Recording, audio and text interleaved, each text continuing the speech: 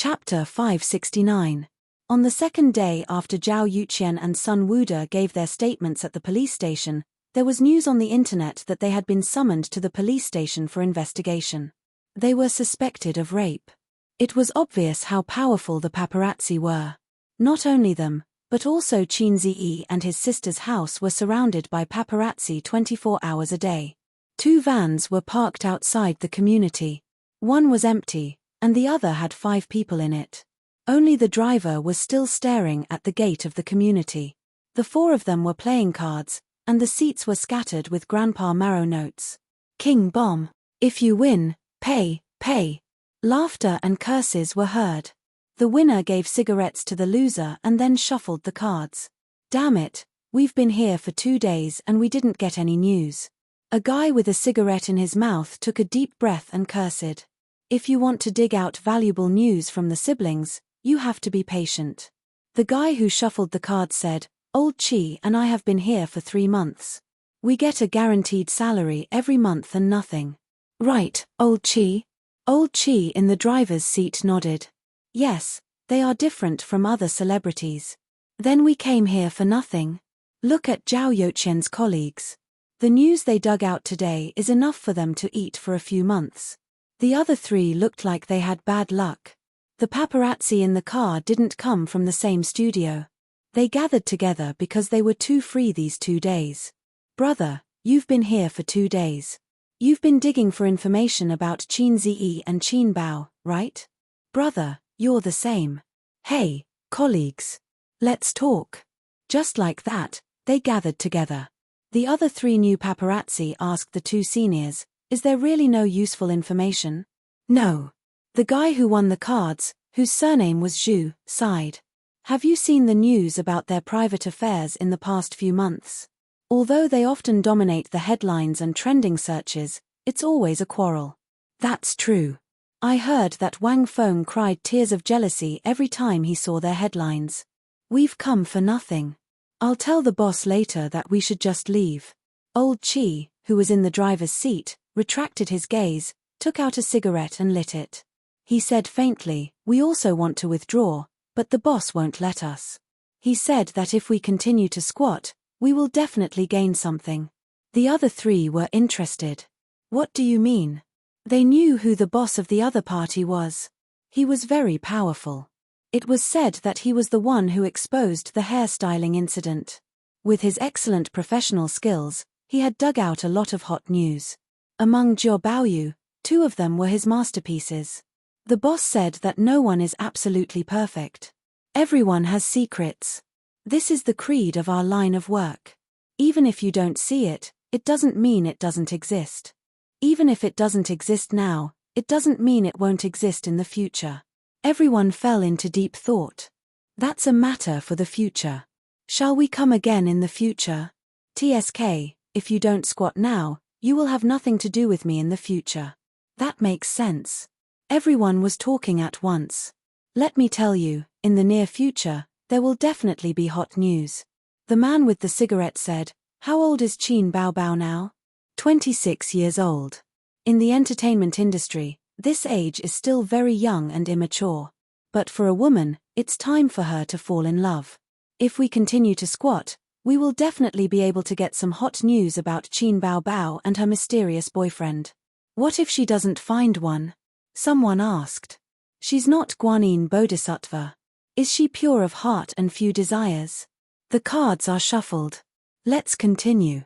If Qin Ziyi knew that there were so many paparazzi eyeing them covetously, his knees would probably go weak. He would not even dare to flirt with his sister outside. So far, he and his sister had been acting quite well. Although Ying Ying often hugged his arm, this kind of intimate action showed that the relationship between the siblings was very good. Hugging his arm was much more open than holding hands. Things like holding hands could not be done too often in the country. They could try it when they go to Turkey. Wasn't there a song that went like this? I want to take you to romantic Turkey. Then, we can hold hands and act cool together. This afternoon, Qin Ziyi had 2 things to do. First, there was a reporter interview later. Second, He wanted to meet a well-known director in the industry to let him take over the production of True Yellow Legend. The public opinion that he, Zhao Yuqian, and Sun Wude had triggered on the internet had almost come to an end. From being attacked by people and blindly followed by netizens to revealing the truth of the matter, he had deliberately arranged for people to wait outside Zhao Yuqian and Sun Wude's house, as well as outside the police station to capture their backs as they entered the police station. It was actually an operation to manipulate public opinion. Public opinion really did not have the concept of justice and truth. It was very easy to be led by others. Fortunately, Qin Ziyi had a good public relations department. Also, he represented justice and truth. Zhao Yuqian and Sun Wude could not beat him. Now, the internet was full of people attacking the two. Some people said, "Hurry up and die. Go back to your mother's womb and do it again." Some people said, "This kind of people pollute the entertainment industry. I hope the Bureau of Guangming will ban them." Some people said, "Qin Ziyi is doing great. I will always support him." Some people said, "Heh, netizens." Then, Qin Ziyi posted 2 injury reports on his Weibo. Zhao Yuqian and Sun Wude's injury reports. Fortunately, it did not constitute a minor injury. In fact, even if it was a minor injury, he could use the operation of the king to settle it. However, this matter damaged the harmony of a harmonious society. Qin Ziyi omitted all the indescribable things. "I'm not sister man. I'll throw you into the Huangpu River all day long. Heh, stupid woman." At 2 o'clock in the afternoon, a few reporters came to the company as promised. Qin Ziyi summoned them to the big conference room. Qin Baobao's assistant personally served tea and left without saying anything. Qin Ziyi also ignored her. He did not even know the name of this assistant. He did not know her surname. Her surname might be Xiong. "President Qin, what is your attitude towards this unspoken rules incident?" the reporter asked. "My attitude is already very clear." Qin Ziyi said righteously, "Unspoken rules are the most controversial topic in the entertainment industry. It is also the most criticized area. I think it's a very bad behavior. But if everyone does it, won't you appear to be a maverick? And I remember a female celebrity once said that unspoken rules are a trade where everyone takes what they need." The reporter was nitpicking. "I can't change others, but I can change myself. At least in my company, in my territory, unspoken rules are not allowed. I can guarantee all artists here that all resources can be obtained with their own abilities, and not by selling their bodies.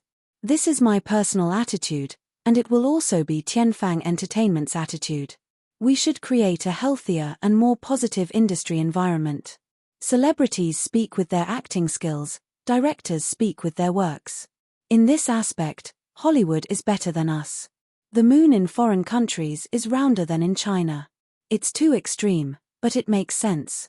At present, the domestic market environment is getting worse and worse. While the industry is developing rapidly, it has also gone astray. Directors and investors are keen on hyping up IP, and entertainment companies are keen on selling false personas. They only care about the image of the artists and have no requirements for acting skills. The reporters kept asking questions, fighting to put the microphone next to Qin Ziyi's mouth.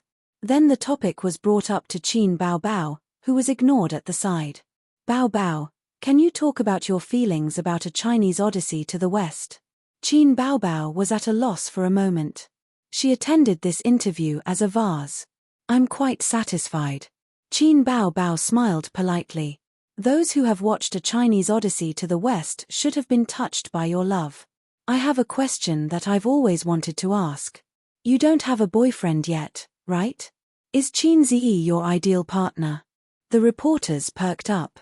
This topic was more interesting than resisting unspoken rules. Qin Ziyi, Qin Baobao, the siblings looked at each other. Suddenly, there was a sense of panic as if he had received a fatal blow. Qin Ziyi was shot in the knee. First of all, it should be the love between Zixia and Joker. Then, why did you ask this? Qin Baobao asked. Because we have watched A Chinese Odyssey to the West, we can all see that the look in your eyes when you look at Qin Ziyi is not just acting. There is definitely true love in it. The reporter who asked the question said, That was the most amazing acting I have ever seen. It was not the scene of life and death, but the scene in the cave where you silently stared at him. The last time I was stunned was in If I Become Memories, when you cried in the room. He said, I always feel that your love scenes are very amazing. The reporters nodded. It seemed to be true. Qin Ziyi thought to himself, amazing? Don't say it. Do you believe that I will throw you into the Huangpu River? Qin Bao smiled and said, how to grasp the psychology of a character is the self-cultivation of an actor. Perhaps it is because I have acted in too few scenes and have only worked with Qin Ziyi that you have the misconception that we are very amazing. Actually, that is not the case. The reporter immediately asked, then do you have any other works in the near future? The ones that are not with Qin Ziyi? I heard that you are preparing for a TV series. Qin Bao said, I'm not acting in it. The reporter said, is Qin Ziyi also not acting in it? Qin Bao looked at Qin Ziyi helplessly. This person is so amazing. Kill him first in a team battle. Otherwise, we will lose for sure. Qin Ziyi added, I am not a celebrity and will not be active in the entertainment industry for long. But we are indeed preparing to start filming a TV series soon. This will be Tianfang's first attempt at creating a TV series. The reporter said, the script was also written by CEO Qin? Yes. The script for Journey to the West was also written by you. The same goes for the TV series. We are looking forward to the day when you become a director and act in it yourself. Qin Ziyi chuckled. It's actually quite easy for me to do that. Ding, Divinity Show 1515. Within 3 months, you have to direct and act in a movie. If you succeed, you will be rewarded 5,000 points. If you fail, you will be deducted the same amount, the system's voice said. Damned salted fish, I finally got my chance, the system said happily. The smile on Qin Ziyi's face disappeared. CEO Qin, do you mean that you intend to direct and act in Tianfang's next movie? The reporter's eyes lit up and he stood up. Qin Ziyi looked at his sister silently. That's right, this person is too amazing. Let's get rid of him first. CEO Qin? Don't say anything, Qin Ziyi said angrily. Sit down and let the comrade behind you say something. Chapter 570. After the interview, Qin Ziyi, who was mentally and physically exhausted, asked his sister to send them off. According to the usual practice, everyone was given a red packet. Actually, it was fine even if they didn't give out red packets. This interview was recorded in video mode and every word and action was recorded in the video. But as for the unspoken rules, there was no choice. There were unspoken rules everywhere in the world and they couldn't be completely blocked. If the water was too clear, there would be no fish. If a man was too cheap, he would be invincible. For example, Lu Shu. Qin Ziyi knew that he was not as despicable as Lu Shu. Thus, he occasionally had to follow some unspoken rules that did not hurt him. Qin Bao sent everyone to the door and returned to the office. She found her brother scratching his ears and cheeks like an irritable monkey. She thought that her brother was uneasy because of the question just now. She went forward to comfort him. No matter what the reporters say, we are open and above board. Don't bother. Qin Ziyi couldn't help but glance at her, thinking about the meaning of his sister's words. What did she mean by open and above board? Whether we are open and above board, doesn't his sister know? Forget it, I can't be bothered. Qin Ziyi wasn't worried about the interview with Mao Zedong. He was worried about the system's mission. Mission details: no cheating, no letting others write the script. Please use your own talent to self-direct and self-act in a movie that doesn't belong to If I Become Memories. Although compared to those real cheats, Qin Ziyi's cheats were as insignificant as a small patch. But cheats were cheats after all. No cheating meant that he couldn't redeem the script in the points market. Not letting others write the script meant that he couldn't adapt the popular IP like If I Become Memories. I don't have the ability to complete a script on my own. I don't have the experience of being a director. I'm just a funny salted fish struggling under my sister's crotch. Qin Ziyi was a little flustered. He had the panic of being beaten back to his original state after getting rid of the system. He felt that the system must want to get rid of him and then happily change the host. What a rebellious system. You can do it, the system said in his mind. You are no longer the salted fish you used to be. Even if you lose me, your physical fitness, your knowledge, your experience, your intelligence, and your range of knowledge are far beyond that of a normal human. In fact, you've long become a superman in another sense, but you subconsciously feel that you're still a salted fish. You can't do anything, you're just one of the millions of mediocre mortals. So, host, whether or not you can get rid of the title of salted fish depends on this mission. Qin Zi, I don't want to get rid of the title of a salted fish. I want to get rid of the title of a fast shooter. Do you have any ideas? The system was silent for 3 seconds. Let's continue talking about salted fish. Qin Zi said unhappily, I say, can you not always give me these messy missions? At least give me a series of missions. This makes it hard for me to perform. The system said helplessly, the divinity show is a series of missions. You spent an entire year to complete the first series of missions. In other words, you spent an entire year in the novice village with the village chief who gave out the beginner missions. Your rhetorical skills are problematic. Your language was taught by your physical education teacher, wasn't it? The system said, don't change the topic. At the end of the day, it's because you don't have any dreams. If you want to destroy the entertainment industry, or destroy Big Ma and Little Ma, you won't need to perform anymore. Qin Zi said, then I'll choose to perform. The system said, heh, salted fish. Qin Zi said, you're the salted fish. I had a dream in the past too. My dream was to be a D-cup, but now, the system said, I don't have OCD, but please finish your sentence. Otherwise, you'll look like an idiot. Qin Zi sighed, but now I'm still an airport runway, and my sister has become a D-cup. The system said, so your dream is to get her? Qin Zi was speechless. Breast-grabbing dragon claw, I'll use both my hands to fulfill your dream. At 4 o'clock in the afternoon, the well-known director in the industry arrived as promised. The director's surname was Zhen, and his name was Zhen Deshuang. This fame was like a joke. His parents were really careless. Qin Zi met him alone in the meeting room. Chairman Qin, the reason why I'm here is because of the script. Director Zhen went straight to the point. It sounded arrogant, but he was actually flattering Qin Zi without leaving a trace. For example, there was a video online where my future father-in-law said that my daughter was unruly and willful, and that she was bad. Then the male lead slapped him and said angrily, don't talk bad about my wife. Not only was the father-in-law not angry, he actually admired him. That was what it meant. Of course, this was just a video, so don't imitate it. Otherwise, the single dogs would be overjoyed. The only regret is that I can't choose the roles myself. Director Zhen said. The female lead and some important supporting roles will remain unchanged. As for the other roles, Director Zhen can decide on your own. Qin Zi smiled. Zhen Deshuang was asking for benefits. The director, investors, scriptwriters, and other big shots could decide on the roles. This was a huge power, and because of this, they could sleep with celebrities. Of course, the benefits were definitely not limited to sleeping with celebrities. This kind of cultured director liked to sleep with women the most.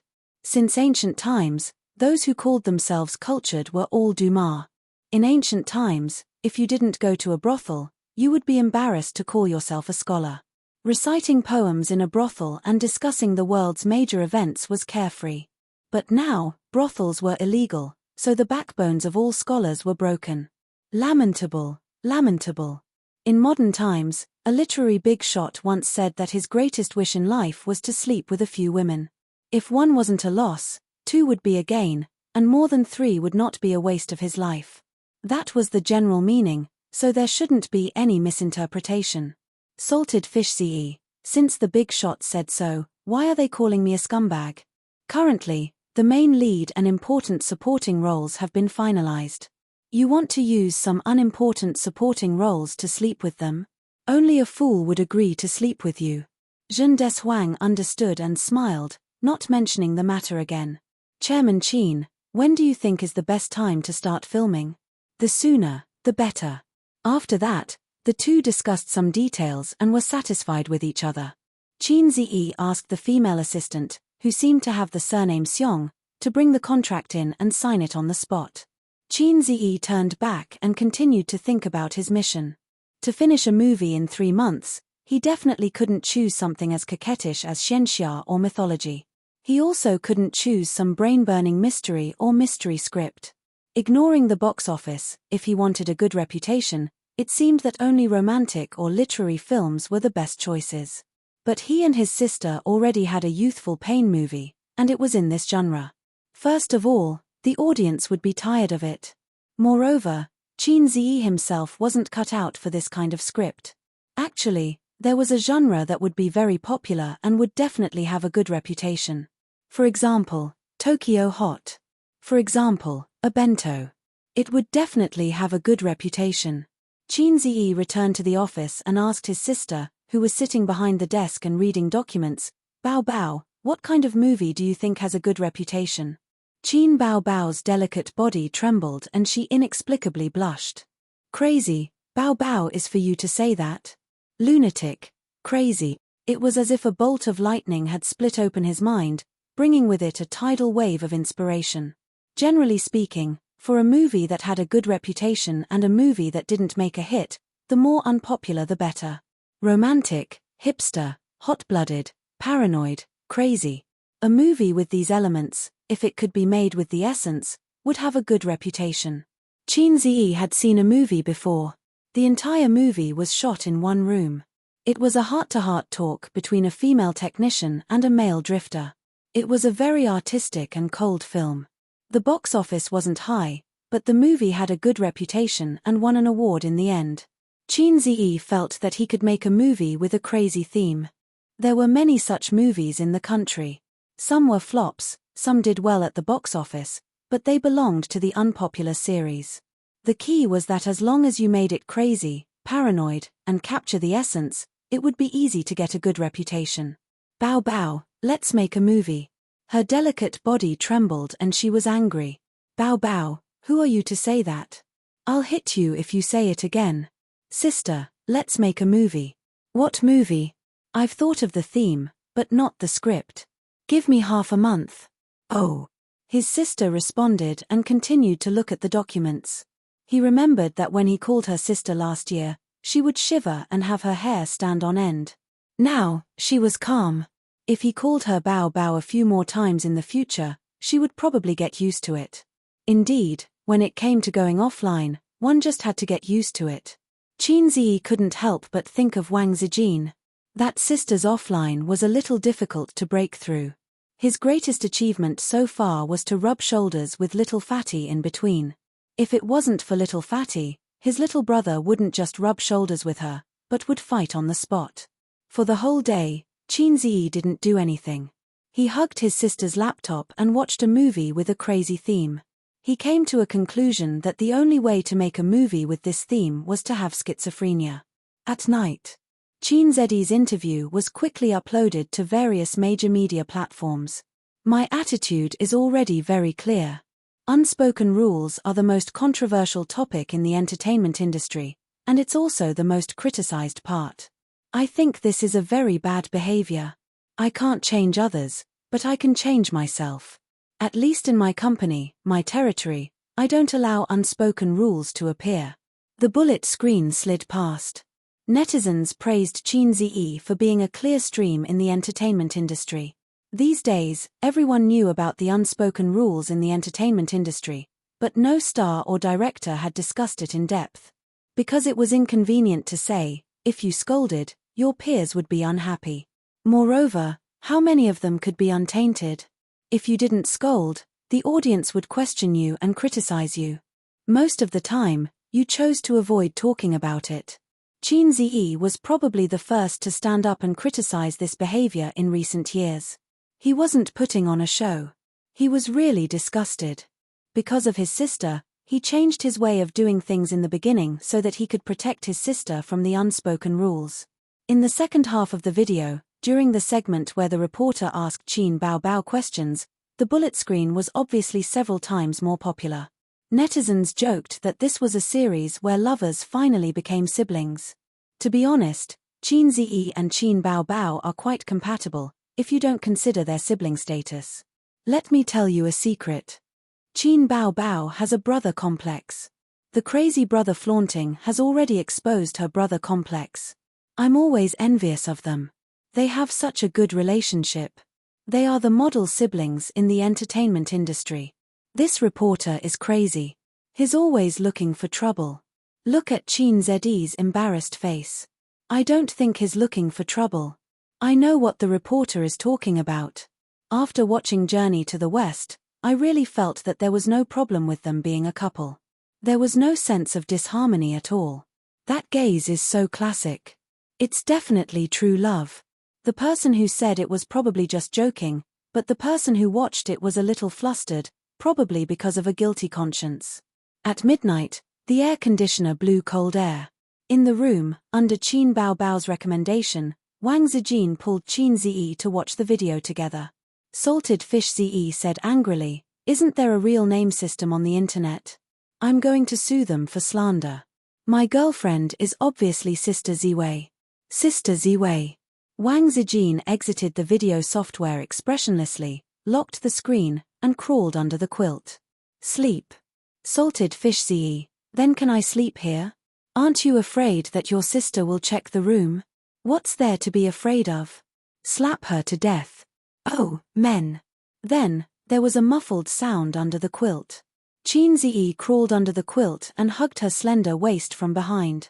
The summer quilt was very thin, and his abdomen felt her firm and perky little butt. Can I rub against you? Get lost.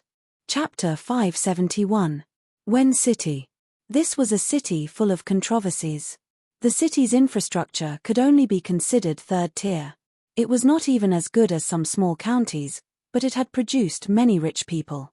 Since the reform and opening up, this city, which had always been mediocre in history, rose and became the pioneer of China's private economy and the front line of reform and opening up.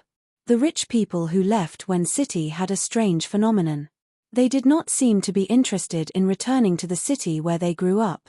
Other than returning to the city during festivals, they spent most of their time outside.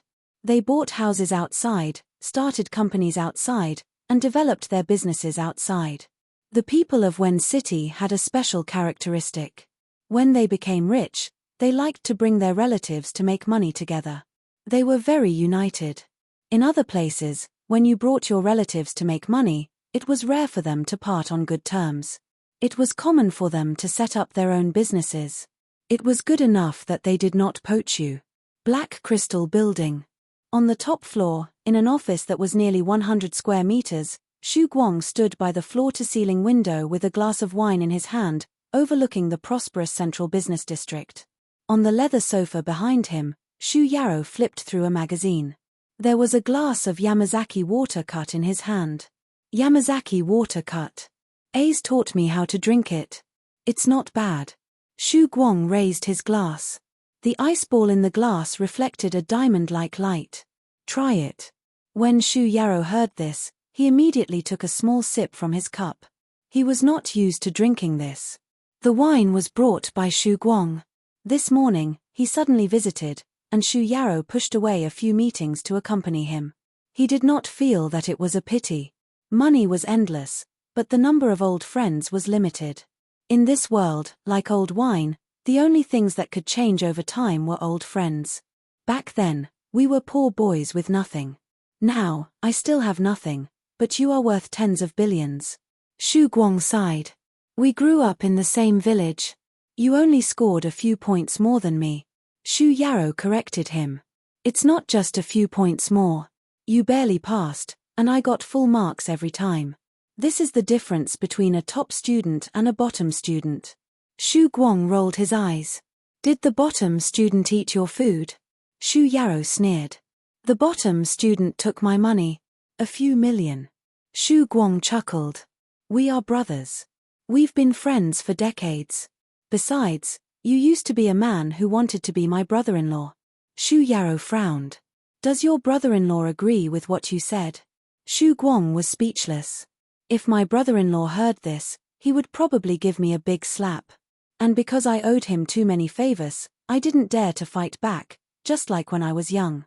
I was too cowardly when I was young and felt that I couldn't beat Qin Zhenjiang. There was a reason why Xu Guang didn't like the old man. The man behind him had been secretly in love with his sister since they were young, and Xu Guang had grown up with him. Naturally, Xu Guang would side with him. It was just that this guy was too cowardly. He had always buried that love in his heart and treasured it like a treasure. But was there any value in not saying it out loud? Later on, Xu Guang met Qin Zhenjiang, the man who was filled with the aura of a scholar and a little ruffian. Only then did he know that this was his sister's taste. It was over. Xu Yarou had no chance at all. On the day of his sister's wedding, Xu Yarou came to attend her wedding. At that time, he was still a loser and had nothing. He watched his sister, whom he had liked for many years, and another man walk into the wedding hall expressionlessly without saying a word. After the wedding, he dragged Xu Guang out to drink. As he drank, he started crying like a fool. Xu Guang said, "Why bother? My sister is 6 years older than you. You don't match at all. Did you develop this sister complex habit from Sister Ru, who you depend on for survival?" He was beaten up. Then, the two men cried together like fools. "Why are you looking for me this time? You can forget about borrowing money. I won't lend you money in the future." Xu Yarou said, "There is something I need your help with. Ace gave me a task. He probably wants to use this as an excuse to punish me." Xu Guang explained the task that Qin Ziyi gave him in detail. He said helplessly, "You know that although I have been out for so many years and have a lot of bad friends, there aren't many brothers who can really help me. Then reject it. Find a job and take on the responsibilities that a man should take." Xu Yarou said, "Don't. It wasn't easy for me to get back on my feet. Can you bear to see me continue to fall?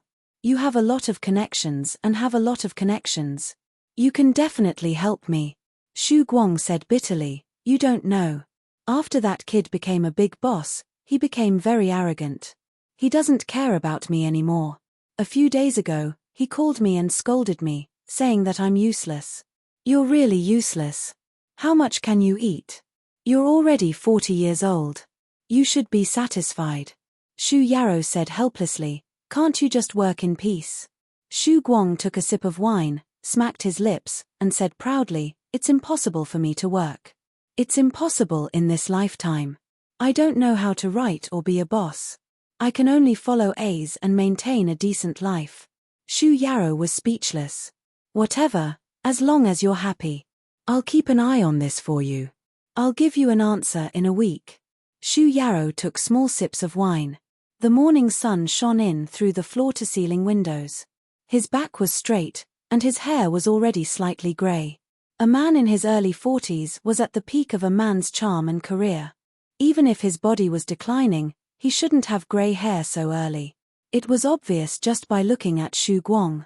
With his thick black hair and handsome appearance, when he went upstairs just now, the female employees kept looking back. Xu Guang was overjoyed. "We're brothers in this lifetime. Is this how it should be?" Xu Yarou said in a low voice, "I want to meet him." Xu Guang's smile gradually disappeared. Xu Yarou said, "It's just a meeting." Xu Guang's smile gradually became ferocious. Xu Yarou said, "Really?" Xu Guang sighed. "Why? Why? You're still as stubborn as before. Don't disturb their peaceful life. Sister and brother-in-law respect each other and love each other. Ace and Bao Bao have a good relationship.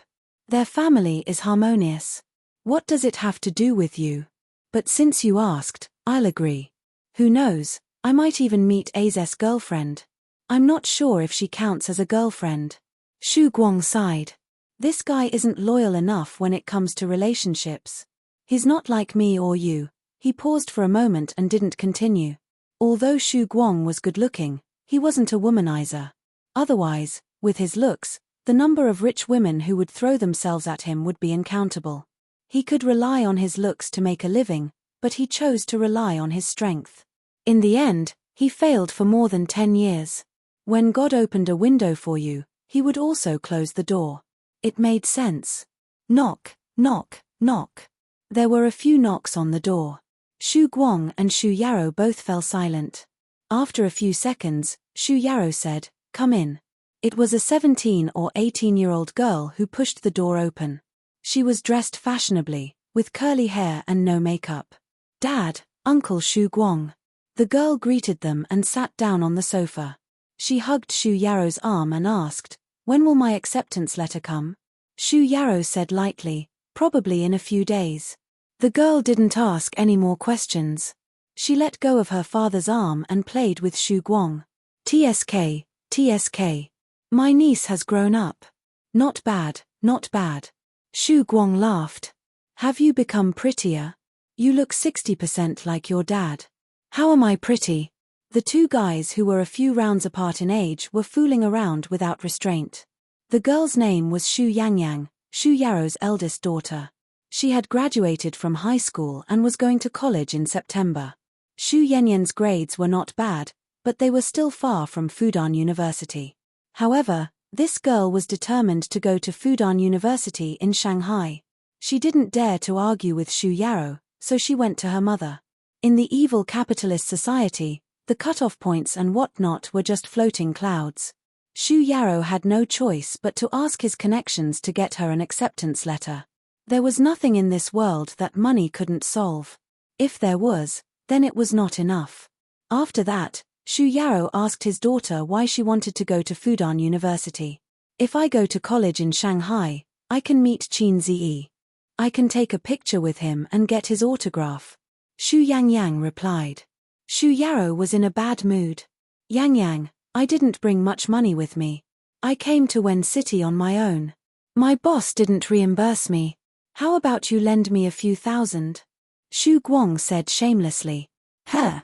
I don't even have my pocket money for this month. I'm not lending it to you. I know you have some money. Be good, just a few thousand. I'll help you get Qin Ziyi's autograph." Shu Yangyang giggled. "You're bluffing. If you can get Qin Ziyi's autograph, I can lend you 100,000. I'm not lying. If you lend me 100,000, I'll let Qin Ziyi go on a date with you."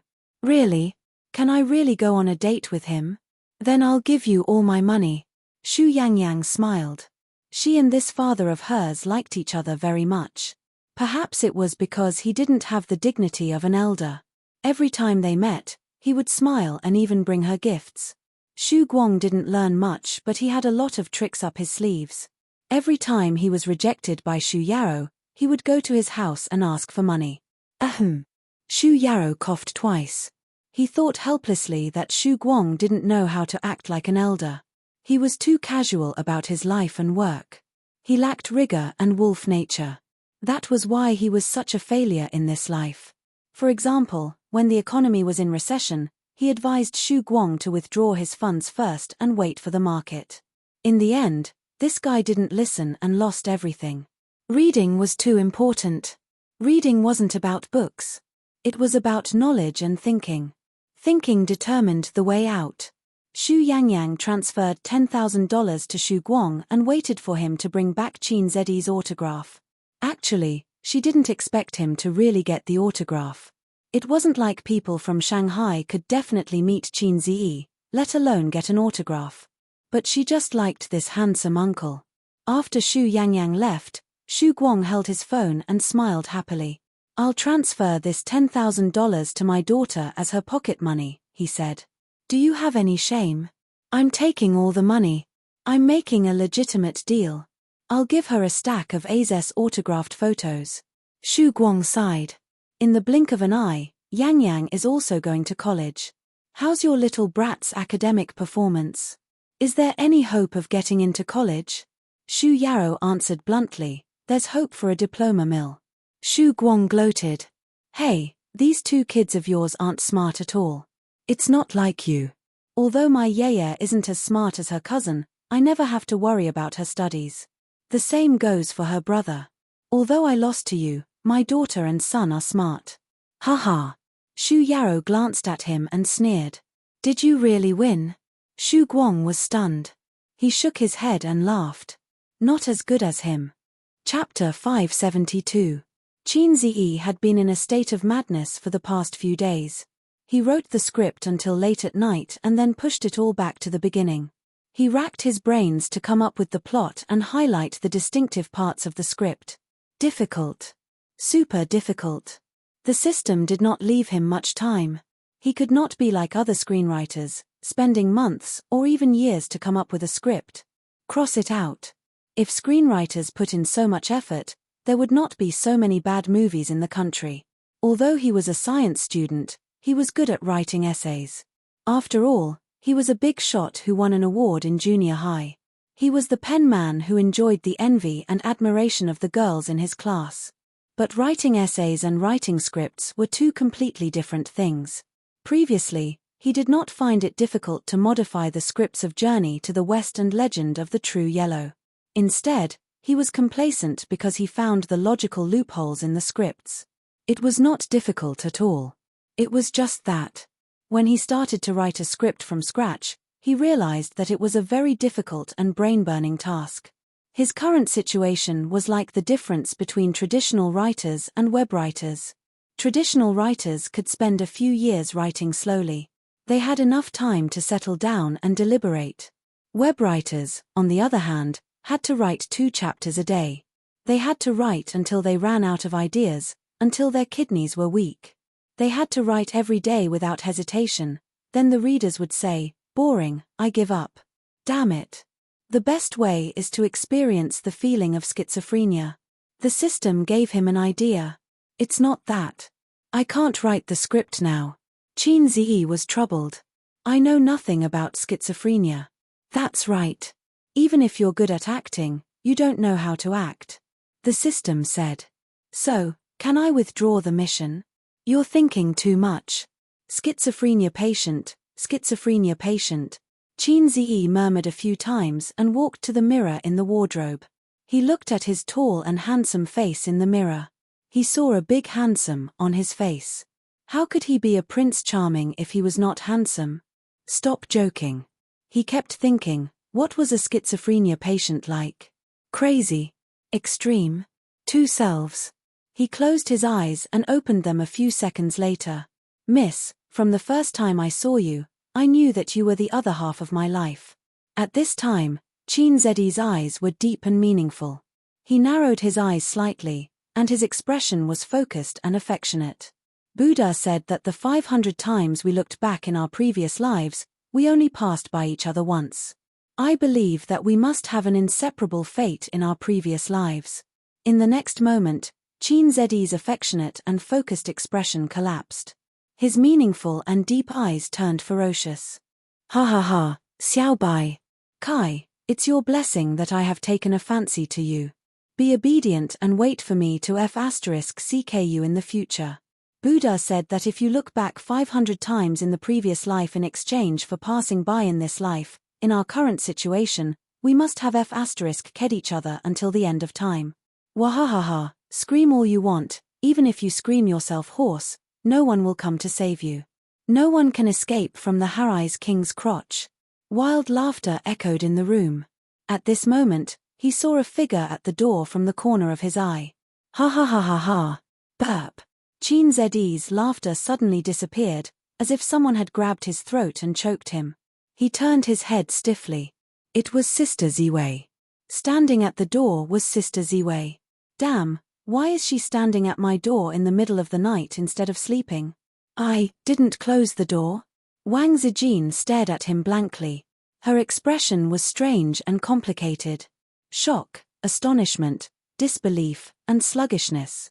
Translated into one sentence, I didn't expect you to be such a dog. I didn't disturb you, did I?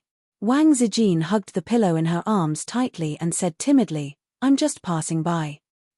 I'll go back to sleep first. Sister Ziwei turned around and fled as if her butt was on fire. It was so embarrassing. Chin Ziyi reached out his hand and made a gesture to ask her to stay, but in the end, he was too embarrassed to say anything.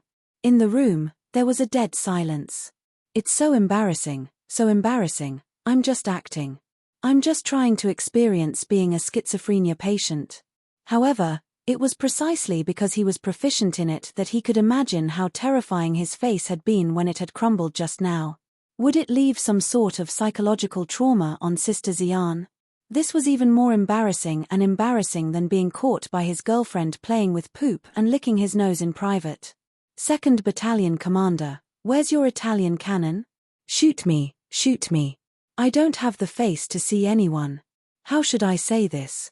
Although your acting was a bit exaggerated, you did manage to grasp the madness of schizophrenia patients. The system comforted him. Qin Ziyi. Wang Zijin slipped back to her room, covered her head and fell asleep. She told herself that it was an illusion, that what she saw just now was an illusion. However, the image of Qin Ziyi's ferocious and deranged face lingered in her mind. Is he really like that? Is he that scary? This feeling was like having a virtuous and cute girlfriend, only to find out that she was actually a crazy woman. No matter how she thought about it, she couldn't feel at ease. So she slipped out of her room again and opened the door to Qin Baobao's room. The three of them never locked the door at home. It was especially convenient for a night attack. At 11 o'clock at night, Qin Baobao was already asleep. She was covered with a thin blanket, with her back facing the door. One could vaguely see the beautiful curves of her body. Wang Zijin closed the door, turned on the lights, lifted the blanket and got into bed. She shook Qin Baobao awake. What's up? I was sleeping soundly. Qin Baobao opened her eyes in a daze and mumbled unhappily. There's something that I don't know if I should say. Wang Zijin hesitated. Don't say what you shouldn't say. Sleep, sleep. Qin Baobao pulled the blanket over her head and nudged her butt. But I don't feel confident if I don't say it. Wang Zijin said mysteriously, it has something to do with A's. Qin Baobao poked her head out of the blanket. Her messy hair covered half of her face. On the other half, a pair of bright eyes could be seen. She asked, what's wrong? Wang Zijin said carefully, I just saw him in the room. Qin Baobao was invigorated. She chuckled and said, he was having sex in the room. Brother is a 24-year-old man and has never had a girlfriend. He must be thirsty, hey. Wang Zijin knocked her lightly on the head and said unhappily, it's much scarier than that. Just now, when I passed by his door, I saw him standing in front of the mirror. His expression was horrifying, and the words he said were unbearable. Then, he started laughing. In short, he looked like he was crazy. Of course, she would not say that she was hugging a pillow and preparing to sleep with her brother. Recently, they had been sleeping together every day. Either Qin Ziyi or Wang Zijin would crawl over in the middle of the night. In any case, Qin Baobao was in good health and did not usually wake up at night. In the morning, she would wake up late, so their little actions would not be exposed. Wang Zijin was afraid of being F***ed, but she also wanted to be intimate with her boyfriend. Sometimes, she would even take the initiative. Oh! Qin Baobao pulled the blanket over her head. Wang Zijin was speechless. Oh! Wang Zijin pulled the blanket down and pinched her daughter's face. Is your brother crazy? Why are you so calm? Qin Baobao rolled her eyes and said, he must be acting. What do you mean? Wang Zijin asked.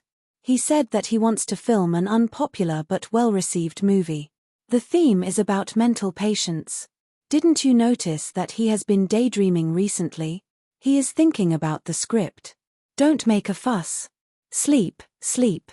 It's not good for a woman's skin to stay up late. I don't have a boyfriend yet. I need to take good care of myself. She pulled the blanket over her head again. Is that so? Wang Zijin was enlightened. She heaved a sigh of relief. There is nothing wrong with my boyfriend. Are you going to sleep? If not, go back to your room. If you want to sleep, turn off the lights. Qin Baobao pushed her best friend's belly. Go to sleep. I haven't slept with you in a long time. You must be missing me. Wang Zijin chuckled. Pa. The lights were turned off. Wang Zijin quickly crawled under the blanket and hugged Qin Baobao from behind. She said fiercely, little girl, who are you showing off your big breasts to? I will help you rub them and see if they are fake goods. Qin Baobao shrieked, it hurts. Don't pinch. Ouch. Who are you showing off to with such a big butt? Oh, it feels good to touch. Wang Zijin, stop fooling around. I want to sleep. Why are you so naughty today? Rub against me. Rub against me before you sleep. Where did you learn such dirty words? Your brother. Chapter 573. At the end of August, Qin Ziyi received a call from his uncle, saying that he had found a suitable VR manufacturer in Shenzhen. Shenzhen, a bit far. In fact, Qin Ziyi's ideal location was in Shanghai, but Shanghai was a city with a strong smell of money. It was definitely the best choice to engage in finance in Shanghai. However, the R&D and innovation of such high-tech products were first in the coastal cities. Among the coastal cities, Guangdong and Shenzhen were the best. Shanghai was a bit worse. Each of the first-tier cities in China had different characteristics.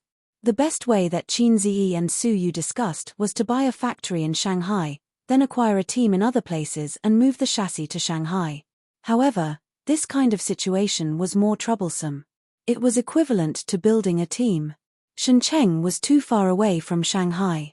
Executives may not be willing to leave their hometown, let alone ordinary employees. But because it was too far away, Qin Ziyi's team was currently all in Shanghai, and Shenzhen was not easy to manage. Bowser Investment. Su Yu, come with me to Shenzhen tomorrow.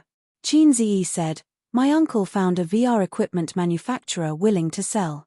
I heard that the equipment is good, but because of long-term poor profitability, the investors did not play, causing the manufacturer to be short of funds. They are struggling at death's door and intend to sell it.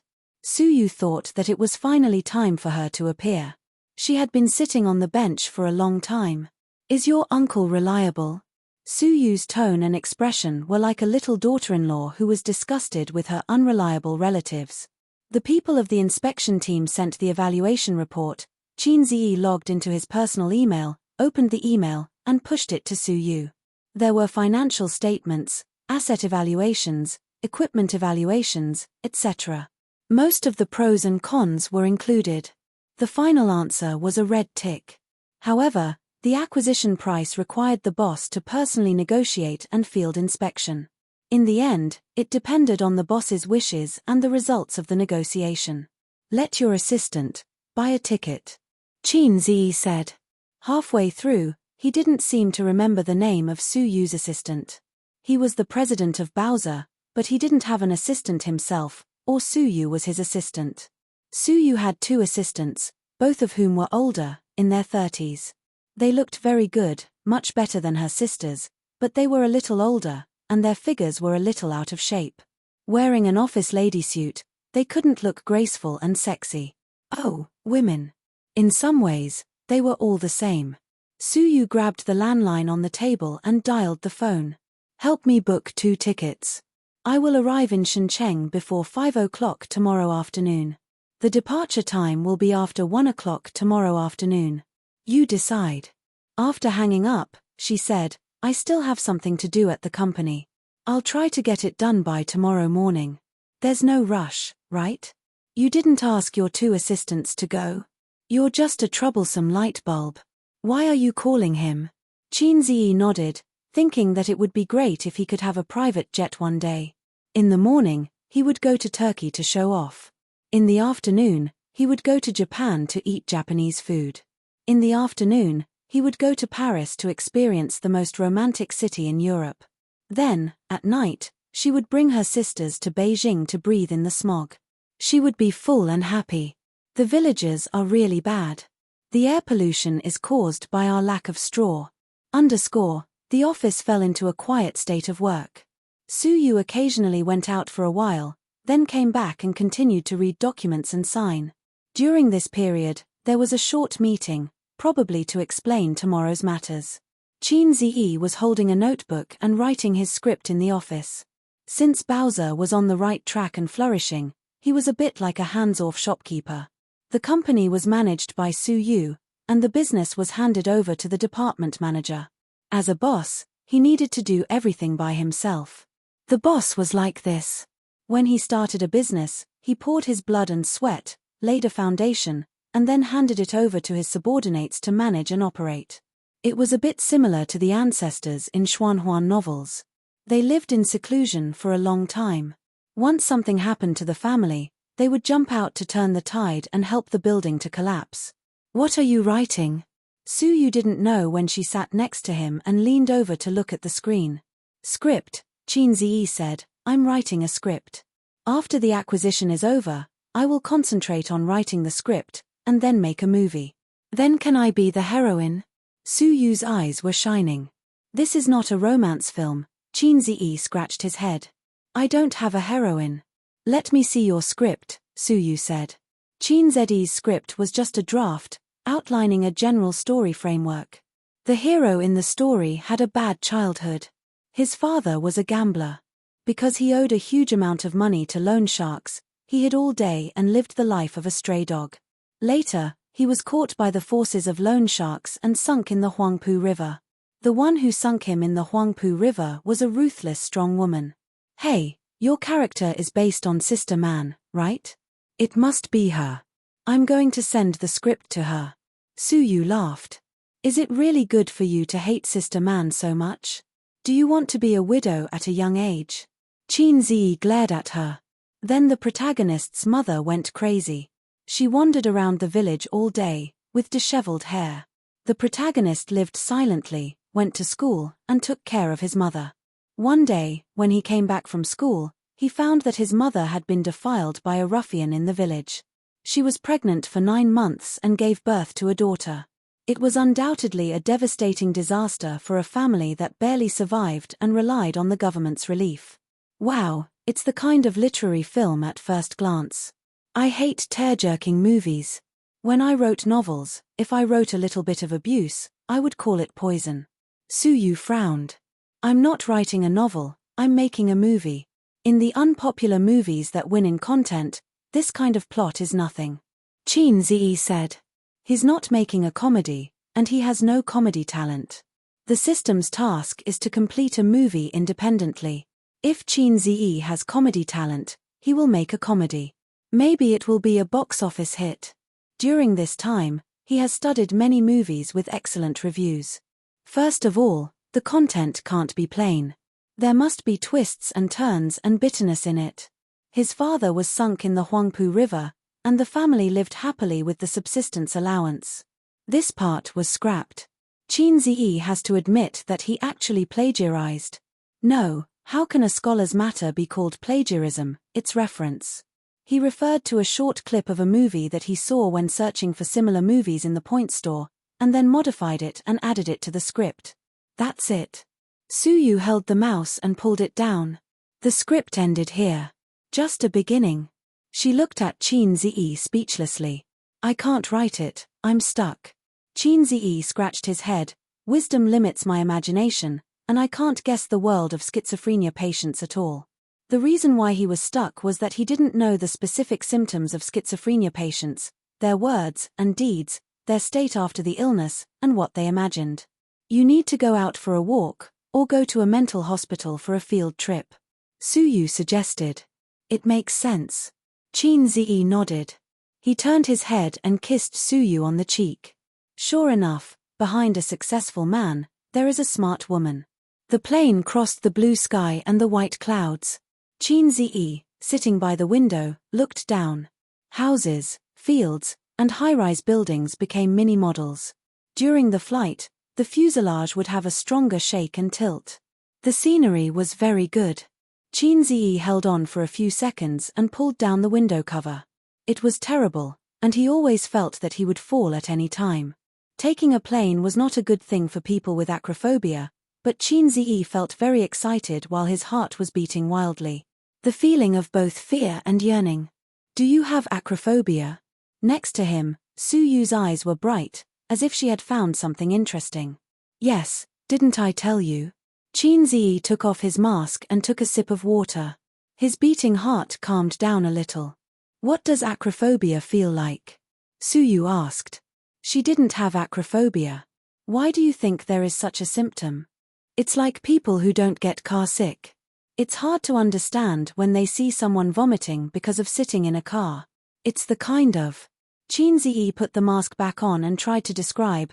The heart will jump to the throat, the breath will be blocked, the legs will be soft, and sometimes it will be accompanied by breathing difficulties. Suyu tilted her head, thought about it, and wondered, Isn't this the feeling when you and I have sex? Qinzi, is this the feeling? Suyu whispered, it's true, every time I have sex with you, my heart beats very fast, and you hit me so hard that my breathing is intermittent. After that, my legs are soft. Qinzi, it turned out that the symptoms of acrophobia were the same as the feeling of having sex. The long posture. Husband, would you like to bungee jump with me? Suyu whispered. Psycho. Qinzi rolled his eyes. But Suyu couldn't see it. He was wearing sunglasses, blocking his eyes. You really love Wang Zijin more. If she asks so, you will definitely agree. Suyu pouted and looked pitiful. No, if she asks for this, I won't agree. Qinzi waved his hand. What if I die suddenly? Even if Wang Zijin asks so, he will refuse. Bungee jumping makes him feel weak in the legs. In his life, he has only ridden a roller coaster with his sister. But at that time, they were brother and sister, and after they came down, both of them became mentally retarded. Qinzi leaned against the seat and closed his eyes to rest. Last night, he thought about the script and wrote intermittently until 2 o'clock in the morning. At 5:30, he got up for a morning run with Sister Ziwei. He felt a little tired. Physically, he was okay, but mentally, he couldn't bear it. Suyu felt a little bored and happened to see a girl in the next seat watching Journey to the West on iPad with relish. After Journey to the West was taken off the shelves, the online version was put on the shelves and sold for a high copyright fee. This girl can sit in first class, and she is certainly not short of money, but she still watches Journey to the West, which shows that she really likes this movie. Your country's movies, the special effects are very good, but the plot is not good at all. Next to the girl, a foreign man said. I think it's very good. The girl said. I've seen this film, and the logic is not very good. The foreign man said. This is a mythical love movie, not a mystery movie. The young girl retorted. The two of them conversed in English. Chapter 574. Behind the young man and woman, another blonde foreigner with blue eyes said, I've seen this movie. Several actresses are very beautiful, but the plot is not good. The special effects are good. His judgmental tone was filled with disdain. The girl turned her head and said unwillingly, China's box office is the first, and it broke the record. That's because Hollywood's blockbuster happened not to be released at the same time, otherwise the first place would always be in our country. The foreigner behind him was a little older, but only relatively speaking, he was at most 30 years old. And its foreign box office should not be good. China's movies don't sell well abroad, but your country's market is very big, so even if the quality of the movie is not good, it can sell high box office. It was really an irrefutable statement. The foreigner also specially checked the box office of A Journey to the West on the internet. After that, he showed his mobile phone to the girl and proudly said, Look, the box office is very average. The girl curled her lips and did not speak. Suyu added a sentence and asked the girl, Do you also like to watch A Journey to the West ? The girl was obviously stunned. She turned her head and looked at the beautiful sister who was a little blind. She smiled politely and said, Well, I'm a fan of Qinzi. Well, I'm also a fan of Qinzi. Suyu nodded. Really? Do you like his movies or songs? I like both. I listen to every song of his and watch every movie. In this way, the chatterbox was opened. The two of them were separated by a woman and chatted in a low voice, trying not to disturb the people around them. The first-class seats were large, but the space was not big, but there were few seats. They spoke in a low voice and did not disturb others. Talented and good-looking little fresh meats were always especially popular with girls. There was a very strange phenomenon in the entertainment industry. Although little fresh meats and popular actresses couldn't escape the evil hands of trolls, 90% of the trolls were male creatures. Female fans were higher quality than male fans, although there were often people who scolded women for being brainless and blindly chasing stars. The people who said these words were all envious and jealous male comrades. After the male comrades finished trolling the little fresh meat and the female actresses, they trolled everything. Qinzi listened to Suyu's fancy flattery. His face was burning, and he felt embarrassed. However, the girl seemed to have found a kindred spirit. They talked about everything from music and movies to Chin Zed's private life. Suyu said, Chin Ze is a man with a very clean private life, unlike other little fresh meats, who are shining on the screen, but their private life is very debauched. The girl nodded. It could be seen that Chin Ze had a good reputation. Suyu added, we are both siblings. Compared to Chin Ze, I am extremely dissatisfied with Chin Bao. She was just a vase. She didn't know anything except singing. You see, from the beginning of the singer program until now, she had relied on her younger brother to become rich and famous. Other than being pretty, she has no other redeeming qualities. She tried her best to criticize Chin Bao Bao. The girl said, Chin Bao Bao is also okay. She sings well and her acting skills are good. Suyu was dissatisfied. Where is she good? Her acting skills are not even as good as mine. Singing. Oh, can she be popular without the songs written by Chin Ze? Seeing that she was a little angry, the girl weakly echoed, I also think Chin Bao Bao is too beautiful. Suyu smiled. I listened to your accent. Are you also from Shanghai? The girl said, yes, I studied in the United States and now work in a foreign company.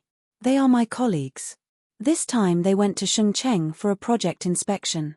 While talking, she always felt that Suyu was a bit familiar.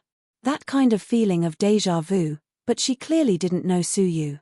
If she watched Journey to the West again, she could recognize that Suyu and Xiong Xiong were the same person. Even if a woman is born beautiful, there is a world of difference between makeup and no makeup. Suyu and Chin Bao Bao are beautiful enough, but if they wear makeup, it will make Chin Ze feel a little dreamy, thinking that such a beauty should only exist in the painting. Even if a woman with a very ordinary appearance, with a little bit of makeup skills, she will become a beauty in minutes. How many local tyrants who rewarded female anchors with a lot of money were heartbroken when they met? They strongly urged the government to list makeup as a crime of fraud. Suyu said, we are not only from the same hometown, but also have the same experience.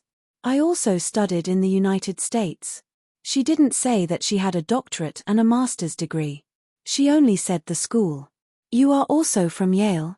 The foreigner behind the girl said in a surprised tone. Yes. Suyu turned her head and gave her a polite and reserved smile.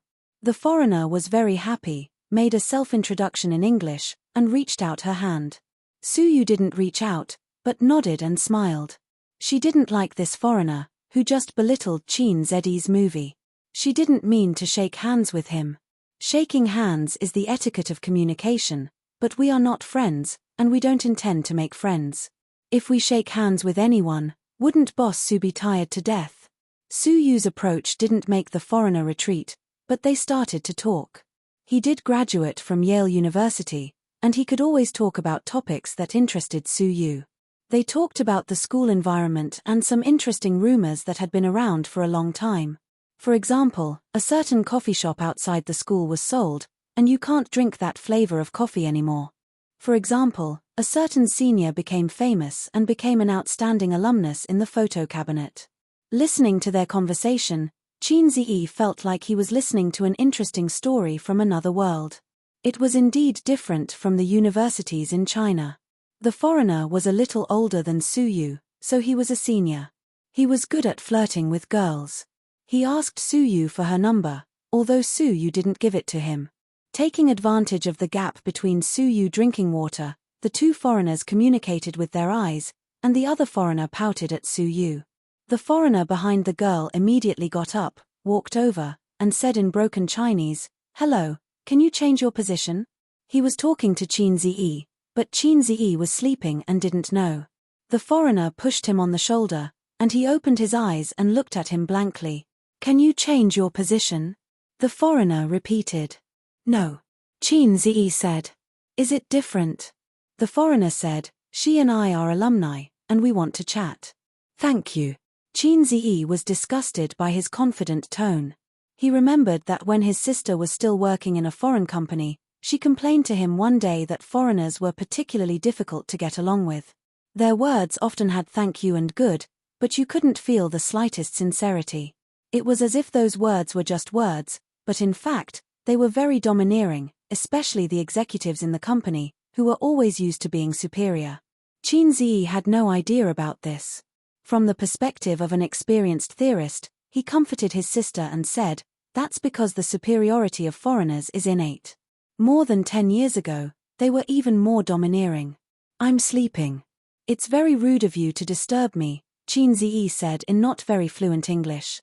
His English was not bad, and he could read foreign books, but his spoken English was terrible. The Westerner muttered a slang and turned around to go back. Suyu whispered, "He said you are a dog." Qin Ziyi didn't believe it. "Nonsense. Do foreigners know the word dog?" Suyu said, "It means that." Qin Ziyi sneered. "Is this the quality of a foreign famous university?" Suyu joked, "Well, the moon in foreign countries is the roundest. Foreigners are all highly qualified talents." "You speak in a strange way." Qin Ziyi pinched her thigh. On the other side, the foreigner muttered discontentedly.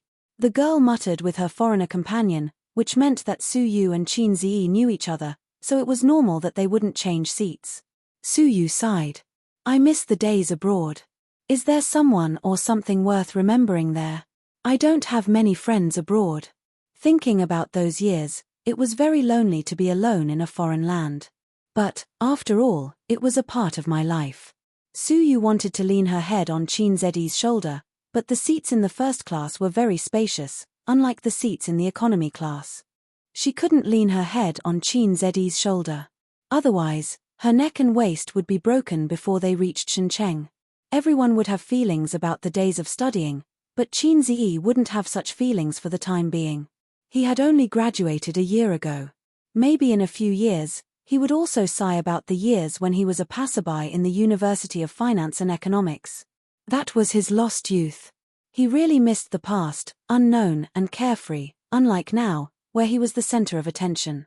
It was really tiring to be a celebrity. Such a feeling. "What about now?" Qin Ziyi asked. "Now, of course, it's good in China. With you, I have nothing to be dissatisfied with." Suyu rolled her eyes. "Sensible." Qin Ziyi touched her head. Obviously, she was older than him, but Suyu acted like a girl who needed love and pampering in front of him. Qin Ziyi still enjoyed this feeling, although he was a sister complex. Qin Ziyi took a nap on the plane and was suddenly awakened by the noise. Suyu looked around, but because the economy class and first class were blocked by the door, she couldn't see the outside scene. The girl next to her got up, opened the door and looked outside, turned her head, and spoke English to another foreigner, and then the two went out together. With Qin Ziyi's poor English hearing, he could roughly understand, XX and the people outside are quarreling. Just at this time, he wanted to pee. Out of the Chinese mentality, he said, "I'll go to the toilet and eat melons." Suyu nodded and didn't join in the fun. She just said, "Come back and chat with me." "Qin Ziyi, you talk like an aunt in Beijing." He stepped out of the first-class cabin. Chapter 575. There was someone in the first-class toilet. Qin Ziyi's intention to watch the show after going to the toilet fell through. Then he went to the economy class toilet. The aisle of the economy class only allowed one person to pass, so Qin Ziyi found that the way to the toilet was blocked. Many people in the economy class straightened up and poked their heads out to watch the conflict. The two air hostesses were trying to mediate. One of the two parties involved in the conflict was the top student from Yale University in the first-class cabin, a foreigner. The other was a gentle-looking middle-aged man wearing glasses. "I just went to the toilet and he kept knocking on the door. After I came out, I said a few words to him and he even pushed me," the man explained to the stewardess with an agitated expression. He obviously did not understand English, and the foreigner's Chinese level was limited to simple communication and daily greetings. If he was angry, he had to rely on his mother tongue. Qin Ziyi roughly understood. The foreigner was probably in a hurry to go to the toilet. There was someone in the first class, so he came to the economy class. In the end, he found that there was still someone in the economy class, so he knocked on the door. There was nothing wrong with this person having 3 urgent needs. But his behavior of knocking on the toilet to urge him to go angered the middle-aged man in the toilet. Anyone would be angry. So the two quarreled, and it seemed that the foreigner even pushed the middle-aged man. The two air hostesses tried to communicate with the foreigner, but they could only speak a few words of English. Then a tall stewardess stood on the side and struggled to communicate with the foreigner in English. Although every airline interview had an English conversation assessment, the level was not too high. From high school to university, this was just a domestic flight. The foreigners were cursing and swearing. Even those who didn't understand English could hear them shouting F***CKU! Sorry, sorry.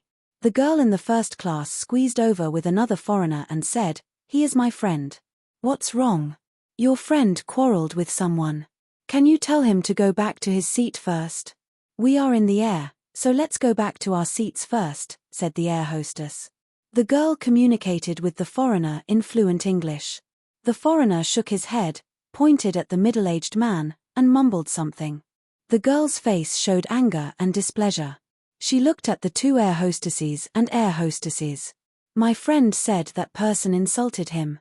You have to give him a satisfactory answer." The middle-aged man was furious. "Who insulted him?" "When I went to the washroom, he knocked on the door with all his might. Everyone outside heard him. He made me feel uneasy when I went to the washroom. When I came out, I said crazy and he pushed me." The foreigner said in English. The girl translated, "You're occupying the toilet. Don't you have any civility?" The middle-aged man's eyes widened. "Using the toilet is called occupying?" Seeing that they were about to quarrel again, Kong Bao hurriedly said, "It's just a small matter. Forget it, let's hurry back." The Westerner stood still and spoke in English. Even ordinary people could recognize the curse words that were mixed into his words. The girl said, "My friend asked him to apologize."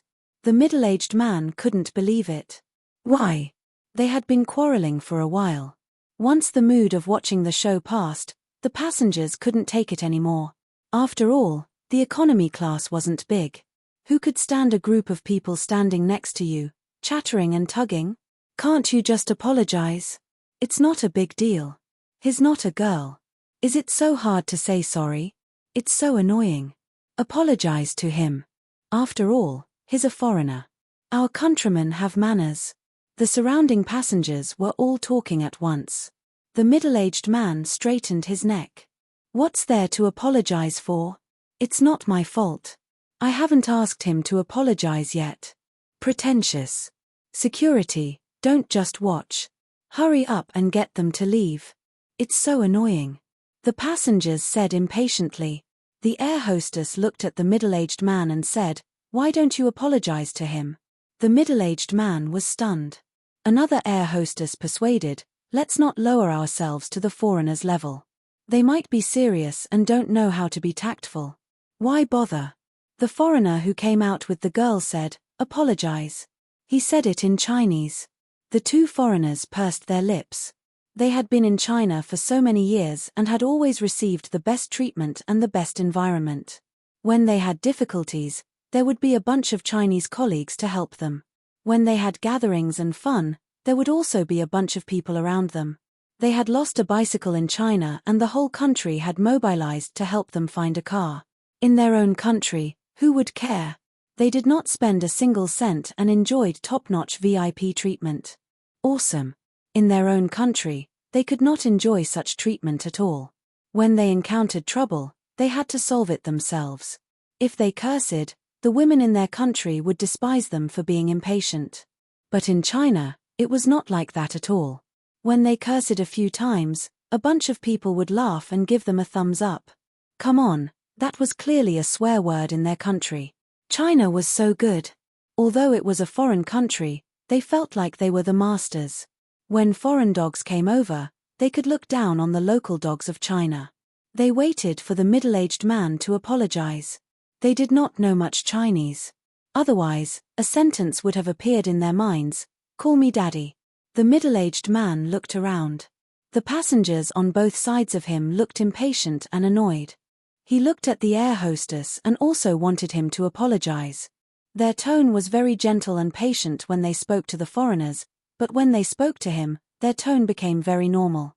But because it was too normal, it showed the difference between the two sides. Why? Am I wrong? Just because they were foreigners? But this was China. Weren't they all Chinese? We have the same skin and the same pupils. Only then are we on the same side. Shouldn't they be on my side?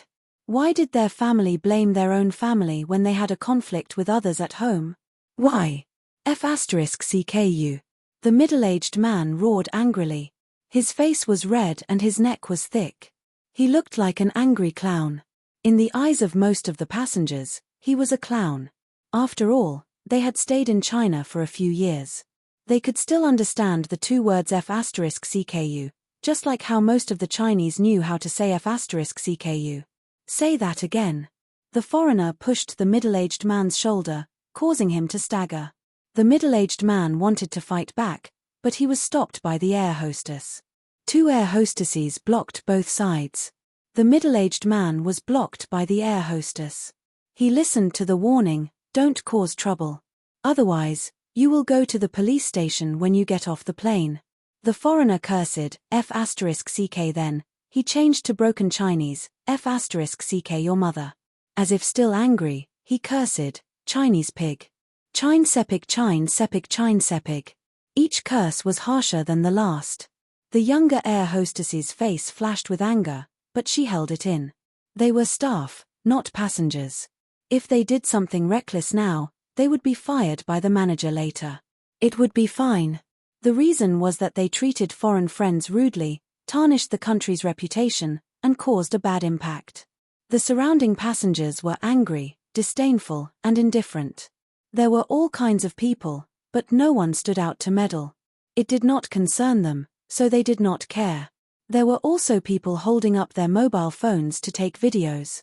If the video was uploaded to the internet, it would cause public anger, but most people who were boiling with passion on the internet would choose to be aloof and indifferent when they encountered such a thing in reality. They were commonly known as keyboard warriors. "I think you should take back what you said just now and apologize to us," a voice interrupted.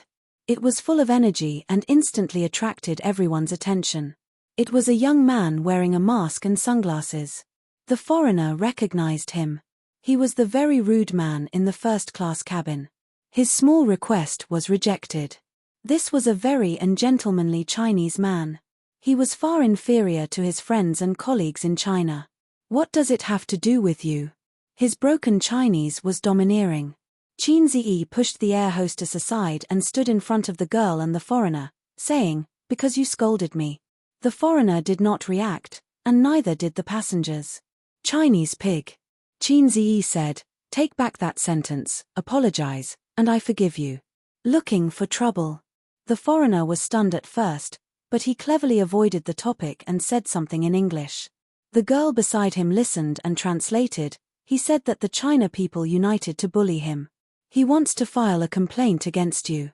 The foreigner looked at Qin Ziyi arrogantly.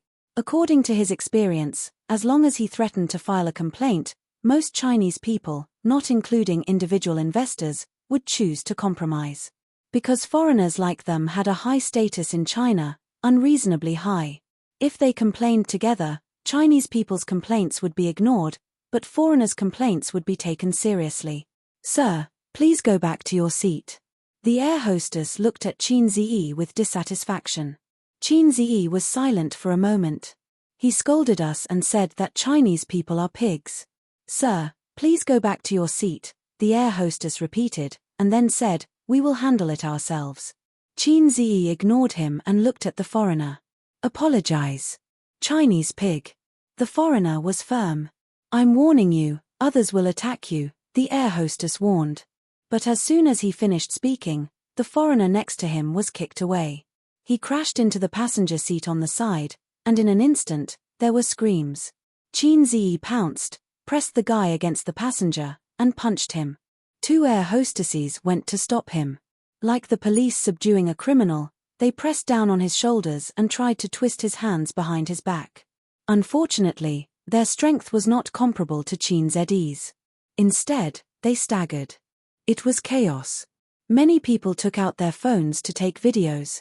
Another foreigner saw the situation and went to help. Taking advantage of Qin Ziyi's unpreparedness, he launched a sneak attack and punched him in the head. It hurt a little. Qin Ziyi stood up angrily and glared at him. His sunglasses fell off, revealing half of his face. Then, for a moment, the cabin fell into a strange silence. Everyone was looking at him. Everyone was looking at him. There were all kinds of expressions.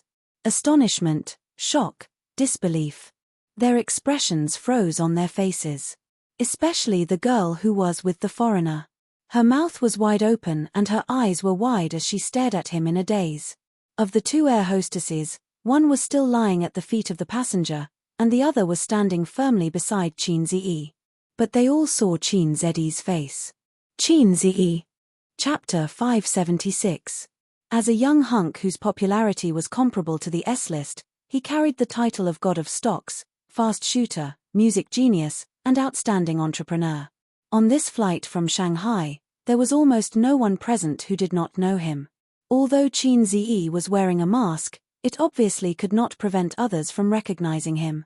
The upper half of his face was easier to recognize than the lower half because the eyes were the window to the soul and the most important part of a person's facial features. In the entire cabin, there were probably only two people who did not recognize him. One was lying down, and the other was standing. The one standing had his hands clenched into fists and was in a fighting posture. It seemed that he had practiced a few moves. The foreigner was tall and strong. Qin Ziyi was already 182 meters tall, but he was still half a head shorter than him. After getting into a fighting posture, the foreigner stared at Qin Ziyi. He thought that if he came over, he would reward him with a left hook, then a right hook, and then a gas heel. He would simply KO him. Qin Ziyi took a step forward. The moment he stepped in, the foreigner's left hook flew over. It was fast, accurate, and ruthless. As soon as the combo started, it was interrupted. The foreigner's nose was punched. His vision turned black and his whole body fell backward. The girl behind him wanted to support him, but she could not. The two staggered and fell together. Qin Ziyi knows Kung Fu. Someone among the passengers shouted. How can he beat him? It was impossible. After recovering from the shock, the air hostess quickly grabbed Qin Ziyi's arm, one on each side. Don't do it, don't. The passengers all stood up, took out their phones, took photos, and recorded videos. The passengers on the other side of the cabin door were a little far away, so they did not react. They pulled the people in the front row and asked about the situation. Asked, what's going on? Why is there such a big reaction? Answered, Qin Ziyi is on the plane. He hit someone. Quickly record a video. Qin Ziyi turned his head and asked the two air hostesses, do you want to send me to the police station? This was what the air hostess threatened the middle-aged man just now. The two air protectors smiled bitterly at each other. After he finished speaking, he looked around. His gaze swept past the passengers and the phone cameras in their hands.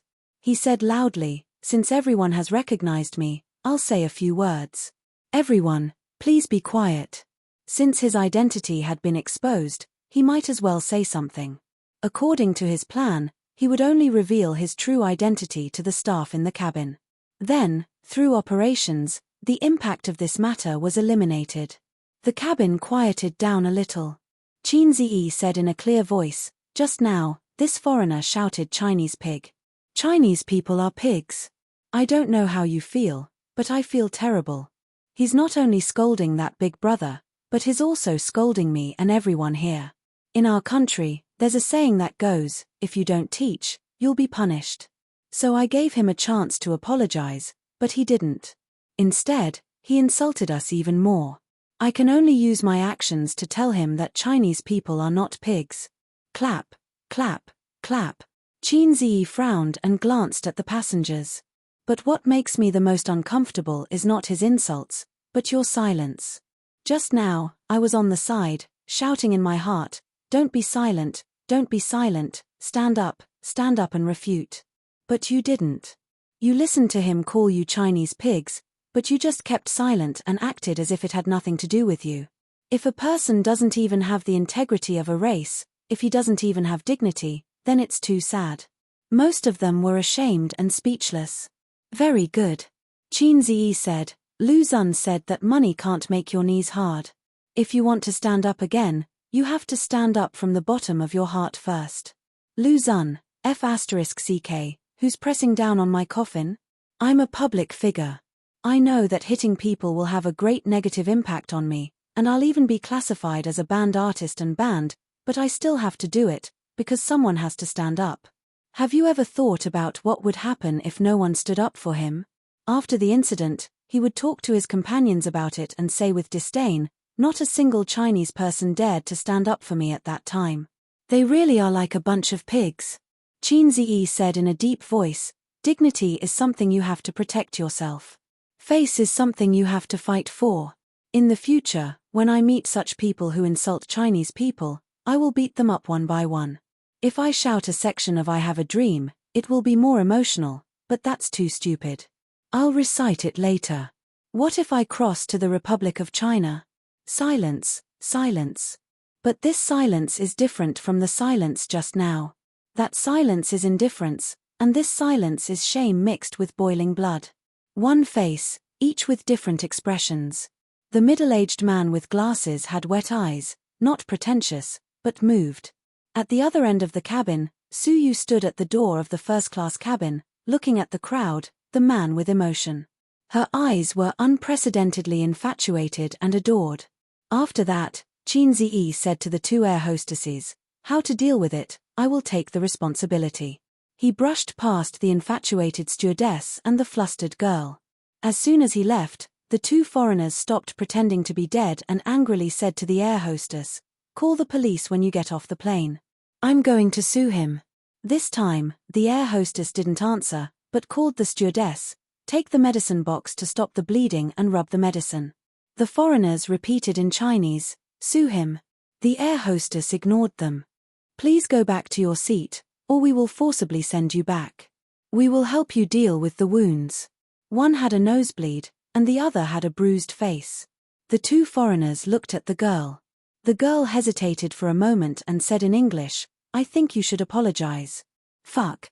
The foreigners were so angry that they burst out swearing. "Stupid. Son of a bitch. Go away, brainless."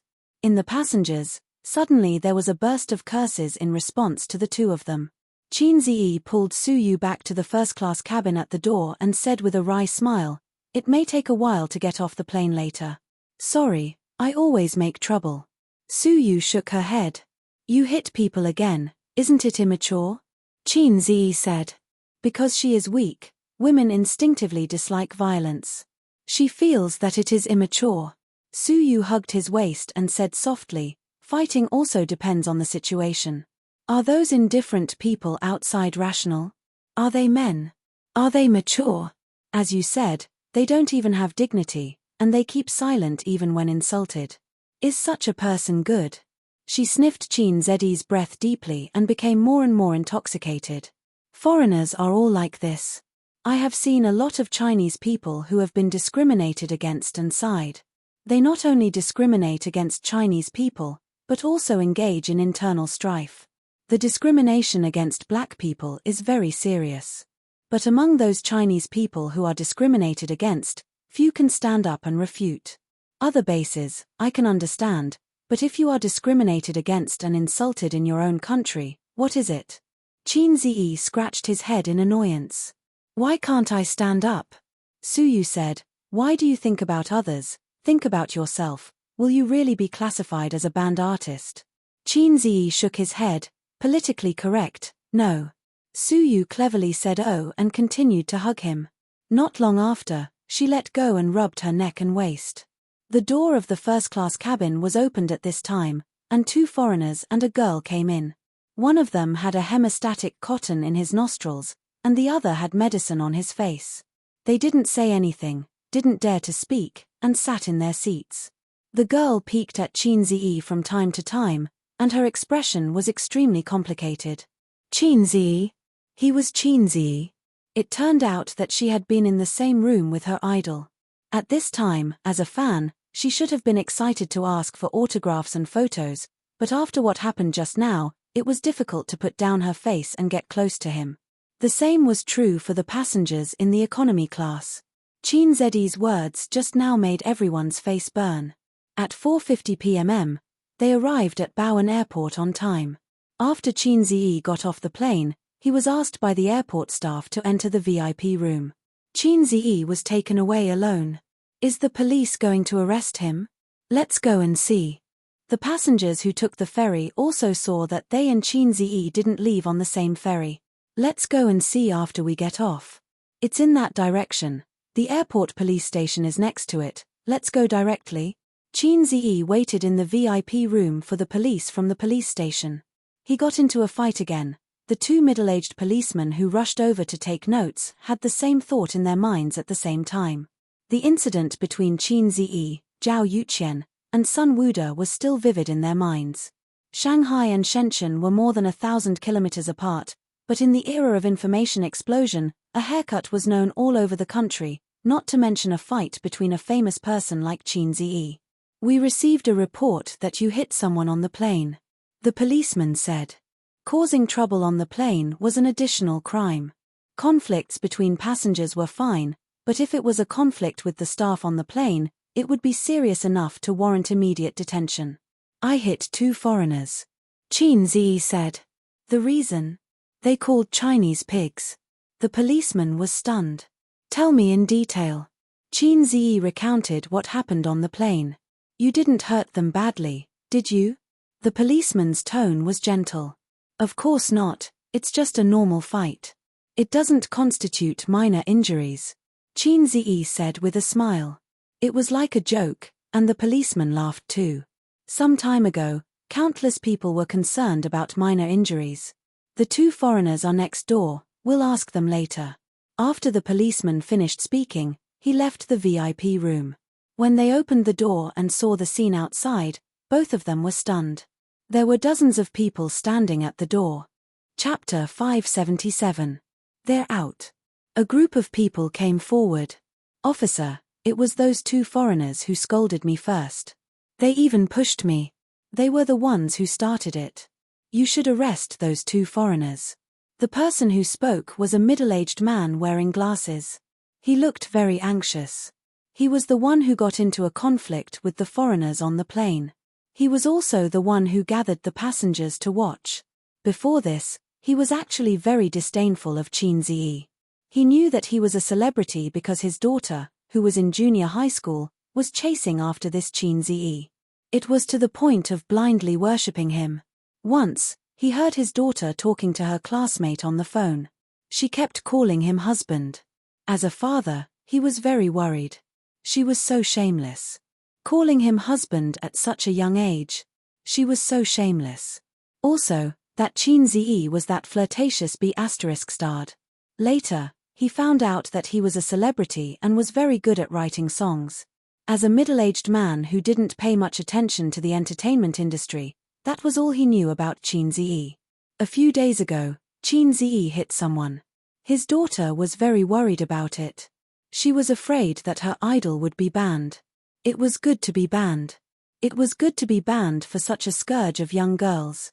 Until an hour ago, when he was insulted and humiliated by two foreigners on the plane, no one stood up. Only this young man stood up. He was a celebrity and a public figure, but he still stood up. This young man was different. He was different from what he thought of as a young hunk. He was different from most ordinary people. He had guts. If he was caught and banned because of this matter, he would be the first to be indignant and would stand up to speak up. The crowd behind him echoed. Are they going to arrest him? Arrest my ass. Don't let them arrest him. That's still up to you. Let's take photos of these two people first. If Qin Ziyi is arrested, we'll post it online and let the netizens search for them. One after another, they spoke up. The two policemen looked at each other. They were a little caught off guard. They had received a report from the airport that there was a fight on the plane. The two foreigners were the ones who were beaten up. As it was related to their foreign friends, they took it seriously and hurried over. There were so many people gathered here. Moreover, the crowd looked very agitated. Naturally, it attracted a lot of attention and interest. They gathered around to watch the show. What's going on? Why are you all gathered here? Oh, the police are here too. What happened? Someone answered, Qin Ziyi is here. Qin Ziyi? A surprised and excited voice sounded. Yes, Qin Ziyi. He got into a fight on the plane just now, so the police came. Another fight. In the past, he didn't realize that Qin Ziyi was so mischievous. Why was he always fighting? Was he really a bad person? And it's a foreigner, the man added. Whoa, what's going on? Did they hit a foreigner? 2 foreigners scolded us Chinese as pigs on the plane. If that's the case, then he deserves a beating. More and more people gathered, and the chatter became louder and louder. When the 2 policemen saw the situation, they said a few words in a polite manner. The general meaning was that it was a routine matter and they were just asking about it. You guys do your thing, and we'll watch ours. Just pretend that we don't exist, the middle-aged man with glasses said. They looked at each other, then turned and went back into the house.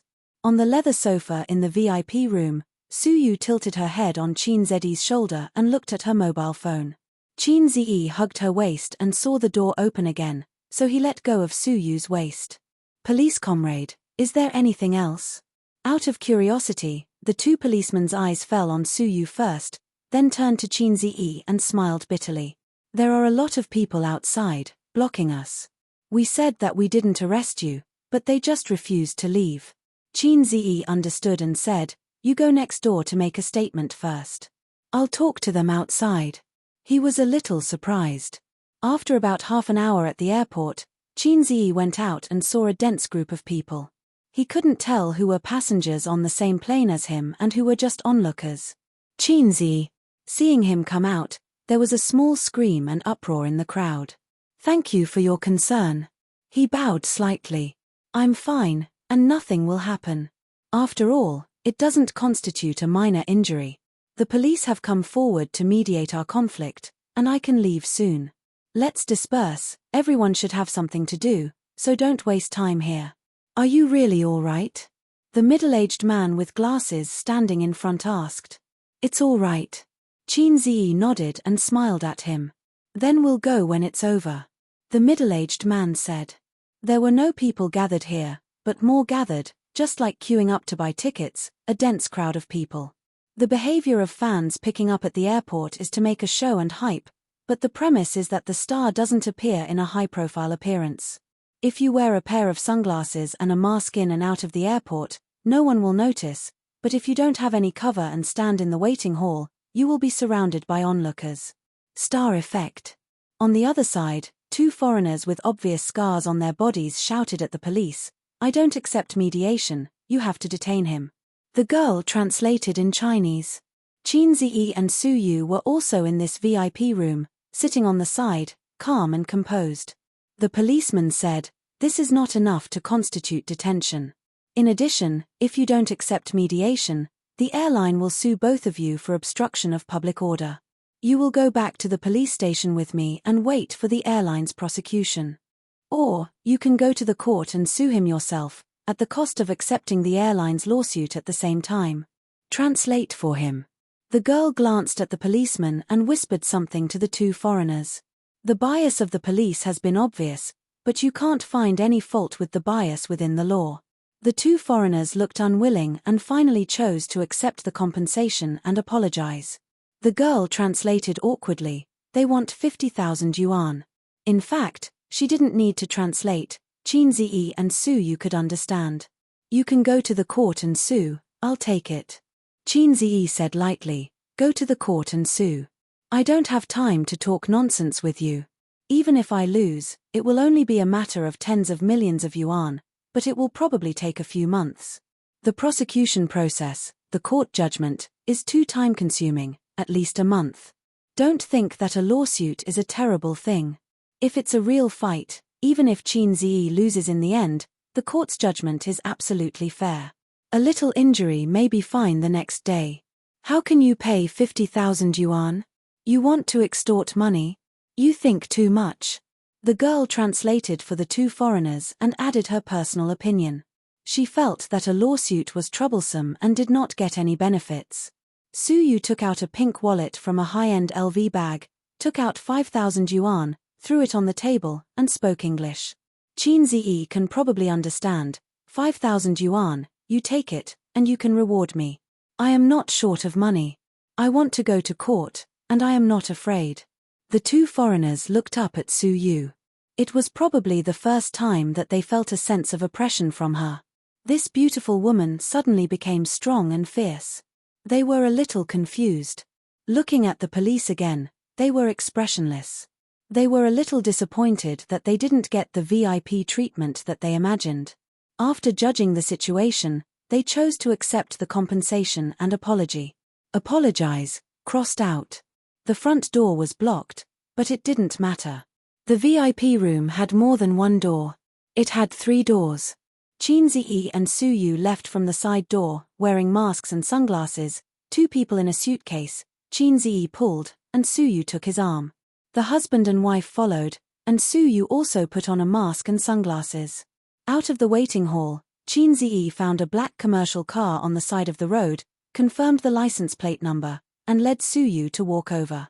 The car arrived half an hour ago.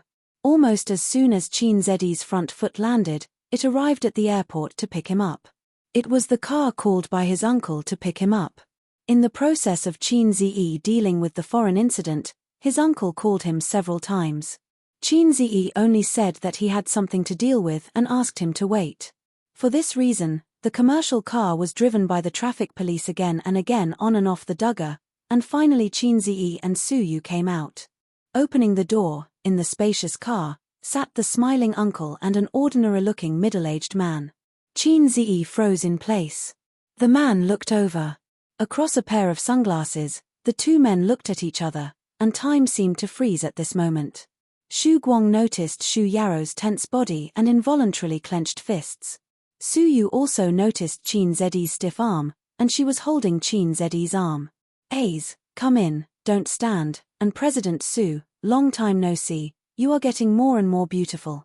Xu Guang's laughter broke the silence of the 2 men. After that, he got out of the car, took the suitcase in Qin Ziyi's hand, and threw it into the back seat of the commercial car. Qin Ziyi and Su Yu got in the car and sat down. The commercial car drove smoothly along the Dugger, and the airport was left behind, turning into a vague black spot, and then gradually disappearing. "Do you want to drink?" Xu Guang asked, and he had taken out a bottle of champagne, set the glass, and poured the wine. This commercial car is very high-end, and it is the same grade as the nanny car used by his sister, starting at 1 million. "Aze, Uncle did a good job this time. Don't be too good." Xu Guang smiled and pretended to be relaxed. "Let me introduce you, Xu Yaro, Uncle's old friend, thanks to his help this time. Don't look at how unreliable your uncle has been these past few years. Not everyone around him is a scoundrel." He handed a glass of champagne to Qin Ziyi. Qin Ziyi's eyes fell on Xu Yaro, and he said lightly, "I have seen you before." Clang. The goblet fell to the ground, and the wine spilled all over the floor. Xu Guang. Chapter 578. The smile on Xu Guang's face disappeared. This heartless man for more than 10 years had a rare panic, but he covered it up in a very short time. "Oh, my hand is numb, oh, sorry. He hurriedly bowed his head to pick up the broken goblet. Qin Ziyi kicked it and swept the goblet aside. "Uncle, let someone clean it up after the car stops. Be careful not to scratch your hand." Perhaps Qin Ziyi's tone was too strange and dull. Xu Guang's face was uncontrollable panic. His expression and subtle behavior fell into Qin Ziyi's eyes one by one. It confirmed some speculations in his heart. His heart was cold. Xu Yaro smiled and reached out his hand. "I've heard a lot about you. I didn't expect our Guang's nephew to be the famous Qin Ziyi." Qin Ziyi hesitated a little and shook hands with him. "It's a small world, we met last time." "Yes, we meet again." Xu Yaro smiled very gently, and his words and deeds gave people a sense of relaxation like a spring breeze, without the oppression of a billionaire. Qin Ziyi glanced at his uncle, who was a little confused and nervous, and explained, "I saw Boss Xu when I was shooting Journey to the West with my sister last time. Thank you, Boss Xu, for your help. Otherwise, we might have a little trouble." "Right, you are?" Su Yu suddenly realized and finally remembered this familiar face. That day, she drove and collided with the front of a Rolls-Royce. The 2 sides had a quarrel, and the traffic police rushed over. She thought that the follow-up would be a little troublesome. Finally, a middle-aged man came over and slapped the Rolls-Royce owner, and then there was no then. The main reason was that Shu Yarrow was too ordinary, and Suyu couldn't remember him for a while. If he was not handsome enough, how could he attract the attention of beautiful girls? A handsome uncle like Shu Guang's uncle can make people remember him. It's purely the degree of visual impact. It's like a very ordinary boy, acting handsome in front of the goddess, and when he turns around, the goddess forgets him. And a handsome boy, if he drives a luxury car, even if he does nothing, his handsome face and chic back will be deeply imprinted in the goddess's heart. The conclusion: what kind of wife is ugly? The conclusion was, if you don't have money, how can you marry a wife? Aya, so that's what's going on. Ape dung, ape dung. Shu Guangda shouted and slapped his thigh. His movements were a little exaggerated, and his smile contained 3 parts luck, 3 parts relaxation, 3 parts fear, and 1 part nervousness. Uncle felt as if a heavy burden had been lifted from his shoulders. Thank you for your help, Mr. Shu. Suyu stretched out her white and tender hand and shook hands with Shu Yarrow. Shu Yarrow also stretched out his hand and held Suyu's small hand. At the same time, he looked at her wantonly. That was the gaze of an elder looking at a junior. It was also the gaze of a mother-in-law looking at her son-in-law. No, it was the gaze of a father looking at his daughter-in-law. Perhaps because his gaze was too undisguised, Shu Guang touched Shu Yarrow's arm without a trace. Shu Yarrow hurriedly retracted his hand and smiled gently. It's nothing. Shu Yarrow was satisfied with his first impression of her. From what Shu Guang had said, she seemed to be A's secretary. In addition, A seemed to have a real girlfriend. His smile made Suyu stunned. This gentle smile had a strong sense of déjà vu. She couldn't help but turn to look at Qin Ziyi. Well, it was an 80% similar smile. The car sped on the highway, and they didn't know where to go. Qin Ziyi didn't care. He stared at Shu Yarrow and said, Mr. Shu is also surnamed Shu? He is an old friend of my uncle. Is he also from Shu town? This question made Shu Guang and Shu Yarrow's eyelids twitch at the same time. Yes, yes. His uncle's childhood friend. He used to wear the same pants. Shu Guang covered up his embarrassment with exaggerated laughter. When I was in junior high school, his family moved away. I haven't seen him for many years. But in these few years when my uncle was down, I was grateful for his care. Qin Ziyi nodded suddenly. I knew it. When I was at Aunt Shu's house, I didn't see Mr. Shu. Shu Yarrow's hand holding the goblet was white. Shu Guang felt guilty and kept warning his childhood friend with his eyes. He said in his heart, you have to hold on. Don't collapse. Qin Ziyi spoke in a completely casual tone. It was like meeting a fellow villager in a foreign place and couldn't help but talk about the scenery of his hometown to try to get closer. Even Shu Yarrow, who had rich experience, couldn't hear the slightest hint of sarcasm in his words. Shu Yarrow forced a smile. Which Aunt Shu? He didn't care about his childhood friend who kept winking at him. Come on, your expression is so rich. Do you think my A's is a fool? Keep your expression to yourself. Suyu was a little strange. She saw her uncle winking at Mr. Shu. Did he have an eye disease? Shu are you? Qin Ziyi said. Oh, I have an impression of her. She is a very gentle sister. Shu Yarrow smiled. It was a forced smile. This was the best time to end the topic. He really shouldn't continue to linger on it, but there was a reluctance in his heart that made him ask again, what do you think of Shu are you? Qin Ziyi smiled and said in a normal tone, yes, very gentle.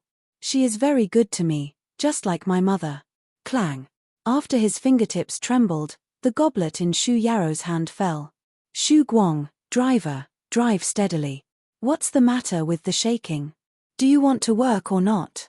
Shu Guang was angry and turned to the driver and yelled. Driver.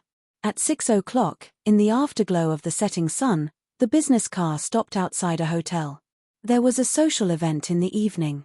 Qin Ziyi was going to meet and eat with the boss of the VR manufacturer. Any business can be discussed at the dinner table. This is the culture of the dinner table in China. From public to private, even if they still have to negotiate and discuss in the bright meeting room, The dinner table is like a process that can never be avoided. There is nothing in the world that can't be solved at the dinner table. If there is, it is on a woman's thigh. After getting out of the car, out of some tacit understanding, Xu Guang and Xu Yarou walked in front, Su Yu and Qin Ziyi were behind, and the two sides kept a distance that they could whisper without being heard. Does he know something? I always feel uneasy. Xu Guang's voice was very weak. Xu Yarou was silent for a moment and said in a deep voice, "Don't think too much. What can he know? No one said anything about the past. He can't check it." Xu Guang said, "But my nephew, in recent years, has been very strange. He used to be like an ugly duckling, but suddenly he became different." Xu Yarou's face was complicated, and no one knew what he was thinking. "Also, your behavior in the car was too abnormal. He will definitely pay special attention to you afterward." Xu Guang regretted. "I'm so stupid. I shouldn't have promised you. Don't tell my sister about this, or I will die miserably." Xu Yarou shook his head. "No. In short, no matter what, you have seen him. After this meal, go back to your Wen city tomorrow. Don't ask him for his number, and don't contact him privately. Otherwise, we can't be brothers." Xu Guang warned. "I can't go tomorrow. I want to invest in his VR equipment factory," Xu Yarou said. Hearing this, Xu Guang's face changed. "Don't be nervous," Xu Yarou shook his head, "it's not too complicated. I just want to help. I owe him too much. Just give me a chance to make up for it." Xu Guang gritted his teeth. Not far behind, Su Yu hugged Qin Ziyi's arm. She was tall, and she could kiss Qin Ziyi's lips with a little tiptoe. She whispered in his ear, "That Xu Yarou, he looks at you strangely." "What's strange?" Qin Ziyi asked. Su Yu thought for a while and shook her head. "I can't say, but he has been peeking at you, looking at you carefully, which makes people feel uncomfortable." "Is he?" She hesitated for a moment. "Is he gay?" "Qin Ziyi, you've been reading recently, beautiful? Ah, you even know about this." Su Yu said, "I just finished reading a book called Devil's Patriarch. Two men lived shamelessly. That kind of life makes me shudder just thinking about it. How could you girls like it?" Qin Ziyi imagined two men lying in bed, giving each other a handle. "I think it's very loving. Where's the love?" Su Yu raised her eyebrows, stretched out her hand and slapped Qin Ziyi's strong buttocks, and said in a rough voice, "Good brother, do you want to do it?" Qin Ziyi glanced at her chest and sneered, "Little brother, wait for me tonight." The topic of conversation inexplicably changed to a completely different topic. "I feel that if we make a gay-themed movie, it may be popular, and it will definitely be very popular with female audiences." "You're a beautiful man, why are you gay?" Chapter 579. Along with the ups and downs of the mountains, the gentle curves, a loud and clear male voice exploded.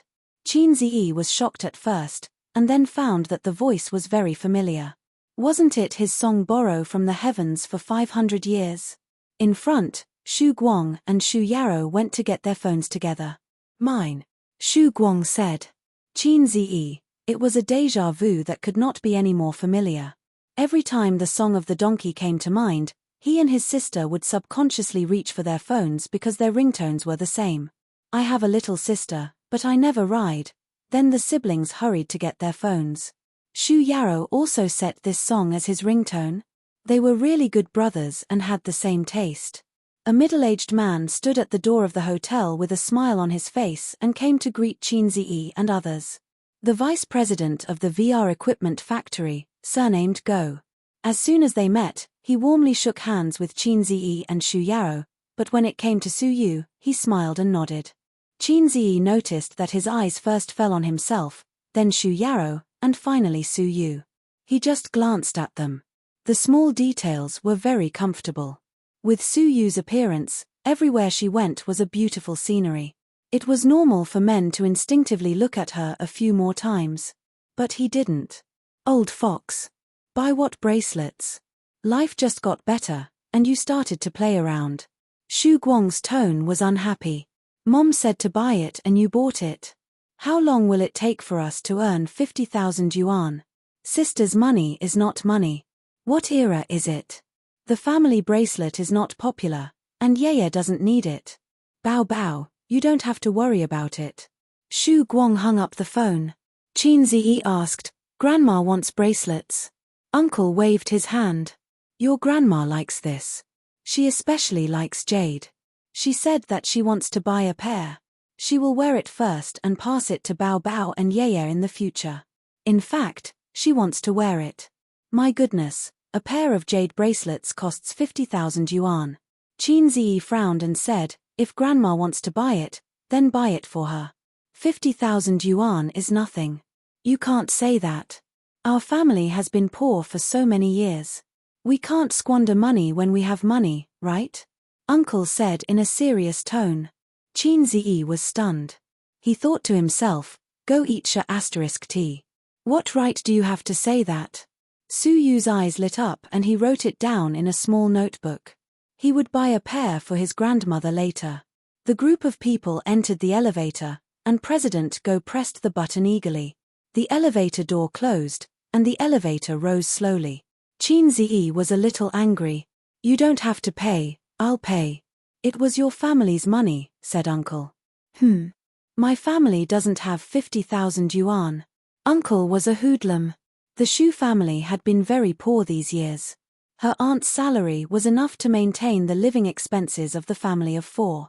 In fact, Qin Ma had transferred the tuition fees to her grandmother's account. Qin Ziyi didn't know about these things until later. Qin Ma didn't tell them. Now the Qin family was not short of money. When the siblings went home on weekends, they would occasionally give Qin Ma a sum of money, tens of thousands or hundreds of thousands. Qin Ma couldn't spend it all. She would spend part of it to help her family, and the rest would be saved for her son's wife. Qin Zedi's wife's money, his mother had a copy, and his sister had a copy. He was so happy that he could marry 2 wives. Or should he save a copy with his grandfather? Uncle added, it's not like there are no jades at home. Your grandmother still has a few pieces, but she won't sell them. Ace, I remember when you were a child, you wanted to buy toys, but your father was black-hearted. He thought it was too expensive and didn't buy it for you. He also beat you. At that time, it was Uncle who paid for it for you. Qin Ziyi said, there was such a thing, so I paid for the bracelet. Uncle often bought him good things when he was a child. Qin Ziyi remembered this in his heart. If Uncle hadn't been so good to him, Qin Ziyi wouldn't have cared about him. Uncle, could it be that you've always wanted to raise me up? I didn't mean that. Shu Guang said, why should a child want a toy, but the adults don't buy it because it's too expensive, and beat people? When the adults are old, they want to buy some expensive things, and the children have to grit their teeth and buy it for them. Because we have to respect the elders. Qin Ziyi said. Don't you have to love the young? Uncle asked. Qin Ziyi was speechless. You have to repay the kindness of your parents for raising you. Su Yu interrupted. Your parents gave birth to you and raised you. When they are old, you have to raise them. Uncle said. Su Yu was speechless. Qin Ziyi thought that Uncle must have been beaten by Grandpa for the same reason when he was a child. Some parents were reluctant to spend money on toys for their children. When the children cried, they would beat them. They just had to be responsible for raising them. In the future, when they were old, the children just had to be responsible for their retirement. It made sense. He was speechless. What Boss Shu said makes sense, ha ha ha. Boss Go echoed on the side. I'm just saying. Shu Guang said, but my mother isn't like that. She doted on me since I was a child. I still have to buy what should be bought. After a pause, he said, wait a little longer. Qin Zedi's heart moved. After saying so much, he actually wanted to buy a bracelet for his old mother out of his own pocket. He didn't want to use the Qin family's money anymore. He didn't want to owe them. Although he was still supported by his nephew, it was still his own labor. Ding! The elevator opened. The layout of the 21st floor was good. The lights were bright but not dazzling. The decoration was new, and there were many guests. As soon as he entered, he could see the guests around the square black crystal table, eating and chatting. Waiters in uniforms came and went. Because of his identity, Qin Ziyi wore a mask and sunglasses when he got off the car. It wasn't good to turn the shop into a fan meeting. They entered a very spacious private room. There was only one table, and it was almost full. Several leaders of the VR equipment factory and 2 leaders of the inspection team that Qin Ziyi hired. Beside each man, there was a young and beautiful woman accompanying them. Sit down, don't be surprised. It was normal. What was this? The big shots were talking about business at the table, and there were female celebrities accompanying them. Qin Ziyi looked at the scene in the private room and cursed in his heart. Sister owes me the identity of a big shot. The main character was here. Qin Ziyi took off his sunglasses and mask. Many people in the private room were shocked. The only people present who knew that Qin Ziyi was coming were the 2 leaders of the exam team, as well as the CEO and vice president of the VR factory. The others probably didn't know about Qin Ziyi, especially the girl who was drinking with him. Her eyes lit up. She was surprised and excited. If it wasn't for the wrong occasion, she would probably scream. Except for one girl. When she saw Qin Ziyi, she was stunned. Qin Ziyi looked around and found her in the next moment. He was slightly stunned. Boss Qin, come here, sit here. A half-bald middle-aged man got up enthusiastically and greeted Qin Ziyi to take a seat. He was the boss of the VR equipment factory, surnamed Liu. You 2 boss should also sit together, waiting for you to start the banquet. Qin Ziyi took back his gaze, responded, and couldn't help but look at the girl. It's a small world. Remember, she said before that she was from Shenzhen. Suyu frowned slightly. Flirting in front of me? After taking their seats, Qin Ziyi and the VR equipment factory's CEO drank and talked happily. The enthusiasm was high. Every man was accompanied by a woman, who was responsible for pouring wine. Occasionally, they were hugged by a shoulder and waist. Their job. Suyu sat next to Qin Ziyi. Of course, Suyu didn't sit here as a hostess. She attended in the name of one of the purchasers, but she was happy to have Qin Ziyi hug her waist. However, Qin Ziyi didn't. It wasn't because he was pretentious, but because of his identity. Even if they were a couple, he couldn't hug Suyu like other men hugged hostesses. After 3 rounds of wine, Liu Zong said with emotion, I entered this industry in 2014. At that time, the entire VR industry had just started. If you wanted to buy better equipment, you had to go abroad. Now, domestic manufacturers are not as numerous as the hairs on a cow, but at least they're not rare. VR experience halls are everywhere in big cities, and the application prospects are getting better and better. It's suitable for almost all industries and is one of the trends of future technology. His brother was very talkative, and he was a professional, so he praised the VR industry to the sky. These words were for Qin Ziyi and the others to hear. It was a bit like bragging. He definitely couldn't say things like, oh, this industry is very competitive. I can't see the future for the time being. I can't do it anymore. Qin Ziyi clinked glasses with him and smiled. Since you can't bear to part with it, why did Liu Zong sell it? Liu Zong sighed. The investors withdrew their investment. They don't have the money to do research. Vice President Go immediately said, Liu Zong refused to sell at first and wanted to get more investors, but you didn't agree to invest and only wanted to buy it. We only decided to sell it because of CEO Xu. Liu Zong continued, we're also tight on money. Unlike CEO Qin, who has such great achievements at such a young age and doesn't have to worry about funds. We're just small businesses. Once we stop investing. Haha, let's drink. He seemed to realize that he had said too much and quickly stopped. While everyone was still tipsy and drinking to their heart's content, Boss Liu rubbed his hands and said, it's like this, Boss Qin. Previously, we agreed on a 50% discount for all the equipment, but I feel that more than half of the equipment in the factory was newly purchased last year, so I want to add 10% to the original price. Qin Ziyi did some mental calculations. 10% was a few million. Xu Yarou frowned. Without waiting for Qin Ziyi to speak, he said unhappily, Liu Zong, didn't we agree? Liu Zong smiled and didn't say anything. Vice President Go said, CEO Xu, didn't we come here to talk about this? This isn't a one-time deal, and we're not buying groceries. We have to talk more. Qin Ziyi smiled. Let's drink, Let's drink. The group raised their glasses. After drinking, Qin Ziyi picked up a mouthful of food, chewed slowly, swallowed, and said slowly, Liu Zong, let's talk. Chapter 580. Go ahead, Boss Qin. Liu Zong was all ears. This was called retreating in order to advance. Listen to what the other party had to say first. Many times, it was not the person who spoke who held the initiative. Experts did not just listen and not speak, but they would catch other people's flaws.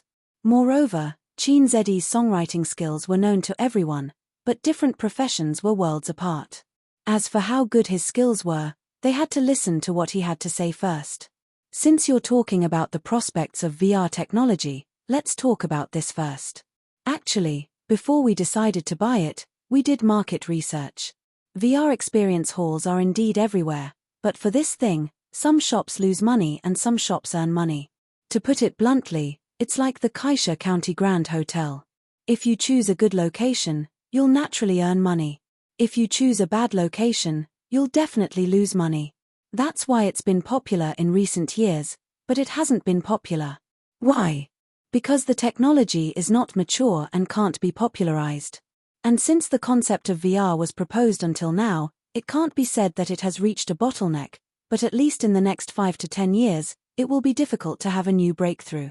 Actually, there's no point in saying all this. Since I want to buy it, I naturally like its prospects. It's just that I have the money to spend, but you don't. It's just that I have to make it clear that it's not as good as you praise it to be. Liu Zong chuckled. It's like buying clothes. The shop owner said, my clothes are high-quality goods and are very expensive. The buyer said, your clothes don't feel good. This material will wrinkle after washing for a long time. One praises it, while the other belittles it. Since it's so bad, you might as well not buy it. However, the seller would not say such things because they still wanted to sell it no matter what. Let's talk about profits. The reason why I like your factory is because it's taking the high-end route. It's the kind of business that doesn't run for half a month and runs for 3 months. Your factory's main source of income now is the maintenance and repair of the VR experience hall's equipment. Occasionally, you'll sell a few large-scale VR equipment. The profits are not bad. However, in our line of work, the real loss is in the research and development area. It's too expensive. However, if you don't innovate and only sell equipment to survive, you won't be able to catch up with the times in a few years. Look at the high-end VR developers now. They all have big financial backers behind them. Liu Zong, it's precisely because it's taking the high-end route, isn't it? Value is relative. Qin Ziyi said, let's put it this way. The demand for equipment in the experience centers is already saturated. It's not like the big hotels in Shozyan, which are everywhere. One street can have 2. It would be considered good if there were 10 VR experience halls in the entire CBD area. And these 10 families might not even buy a new set of equipment for an entire year. It was precisely because he encountered such a development bottleneck that Liu Zong gave up the idea of continuing to wade in muddy waters. Am I right? Liu Zong and Mr. Go looked at each other and gasped. He was an expert. He had done some research on it. He had earned quite a bit of money over the years, but his development had indeed reached a bottleneck. If he continued in this line of work, it would only become more and more difficult. To them, the peak of their strength had already passed, and the next step was a long downhill slope. Thus, they had the idea of retreating safely. Qin Ziyi said, actually, the best choice for us is to directly transport the equipment back to Shanghai and set up the factory in Shanghai. You also know that my roots are in Shanghai. Shenzhen is too far away, and it's not easy to manage. So, you'll have to pay for the severance of your employees yourself. Liu Zong's expression changed slightly. This was a huge expense. There was a contract. If he did not pay the severance, he would be sued. He could not be like Huang He and run away with his sister-in-law, right? And this sister-in-law of his wife. He could not help but look at the delicate woman beside him. His sister-in-law was a top graduate from Shanghai. She had worked in Shanghai for half a year. After breaking up with her boyfriend, she returned to Shenzhen and was currently his secretary in his office. His wife had specially arranged for her to be his secretary. His wife gave her sister to him, killing two birds with one stone. Not only did he remove the threat of the secretary, but he also arranged for a spy. Liu Zong often had dinner parties, and he would bring his sister-in-law along. However, considering the trouble of hiring in the future, the current decision is based on the situation, Qin Ziyi said. His meaning was clear. Don't raise the price, or we'll hurt each other. I'll give you the extra money. You can use it as severance pay. Liu Zong's expression did not change. He smiled and said, let's drink, let's drink. Come to my office tomorrow to talk about business matters. They would continue to wrangle tomorrow, but Qin Ziyi planned to see how the factory was doing. Xu Yarrow watched silently with a smile on his face. There was a fatherly relief in his eyes. Perhaps in some aspects, he was still immature in front of him, a senior who had been in the business world for more than 10 years, but his mentality and tone were unusually calm. This was worthy of praise. When Xu Yarrow first negotiated with others, his legs were trembling. The meal was at 9:30 in the evening. Liu Zong proposed to sing. The social activities of adults were basically this process: dinner, nightclub, and sex. Everything could be settled over a wine table. Not good. Okay, on the woman's thigh. Still not good. Then in the body. After singing later, Liu Zong planned to put women in Qin Ziyi's room. He had not figured out the relationship between Qin Ziyi and Su Yu, so he thought he was an ordinary partner. But Qin Ziyi was a big star and should have seen a lot of beautiful women. He was thinking about where to find the best quality women. He had to choose the best Korean semi-permanent, or he would not be able to serve this great god. I'm singing, so I won't go. Qin Ziyi smiled and said, it's not convenient with my identity. Then, okay. Liu Zong said, I'll send you upstairs. Thank you. The hotel room was upstairs. By the way, this was a 5-star hotel. This kind of hotel did not have flirtatious men calling at night, because those who could afford to stay in a 5-star hotel had plenty of partners. After sending Qin Ziyi and the others to their rooms, Liu Zong, Mr. Go, and the others went downstairs together. In Liu Zong's Mercedes-Benz, his sister-in-law was sitting in the back seat looking at her mobile phone. The driver saw him come down and quickly got out of the car to open the door. Brother-in-law, the sister-in-law suddenly shouted, and then there was no follow-up. She looked a little confused. Liu Zong looked at her blankly. She drank a lot with him during the dinner and probably got a little drunk. She asked, which room is Qin Ziyi in? Liu Zong was stunned. Room 2208. Hey, Dandan, where are you going? Let's go home. I'll be right back. The sister-in-law hurried back to the hotel. The hotel room was decorated very well, worthy of the 5-star title. There was a fruit plate on the table that the waiter had just sent up, free of charge. There was a small fridge in the cabinet with wine and drinks. Most importantly, there was a river outside the hotel. When he opened the window, the night breeze blew on his face, very comfortable. Qin Ziyi washed his face, wiped it clean, and ate a few pieces of watermelon. There was a knock on the door. He walked over to open the door. Su Yu was standing at the door, looking around. Hey. He, Qin Ziyi said grumpily. Hubby, here. Su Yu's beautiful face was full of mischief. She narrowed her eyes, and her long eyelashes brushed into a black shadow. Just the two of them, how wonderful. Come on, fair-weather friend, Qin Ziyi said. Fair-weather friend? Su Yu did not understand. A friend who has physical relations after drinking. Huh. So I'm just a fair-weather friend? When you endure the humiliation of being under my crotch, we'll upgrade to a bosom friend. Hee. The two of them looked at each other, like a married couple looking at each other. The whole world turned yellow just like that. Qin Ziyi pulled Su Yu into the room, carried her in his arms, and threw her on the bed without any pity. A hungry tiger pouncing on a sheep. Wash, shower, Su Yu panted. Shower first. Shower after you're done. No, don't, then let's shower together. There's a bathtub anyway. I'll go fill the water. Qin Ziyi went into the toilet and turned on the tap. At this time, there was a knock on the door. Who is it? Qin Ziyi walked out of the toilet and opened the door. Seeing the person at the door, he was stunned. A little cabbage, his little cabbage from back then. Qin Ziyi, can we talk? Little cabbage said. Aze, who is it? Su Yu sat on the edge of the bed and looked out the window. Little cabbage's gaze swept over Qin Ziyi's shoulder, and the two women's eyes met. Little cabbage said, I haven't seen you in many years. Can we talk alone?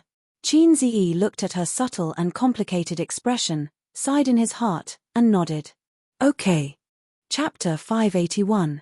Su Yu, who was temporarily sent away, made a face at the door and then went back to her own room. The ordinary-looking woman in the room seemed to be an old acquaintance of A's. She didn't ask about their relationship. She looked ordinary and was a hostess. Su Yu didn't put her in her eyes at all.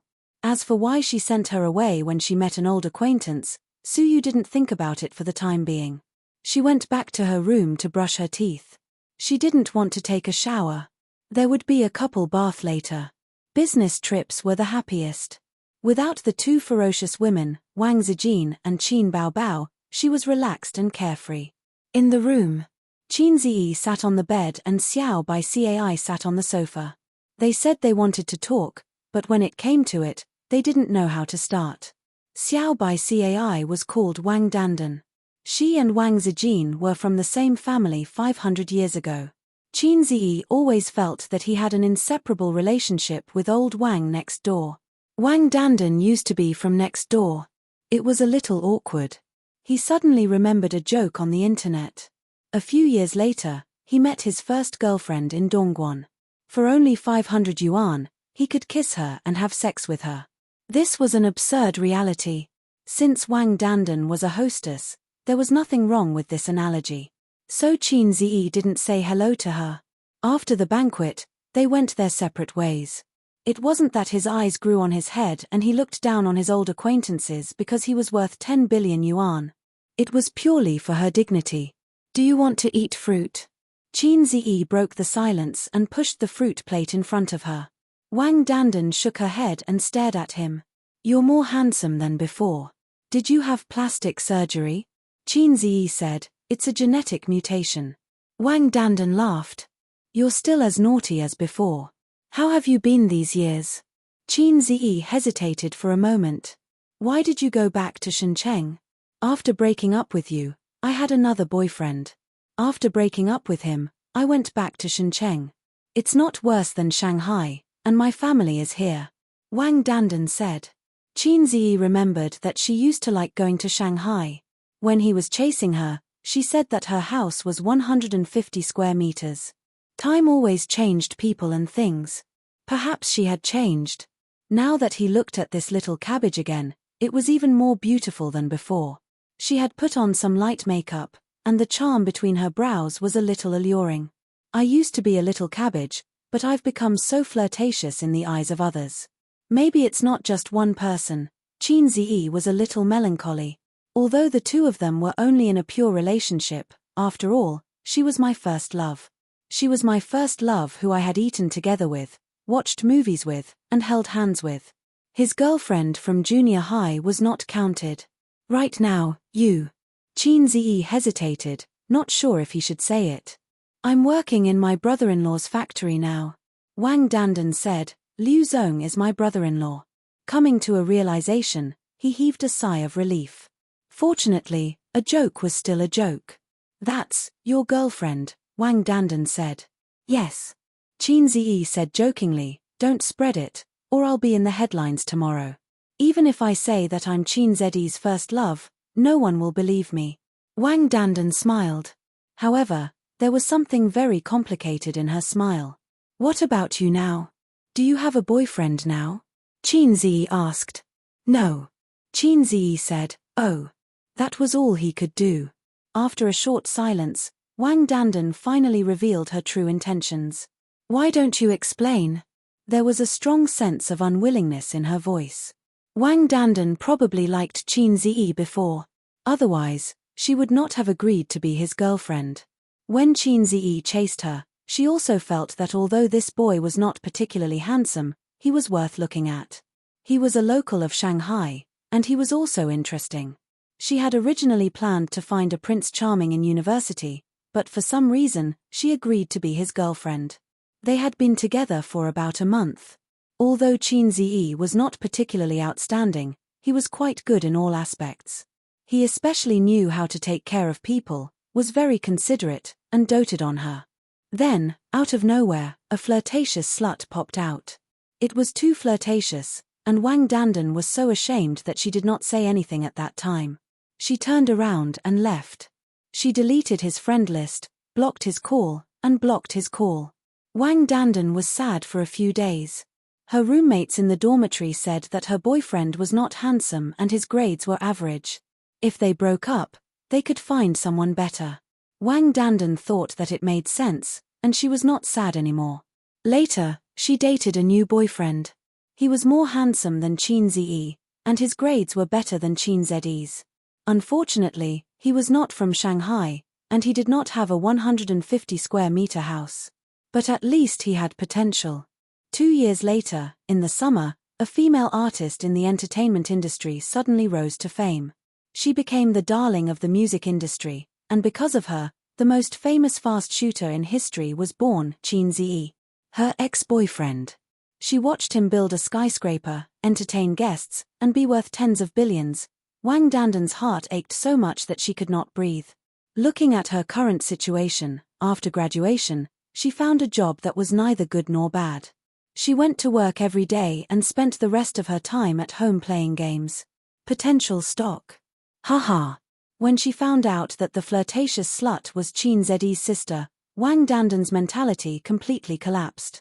Not long after, they broke up and returned to Shan City.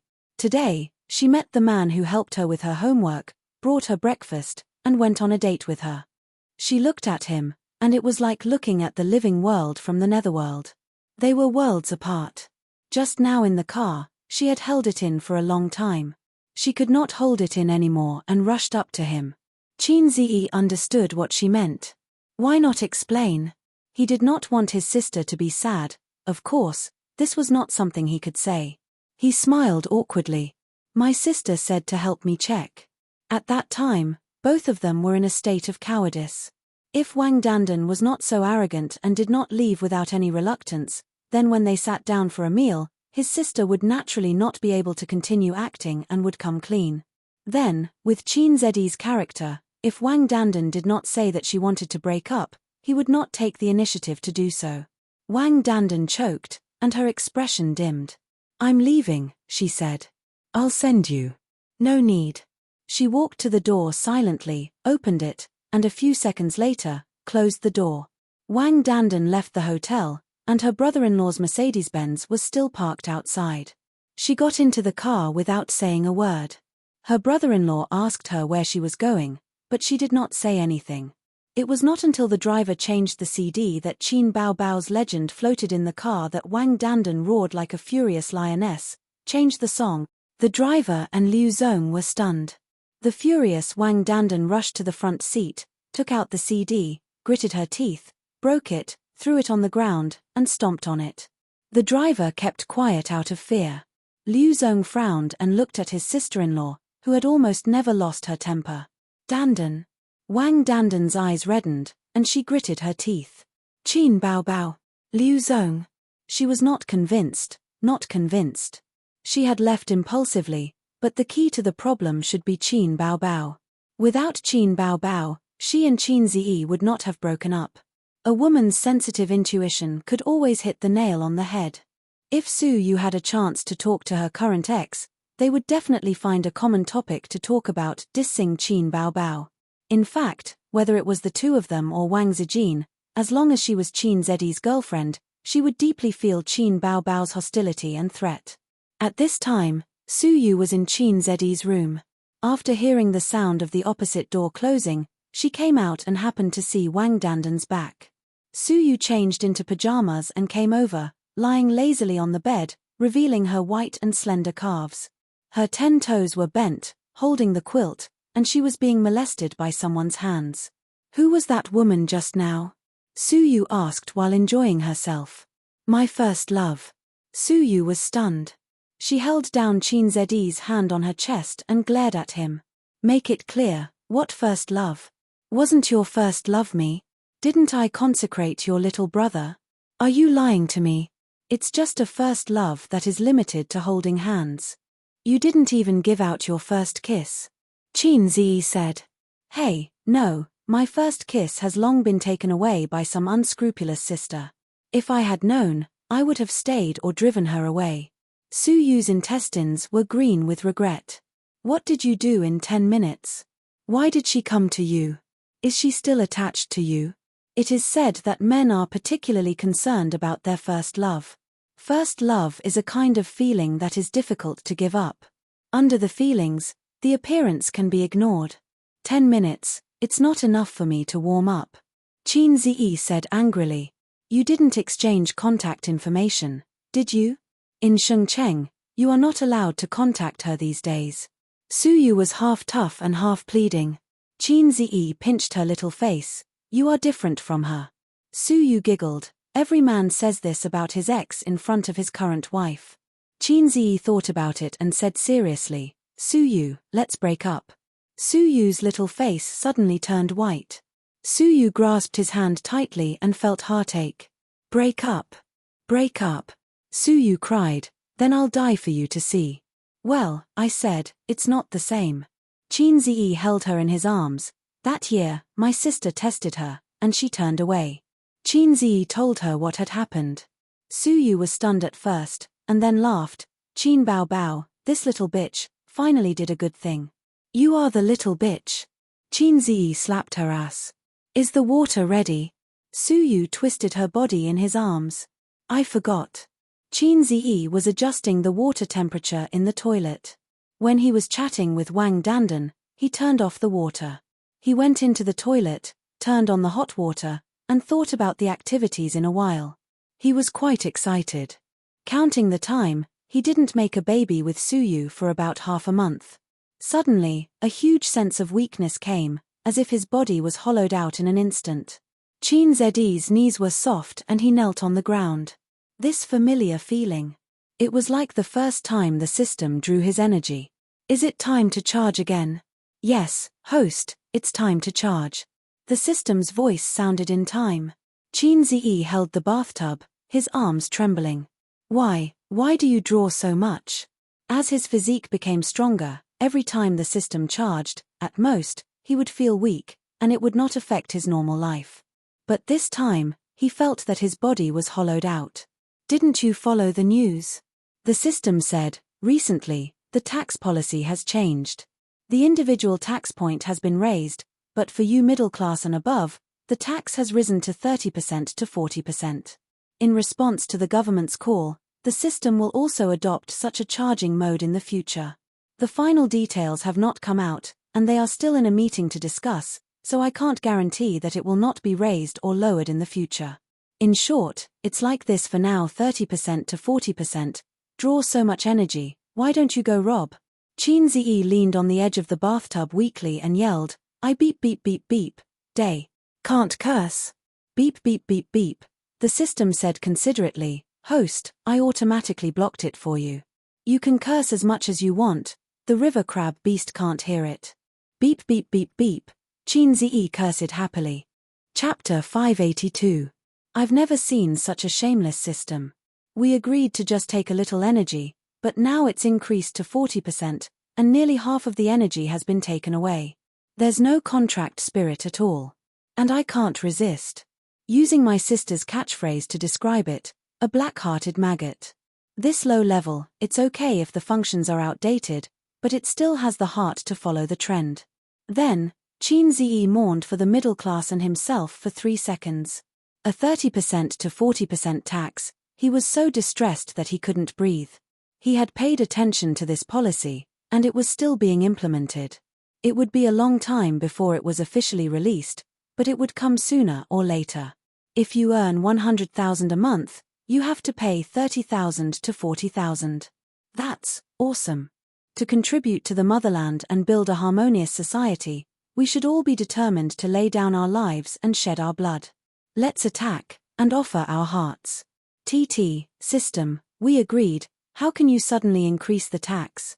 Do you want me to live? Chin Zedi's hands and feet were trembling, just like the 1000 MP exam.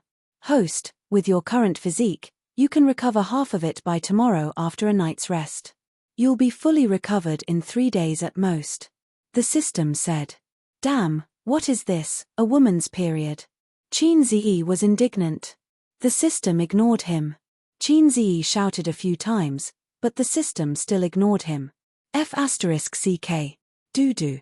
This feeling is so painful, so uncomfortable. Beep beep beep beep beep, I still can't curse.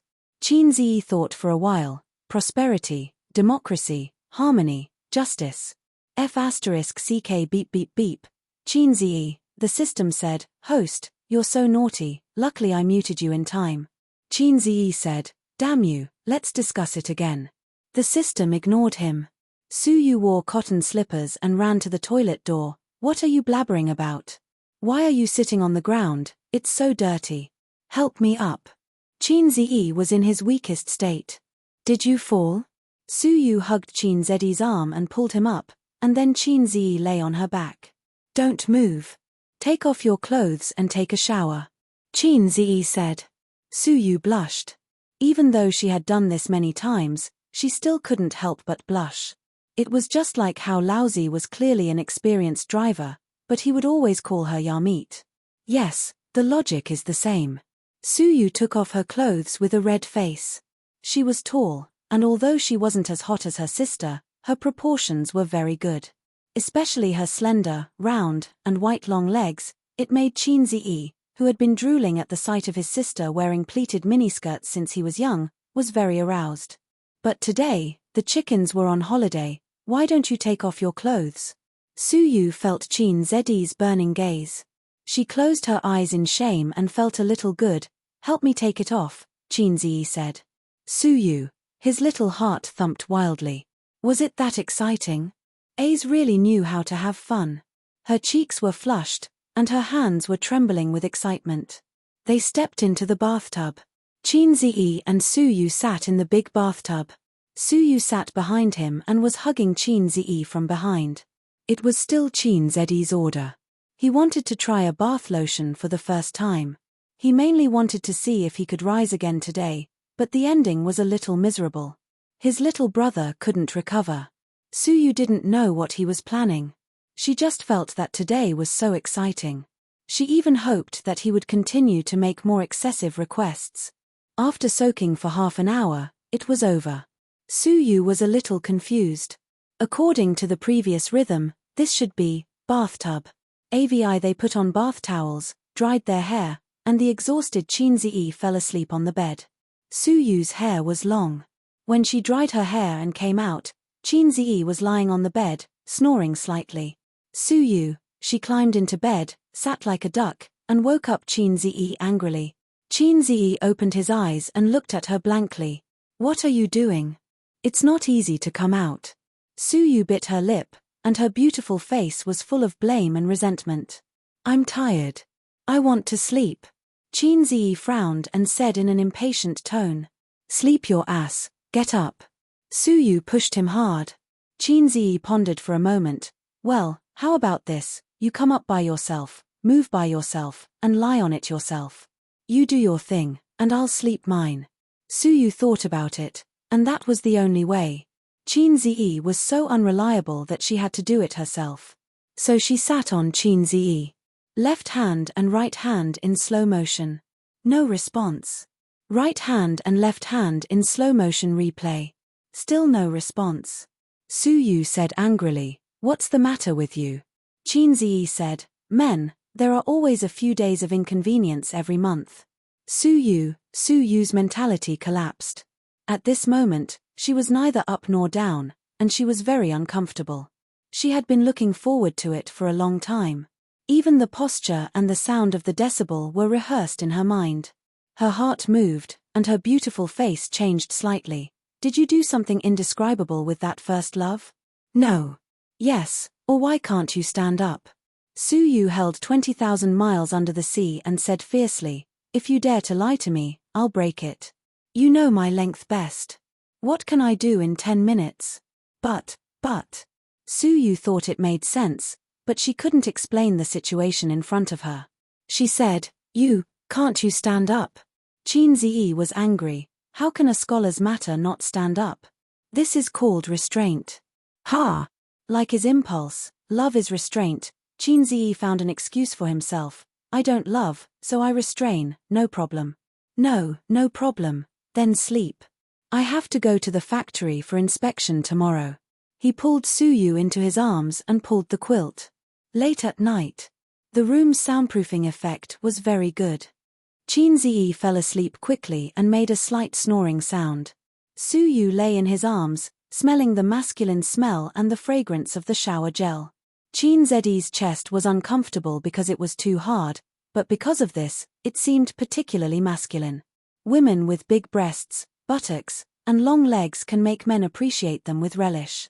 Men with strong figures can also make women obsessed. In the darkness, the outline of Qin Ziyi's side face could be vaguely seen, handsome and worth looking at. He was handsome, had a good figure, was talented, and was rich. Any of these could make a woman fall in love with him. What's more, so many advantages are gathered in one body. Su Yu began to reflect and introspect. Did she usually ask for too much? Or, he was young and didn't know how to control himself. She was several years older than him. She should persuade him to control himself instead of gritting her teeth. Such an excellent man can't be lost to her. Su Yu took out the mobile phone under the pillow, opened the online shopping platform, and searched Baoji Tang Liuwei De Huang pills. Love him, then strengthen his yang. The next morning, Qin Ziyi didn't wake up at 5:30 as usual. He opened his eyes, the room was dark, and the blackout curtain blocked the sun outside. Su Yu was beside the pillow, with one hand on his chest and one leg on his lower abdomen. The morning, crab, erection that used to happen every day was gone today. What a good-for-nothing. There was still a sense of emptiness in the limbs, and there was no strength in clenching his fists, but it was not as uncomfortable as yesterday. Sleep was really the best rest. Qin Ziyi gently hugged her small waist, and the other hand slid along her thigh to her buttocks. Su Yu was awakened by him, took a long breath, stretched, and then pressed the hand on her chest, and said angrily, Your body is tired, and your hands should be honest. Don't tease me. Qin Ziyi turned on the bedside lamp and looked at his mobile phone. It was 8:30 in the morning. It was not too late, and he could still make it in time for breakfast. He got dressed, washed his face and brushed his teeth. Su Yu went back to her room to get dressed and knocked on the door. The two stood in front of the sink and brushed their teeth side by side. It was not the toothbrush and toothcup in the hotel. They had their own towel, toothbrush, bathrobe, and pajamas. The other person had a set of clothes. He didn't intend to stay in Shengcheng for a long time, at most 2 days. If it went well, they could return to Shanghai tomorrow morning. She looked at them in the mirror, smiled, squinted, and was very happy. Do we look like husband and wife? Foam sprayed from her mouth and splashed on the mirror. Yes. Qin Ziyi also splashed foam on the mirror. Chapter 583. The breakfast in a 5-star hotel is very sumptuous. Unfortunately, it is not a buffet breakfast, otherwise, it can be a higher grade. Qin Ziyi and Su Yu came to have breakfast at 9 o'clock, and it was already past the time with the most guests.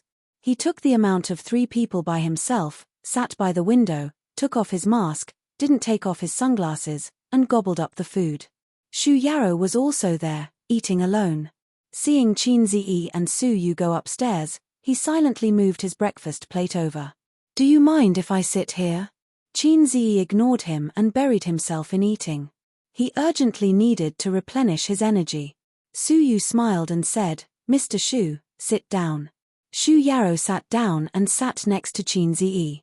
His eyes did not fall on the face of the beautiful and refined Su Yu, but on the handsome face of Qin Ziyi. He said, Mr. Qin, you can't eat too much breakfast, it's not good for your stomach and liver. Qin Ziyi vaguely replied with an "oh" and continued to eat as usual. Shu Yarrow smiled. A pampered smile. Su Yu suddenly sounded an alarm in her heart. I'm so beautiful, but you don't even look at me. Instead, you keep staring at my man, and your eyes are almost glued to my man's face. This is very abnormal.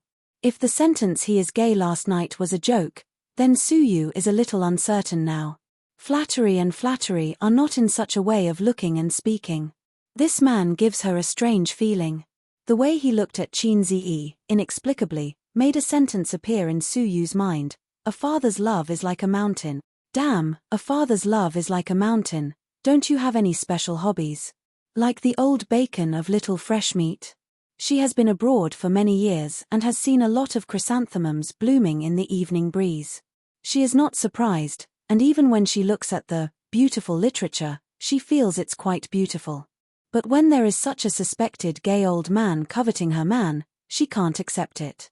If he is not gay, how do you explain this man's unreasonable affection for Chin Zi? Eat an egg. Shu Yarrow handed a boiled egg to Chin Zi. Thank you. Chin Zi took it. Boiled eggs are good, they are nutritious and the most suitable for men in the holy ground. Shu Yarrow smiled. Suyu frowned. Here it comes again, and he smiled. Perhaps he felt that he had neglected Suyu. Shu Yarrow reluctantly withdrew his gaze from Chin Zi and said, Mr. Su is young. It's not easy for him to do this. This sentence actually has a lot of connotations. Although Shu Yarrow and Suyu have met once, they didn't even say a word last time. This time, it can be said that they officially know each other for the first time, but the tone in his words seems to be familiar with Suyu. It meant that his idiot uncle had told him everything. Suyu smiled modestly. President Su, the one who graduated from the university. Yale. An overseas returnee?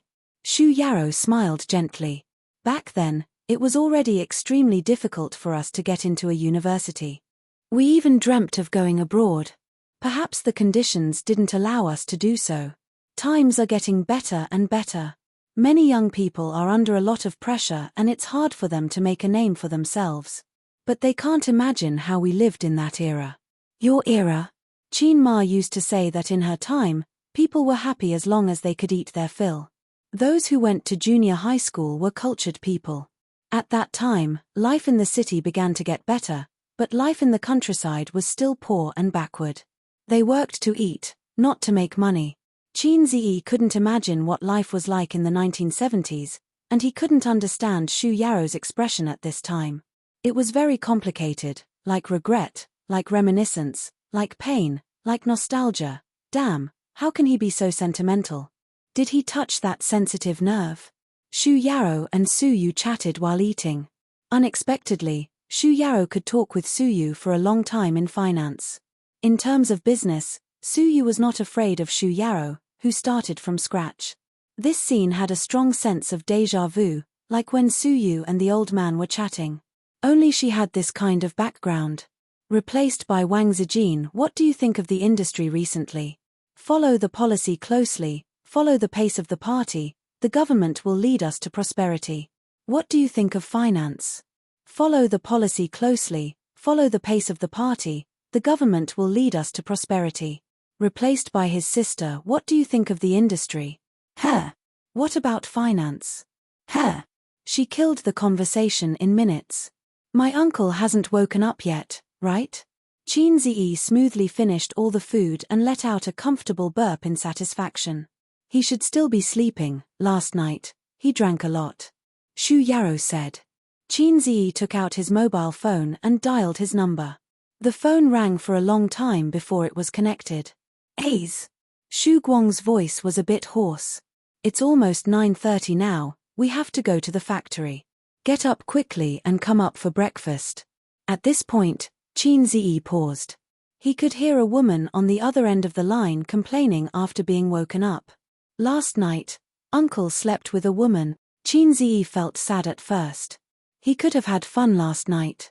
Then there was anger, which was a subtle feeling. He knew a lot of experienced drivers, such as Huang Yizong and Zhao Taizhu. Both of them had families, but when it came to this kind of thing, Chin Zi could dance with them. But his uncle was his family, and Chin Zi felt uncomfortable seeing him fooling around. Who sent him the woman, Liu? Chin Zi said with slight anger. It should be. Shu Yarrow smiled bitterly. About 10 minutes later, Shu Guang came up with a tired face. The dark circles under his eyes were obvious. Why don't you just die on the bed? Qin Ziyi was so angry that he couldn't vent his anger. Xu Guang said, Uncle was tired last night. Qin Ziyi sneered. That's all you've got. Xu Guang paused and said awkwardly, Liu Zong forced me to come to my room, I couldn't refuse. Don't tell your aunt. Let's eat, then lead the way for me after eating. Qin Ziyi was too lazy to talk to him. How should he put it? Nowadays, when it came to business dealings and social interactions, it was definitely not something that could be settled by just going to a coffee shop for a chat or reading some documents in the office. Otherwise, where would the culture of dining come from? Where would the bosses come from? Every time a small leader of the bank came over, Li Linfeng would receive them. The first thing he did was to transfer the money to the employee's account in advance, and then let the employee go to the bank to withdraw the money. At least 100,000, at most hundreds of thousands. Send them to the hotel, and then have a dinner party in the evening. Eat and drink well, call a few quality women and send them to the room. This was the basic operation of business dealings. Uncle would encounter more such incidents in the future, and Qin Ziyi would not be able to watch over him all the time.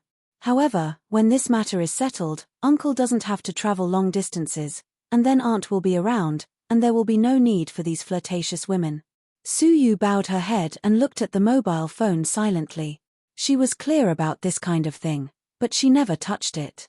It was inconvenient for her identity, so unless she met a particularly important client, she would personally receive it. Generally, she would hand over the general clients to the managers under her. When it came to the clients that Su Yu needed to meet in person, they didn't look at the basic operation. After all, it was a basic operation. The headlines on Weibo attracted her attention. A video on the plane, was the video of Qin Ziyi teaching a foreigner a lesson in the cabin yesterday. Unsurprisingly, it was in the headlines again. The video was posted last night, and it went viral this morning. Search keywords, Qin Ziyi, plane, fighting, more than a dozen videos can be searched. The video that Su Yu saw was the most comprehensive, with the most comments and forwards. In addition, she found that Qin Baobao and Wang Zijin had at her in the chat software. Click on it. Qin Baobao, why did Ace fight again? Did he get hurt, Su Yu? Wang Zijin, he said no, but did he really not fight again after that? Su Yu. Su Yu curled her lips. No wonder he had been holding his mobile phone to reply to messages in the elevator just now. It turned out that he was sending messages to his sisters. Su Yu, little treasure, little fairy. Little fairy, don't worry, everything is fine. After a while, Qin Baobao, you want to be beaten. Wang Zijin, little fairy. Little fairy. What the hell, anger.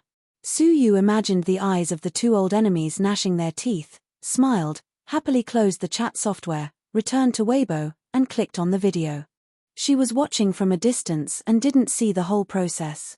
It was good to watch the replay. The hotel's Wi-Fi was not good, and it buffered for a few seconds before it was officially played. In the picture, there was a quarrel. It was the man who had a conflict with the foreigner. The air hostess and the air hostess were persuading him. I just went to the toilet, he kept knocking on the door. After I came out, I said a few words to him, he pushed me. Through the quarrel, the audience probably knew what had happened. Because of a trivial matter that may be insignificant in the eyes of countless viewers, but the development of the matter made countless people angry. Can't you just apologize? It's not a big deal. He's not a woman. Is it so hard to say sorry? It's annoying. Pretentious. What's wrong with apologizing? The attitude of the passengers around was angry. They didn't blame the foreigner, but asked the middle-aged man to apologize. And then, fuck. *CK your mother. Chinese pig. Su Yu witnessed this scene with her own eyes at the time. Looking at it now, she still felt uncomfortable. No one stood up, not even refuted, let alone quarrel. It was probably better to have less trouble. Everyone didn't want to make trouble, and they weren't the ones scolding. Finally, at this time, someone stood up. I think you should take back what you said just now and apologize to us. In the picture, a man wearing a mask and sunglasses appeared. It's none of your business. Chinese pig. The kick that came out of nowhere caused a commotion in the crowd. Then the sunglasses fell. Even if they knew that he was Qin Ziyi, the netizens watching the video were still very excited. Just now, this foreigner scolded Chinese pig. Chinese are pigs. I don't know how you feel, but I feel very uncomfortable. But what makes me feel the most uncomfortable is not his insults, but your silence. I'm a public figure. I know that hitting people will bring me a lot of negative impact, and even be classified as a banned artist and banned, but I still have to do it, because someone has to stand up. After watching the video, Suyu first cast a starry look at Qin Ziyi opposite her. Then she looked at the comments. That kick made my blood boil. I want to say, let go of that foreigner and let me do it. This comment had the most likes. She scrolled down. Good fight, too excited. If I was there, I would definitely go up and fight with him. There are so many people, why didn't anyone stand up to refute? It's so uncomfortable to watch, being scolded by foreigners as pigs. Fortunately, Qin Ziyi is here. Fortunately, I'll be his fan for life. Haha, the foreigner was beaten until he doubted his life. One punch KO, now he knows what Chinese kung fu is. It's so satisfying, so satisfying. I've been gnashing my teeth until Qin Ziyi kicked, and I was relieved. That's the way to fight, let him know who's the pig. I'm a woman, and I've always hated violence, but today is an exception. Hubby, I really love you the most. Suyu snorted twice in her heart. Your husband? No, it's my husband. There were also some who condemned Qin Ziyi, saying that he should be kind to foreign friends. Suyu felt uncomfortable looking at these comments, but she didn't need to say more. There were too many people who scolded them. What are you looking at? Qin Ziyi asked. Looking at my husband. Suyu threw a happy little look. Then, she found that two people surnamed Shu were looking at her silently. Suyu was embarrassed. Chapter 584. After dinner, Qin Ziyi and the others left the hotel and went to their destination. In the car, Suyu was still reading the comments with relish. Qin Ziyi asked, "Is it that good?" Suyu whispered, "Most of them are positive and appreciative, but a small number of people are criticizing you. I feel very happy to see the people who criticize you being besieged by netizens." She wrinkled her nose, and her cold and beautiful face showed a naive look that only appeared in front of him. There are even people who criticize you. What kind of mentality is that? I think of those weeaboo people on the internet. Qin Ziyi commented, that kind of person is generally a loser in life. They don't work hard, they don't see hope, but they don't reflect on themselves, so they blame society and the government. In fact, they don't necessarily like Japan that much. They haven't even been to Japan. They just vent their anger and dissatisfaction with society and the government in this way. Except for those who have lived in Japan for a while. Qin Ziyi has acquired a total of 3 companies since his meteoric rise last year, and merged them into Tianfang Entertainment and Amethyst Technology Company, Limited. The process is probably to send a test team to collect data, and then he or Suyu will do field inspection and one-on-one transactions, which greatly reduces the process and the transaction cost is low. After several experiences, Qin Ziyi is familiar with it. In this regard, Suyu taught him a lot. Shenzhen Dongfeng Virtual Reality Technology Company, Limited. The address is in an industrial park far away from the city center. There are almost no residential areas here, factories are located, and occasionally there are bank buildings in the middle. Unlike the low-end processing plants in other cities, the manufacturers here are more high-end. Dongfeng Technology does not cover a large area. Finance, sales, research and development, and production line employees, all departments add up to a total of 328 people. Entering the gate, there is a large office building. Behind the office building, there are factories, staff dormitories, and a 2-story small building that integrates equipment experience and research and development. It's already a very good scale. Virtual reality technology has only begun to become popular and rise in recent years. In daily life, there are actually a lot of it, such as the 3D glasses we wear when watching 3D movies. And 3D movies and 3D projection can actually be regarded as branches of virtual reality technology. It doesn't simply refer to the gaming equipment in the VR experience hall. Virtual reality technology was the general direction of future technology. It would change people's lives. Because of the slow development of technology, it was difficult for it to become a hit. It has been changing society and life in a subtle way. On the 4th floor of the office building, in a large conference room, Qin Ziyi and the Dongfeng leaders led by Liu Zong began to negotiate. Both sides argued for a long time, and both sides were very naughty. Splitting a company into many segments and bargaining one by one was probably the result of Dongfeng's leaders boasting and Qin Ziyi's side finding fault and loopholes. In fact, it was quite boring. Qin Ziyi talked for a while in the early stage, and the middle and later stage was handed over to Su Yu. He watched as she battled the group of Confucian scholars with words and was not at a disadvantage. Xu Yarou listened from the side and became a bystander. Xu Guang wanted to speak, but before he entered, he was warned by Qin Ziyi not to speak. He wasn't afraid of godly opponents, but he was afraid of lousy teammates. His uncle wasn't very reliable. Everyone with the surname Qin and the surname Xu knew that he was unreliable. Qin Ziyi whispered in Su Yu's ear, got up, and left the conference room. After sitting in the conference room for nearly an hour, he felt like his bladder was about to explode. He drank a cup of soy milk and a cup of coffee for breakfast. Because of his strong kidney, he had never gone to the toilet. Now he couldn't hold it in. After Qin Ziyi went to the toilet, he didn't go back to the conference room. He put on a mask and sunglasses and wandered around the office building. Unknowingly, he came to the sales department. In the big office of the sales department, half of the seats were empty. A dozen people sat listlessly. Some were lying on the table and dozing off, some were watching movies, and some were playing games. In the seat by the door, a young man leaned comfortably on the chair. The computer was on, showing the desktop, and he was playing a mobile game. Oh, it was a primitive world. The mobile game copied by Zijin's programmers, a pirated version of Deceased Pesticide. You play this game too? Qin Ziyi laughed. The young man just died and was resurrected. He heard the sound and looked up at him. You are? Old Chen brought me here to see the equipment. I want to open a VR experience hall, but he seems to have something to do. He went to a meeting. I wandered around and waited for him. Qin Ziyi said. Old Chen was the sales manager. He was in the conference room and was qualified to participate in the negotiation, but he had no right to speak. When he introduced himself, Qin Ziyi remembered it.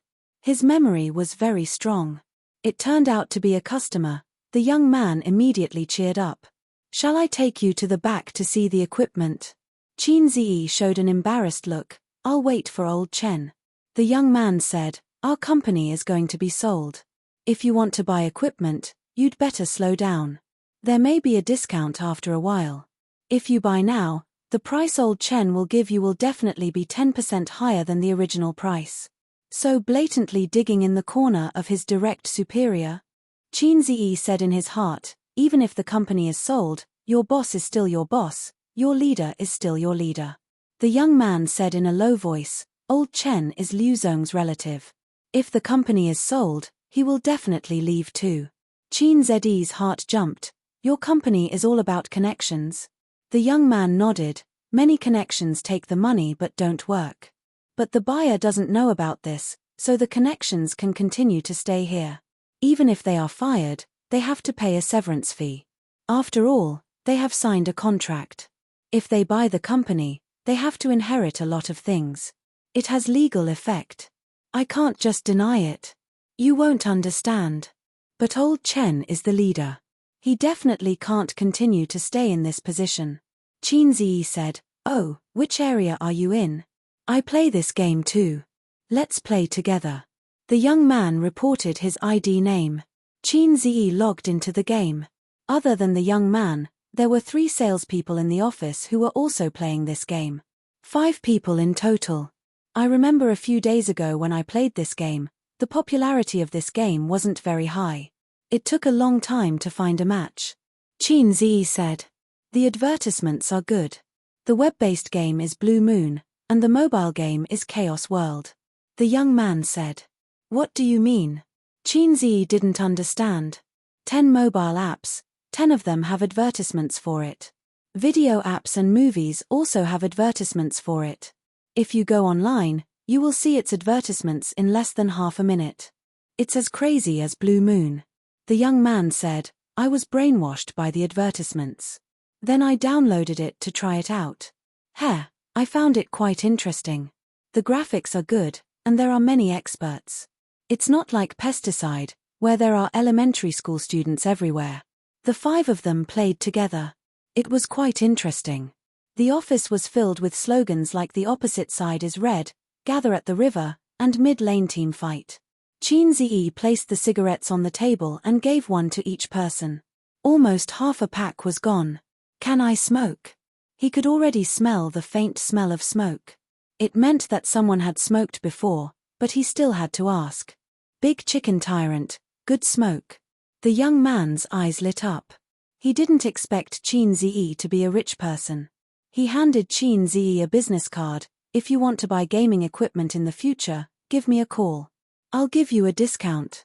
It's definitely lower than the market price. Qinzi took the business card and said thanks. He looked at it, Ouyang Qi. He's so awesome. He's actually a boss with 2 surnames. After giving out the cigarettes, Qinzi remembered that it was inconvenient to smoke. He took off his mask. I'm not bragging, but the whole office will explode in an instant. After a round, Qinzi said, I'm not playing anymore. I'm going out to get some fresh air. Ouyang Qi shouted, I'm waiting for you. Qinzi waved his hand and left the sales department. After that, he moved to the finance department. The finance department's office was much smaller. There were about 7 or 8 people in the finance department. They were all dressed in office lady suits. They were chatting and laughing. What's the matter? A big sister at the door asked when she saw Qinzi. Qinzi hesitated and asked, Are you guys usually free? The woman looked at him strangely. Who are you? I'm just asking. Crazy. What does it have to do with you? Qinzi could only turn and leave. Behind him, he vaguely heard a conversation. Who is it? I don't know. He's wearing sunglasses and a mask. I can't see clearly. It's not the buyer, right? Impossible. He's in a meeting. Right, you're going to South Korea this month, right? Help me buy a set of cosmetics. No problem. It would take a few hours to negotiate. After dinner, they would probably have to continue chatting. Qinzi planned to take a look at the factory. Liu Zong claimed that the equipment was top-notch and the most advanced in the country. He had to see for himself what it was like. The factory was similar to many other industrial factories.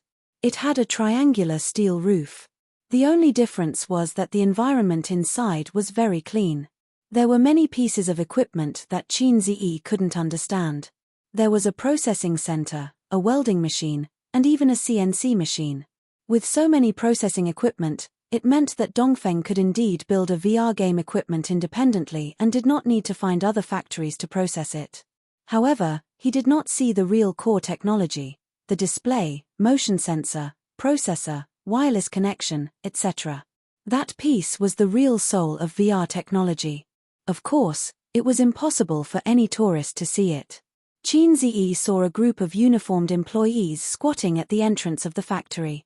They were smoking and chatting. Qinzi went up to them and gave each of them a stick of chicken. Why aren't you working? He asked curiously. What work? A middle-aged man asked. Qinzi was stunned. It's not like it's based on the piece, another middle-aged man said. There's a lot of equipment in the factory. They're all stored in the warehouse, just opposite. There are fewer people buying them now. We're usually quite free. Oh right, what are you doing? I'm here to buy equipment. I came to take a look first, Qinzi said. Oh. Qinzi chatted with them for a while and roughly knew their work situation. They were not too free usually. They still had work to do. In addition to their own factory production, they also took on outside work to help process a part, such as a seat, equipment frame, and so on. They were not based on the piece and time, so they could often get together to smoke and brag. They did not care about their lives and time was shameless. It really made sense. Qin Ziyi returned to the conference room and heard Su Yu's faint voice. Liu Zong, Dongfeng is not our only choice. I believe that we are not your only choice. It's best if we can reach an agreement. If not, we can only meet again, right? Liu Zong laughed a few times. President Su is right. Oh, President Qin is back. You took a long time in the bathroom. Qin Ziyi smiled casually. I ate too much breakfast. Liu Zong, it's getting late. Why don't we visit Dongfeng first, then have lunch and talk in the afternoon? Liu Zong looked at his phone.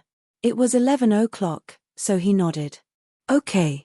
Qin Ziyi noticed that as soon as he finished speaking, a leader of Dongfeng took out his phone and sent a message. Chapter 585. The visiting team was very spectacular. Qin Ziyi and Su Yu walked in front, with Manager Liu on the right and Manager Go on the left. Behind them were the leaders of Dongfeng and the review team. Qin Ziyi was wearing a mask and sunglasses. Su Yu, who was walking beside him, gave him a helpless look. Qin Ziyi immediately understood. This was because they had not reached an agreement yet. There was still a dispute about the price. Liu Zong was shocked by him last night, but now he realized that Qin Ziyi really wanted to buy his company. When we were young, our mother must have told you this. When you see something you like, don't show that you want it. This would make the seller fearless and difficult to bargain. Small business and big business were the same. Along the way, he went to a few departments. The employees were all sitting upright and still, immersed in their work. Xu Guang sighed. Not bad, the atmosphere is good. Liu Zong said happily, although the company is not big, they are all of one mind and are all good employees. Uncle was very satisfied and smiled. Not bad, not bad. Soon, they went to the sales department. They must have been notified in the company group. In the sales department's big office, the salespeople were talking on the phone. Their voices were sonorous and powerful.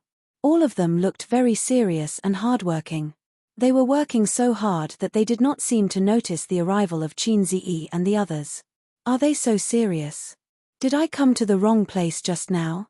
Playing games, sleeping, chatting, are all my illusions? Yes, it's you. You were so happy playing games just now. Qin Ziyi patted Oyu Yangqi on the shoulder. Oyu Yangqi pretended to not care and said loudly on the phone, "Can you come today? If you come today, I will give you a discount. It will definitely be lower than the market price. It's a pity that you can't come today. Let me tell you, our Dongfeng equipment is absolutely first class. It's not worse than imported foreign equipment." The sales manager, Old Chen, coughed and said, "Oyu Yangqi, I know you are working hard. Stop calling, Mr. Qin is calling you." Oyu Yangqi, okay, then come another day. I will personally introduce you. Tomorrow you." As he spoke, he turned his head and suddenly his voice stopped. Ouyang Qi looked at Qin Ziyi and then at the leaders of Dongfeng. He had a mental breakdown. Manager Chen smiled and said, "Although this kid's performance is average, he's really hardworking. He makes phone calls for 9 hours a day and often goes on business trips. But there are more than a dozen people like him in our office." Oyu Yangqi was speechless. The portrayal of his inner thoughts, the cold icy rain was randomly slapping his face. His face hurt. Not only him, but the other salespeople in the office also looked back. Just because they took an extra look in the crowd, their mentality collapsed. This, the man wearing sunglasses and a mask, wasn't he having a good time playing games with them just now? He even sent them a chicken overlord. Don't tell me this is the acquirer. This is President Qin, the purchaser of the company. Liu Zong clapped his hands. Then, he realized that the air was suddenly quiet. Liu Zong frowned unhappily. Although these salespeople's performance was average, they were all old foxes. At this moment, they should have stood up and enthusiastically shouted, "Boss Qin. Why are you in a daze?" Qin Ziyi smiled and said, "Hello, everyone." Everyone was speechless. Qin Ziyi said, "Everyone's skills are good. In the future, let's play games when you're free. Anyway, we've added each other as friends." Everyone was speechless. Oyu Yangqi covered his face and thought desperately, "Will I be fired?" Sob, sob, sob. Qin Ziyi looked at Liu Zong. Then, let's go to other places. The group of people left, but Manager Chen slowed down and didn't follow. He turned back to the office. His fingers knocked on the glass door, making a crisp sound. Manager Chen's tone was slightly angry. What's wrong with you guys? The strange reaction of his subordinates just now made him very unhappy. Liu Zong was definitely unhappy too. They were not sensible at all. No one answered his suffocating question. Manager Chen said angrily, with your performance, when the company is acquired, it's still unknown whether you can stay. Who can you blame if you don't live up to expectations and lose your job? Oyu Yangqi said guiltily, Manager, that President Qin, he just came. Manager Chen was stunned at first, then his heart turned cold. He knew the group of people under him very well. Then what are you doing? Playing games. He even played a game with us, so we didn't know that he was. Oyu Yangqi's expression was ugly. Qin Ziyi once again wandered to the finance department. The big sisters were sitting quietly in front of the computer, silent. There was no longer the chatter from before. The big sister at the door heard the footsteps and looked up first. She saw Qin Ziyi with a mask and sunglasses at first glance. Her face with makeup was instantly stunned. The other finance people looked over with smiles on their faces. When they saw Qin Ziyi, they were also stunned. They were dumbfounded. 10 faces were dumbfounded. Qin Ziyi looked at her and asked again, Are you guys usually free? Dongfeng's finance department manager said, Yes, our finance department is very busy. After he finished speaking, he found that his subordinates all looked embarrassed. Liu Zong frowned and realized that things were not simple. It was too abnormal. Whether it was the sales department or the finance department. When they saw Qin Ziyi, they all looked like students who were caught by the teacher eating chicken with each other. They were embarrassed and scared. After that, they toured the factory. It was the same here. The employees were not working hard or slacking off. After all, they couldn't pretend because there was no work. It's currently in the idle stage because if we reach an agreement, we have to prepare for the liquidation of assets, so the factory is now in a half-stop state, Liu Zong said. When he said that, he imperceptibly created psychological pressure on Qin Ziyi's side. Look, because of your acquisition, we have all stopped working. What a loss. If they were thin-skinned, they would feel a little guilty now. After the tour, Liu Zong treated them to lunch. They didn't go to the city center to find a high-end hotel because it was meaningless. If you drove there now, there would be a traffic jam all the way until 1 o'clock in the afternoon. In the industrial park, there were actually quite a few high-class restaurants. The restaurant that Liu Zong booked had an elegant layout. It had an antique style, with screens, blue and white porcelain vases, carved tables and chairs, and a burning sandalwood in the corner of the private room. A beam of light shone down, and the smoke was straight like a line. This was called appreciating incense. The dishes were also very special.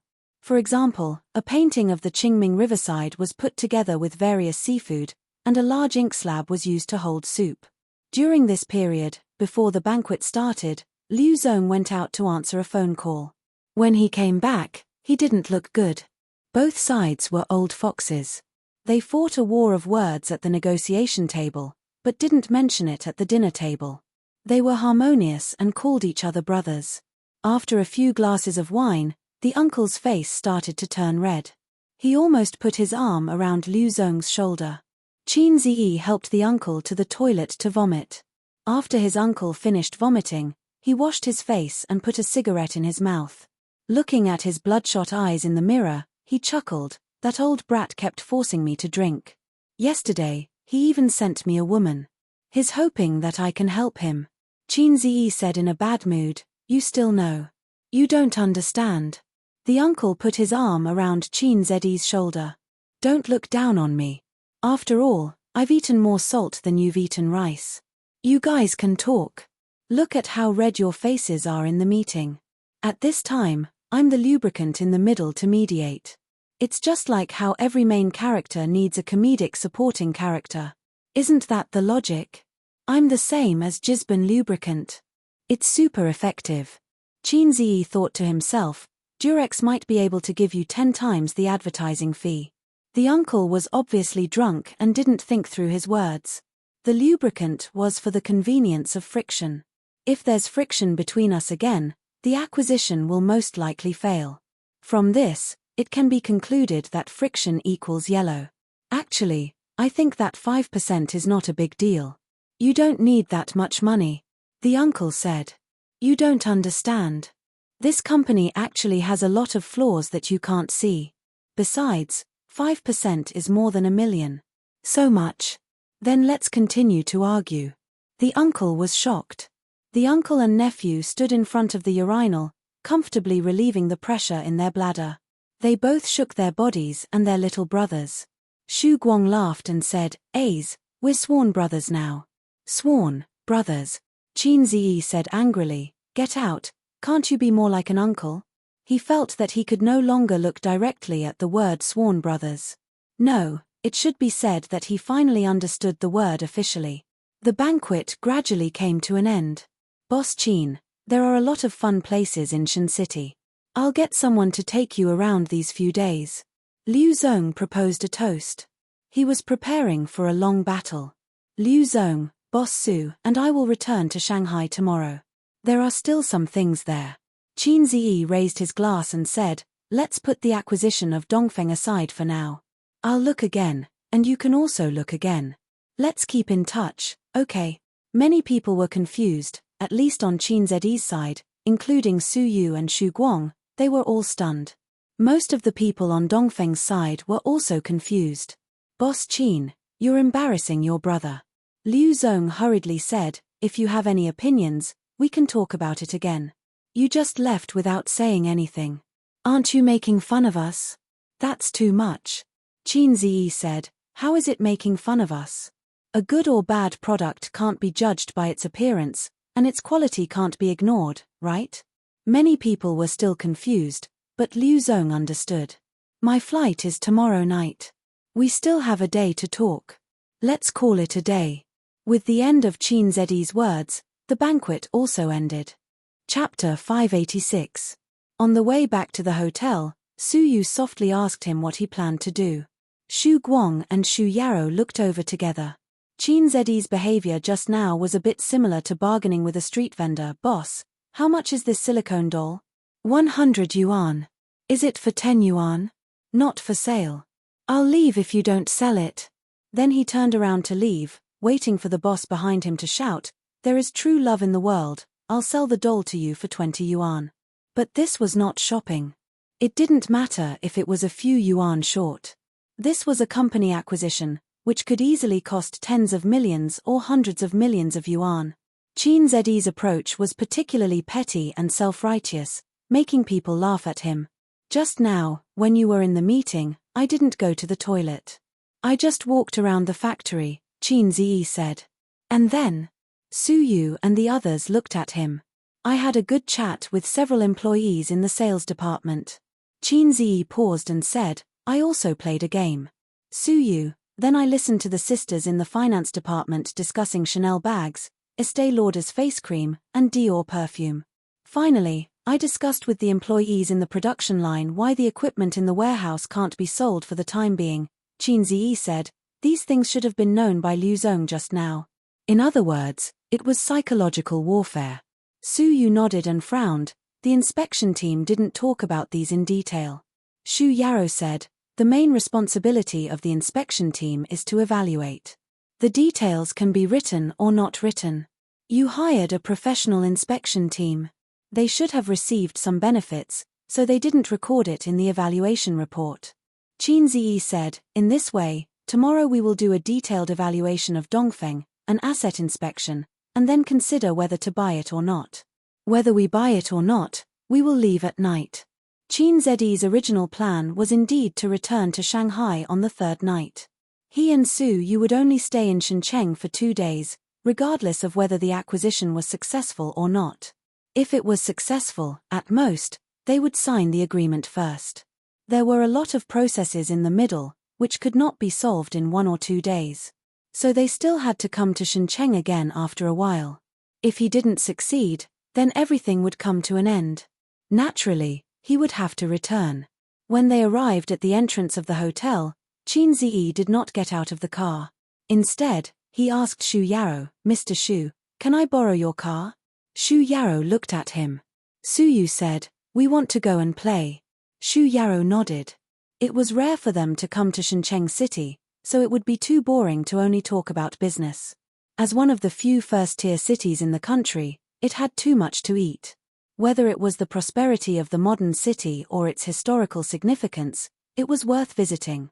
Qin Ziyi remembered that a manager of Bowser Investment once told him an interesting story. When he was young, he found a girlfriend in Beijing. Because of the long-distance relationship, they only met once a month.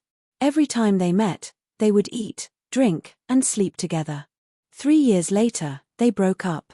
His impression of Beijing was only which hotel was comfortable to sleep in, which hotel had the best facilities, and which hotel had the best breakfast. He had never been to the Great Wall or Fragrant Hill. He had only seen Tiananmen Square from afar a few times. A city is like a woman. If you only go in and out of one place, how can you appreciate her beauty? He had to change places to explore. The first stop was the overseas Chinese town in the east of Yangtian district. On Saturday, there were more people. After the two got off the car, they asked the driver to wait in place, or they could go and play by themselves. Qin Ziyi said that they could play by themselves, and all the expenses could be reimbursed by Mr. Xu. In the hot summer, Su Yu bought a woman's hat to shade her face, neck, and white slender arms with a layer of sunscreen. Then she held Qin Ziyi's hand and began to wander aimlessly. Su Yu looked at the map at the entrance of the scenic spot and said, "Let's go to Tixi Valley first. The scenery there is good, and there are few people, so we don't have to line up. After that, we can go to the theme park." She said, "There is a wet program." "Who are you wet for?" Qin Ziyi said angrily, "I'm not going." Tixi Valley was an ecological park, a place to enjoy the natural scenery. For the two of them, Tixi Valley was the best choice. Looking at the colorful flower fields and watching the blue sky and white clouds was far more interesting than waiting in a long line in the theme park. If you want to play, it's better to go back to Shanghai and go to Disneyland. Su Yu stood by the colorful flower field and took a deep breath. She held Qin Ziyi in one hand and opened the other hand, pretending to be facing a cool wind. In fact, both of them were hot and wet in their crotches. Suddenly, there is an impulse to live in seclusion in a beautiful place, plant a few acres of flower fields, and live a hermit's life. Su Yu sighed, leisurely see Nanshan Mountain. Qin Ziyi nodded. You can't ignore the very important chrysanthemum picking under the eastern fence, and the maple forest evening.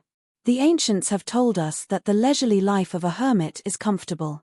Su Yu sighed, it's a pity that it's not convenient for you to take photos, otherwise, let's take a good photo together, and sister will not waste this trip. Qin Ziyi laughed, then you post to your circle of friends, today I came here for a date with my husband, and it's so cool. Su Yu pretended not to understand. Yeah, there's a KFC over there. Let's go and have a drink. She took Qin Ziyi and trotted all the way. They ordered 4 egg tarts, 2 mashed potatoes, 2 cups of iced cola, and a hamburger. The KFC was overcrowded, and the air conditioning in the hot summer brought tourists the motivation to live. Qin Ziyi glanced at the KFC, and then observed the tourists outside through the glass wall. For the time being, he did not find any suspected paparazzi. It's not that he is sensitive. As an artist, he should always be vigilant. In unknown corners, there are always cameras pointing at you. Wasn't there a female star who went to Thailand to taste the sausages of a foreign country, and then was caught by the paparazzi? The candid photography business has developed abroad. Are you afraid? Unlike that female artist, Qin Ziyi's only advantage is that he is unmarried. Therefore, the scale of his wave can be a little bigger. Su Yu took out a paper towel from the bag, wiped the sweat on her hands, grabbed Qin Ziyi's hand, like a careful little wife, and helped him wipe the sweat on his hands. Qin Ziyi took back his gaze blankly, and his eyes fell on Su Yu, and he suddenly understood. He can feel Su Yu's care and gentleness. From childhood to now, he still plays the role of a househusband, and there is a little soft emotion in his heart. In this situation, replace Su Yu with his sister. His sister will wipe her sweaty little hands on his clothes, and then with a little pride in the corner of her eyes and eyebrows, which is in line with their playful style. Wang Zijin will be more pretentious. She will stretch out her small hand and let Qin Ziyi help her wipe the sweat on her hands, and enjoy the love of her boyfriend. Only Su Yu has the lowest requirements, but she is sincere to him. Su Yu crumpled the paper towel into a ball, put it aside, and took a sip of cola. Let's eat. In fact, he didn't eat much at noon. Entertainment is the main body, and eating is subsidiary. Su Yu drank a few glasses of wine, took a few mouthfuls of food, and didn't eat much. Moreover, things like big meals, if you eat too much, you will get tired of it and can't raise your appetite. On the contrary, it is not as attractive as the junk fast food in front of you. If I take off my mask, it will cause a sensation. Qin Ziyi said tiredly. He turned to face the glass wall, stuffed an egg tart into it, then put on his mask again and chewed silently. Su Yu, puff, so it's very tiring to be a celebrity. The more famous you are, the more tired you are.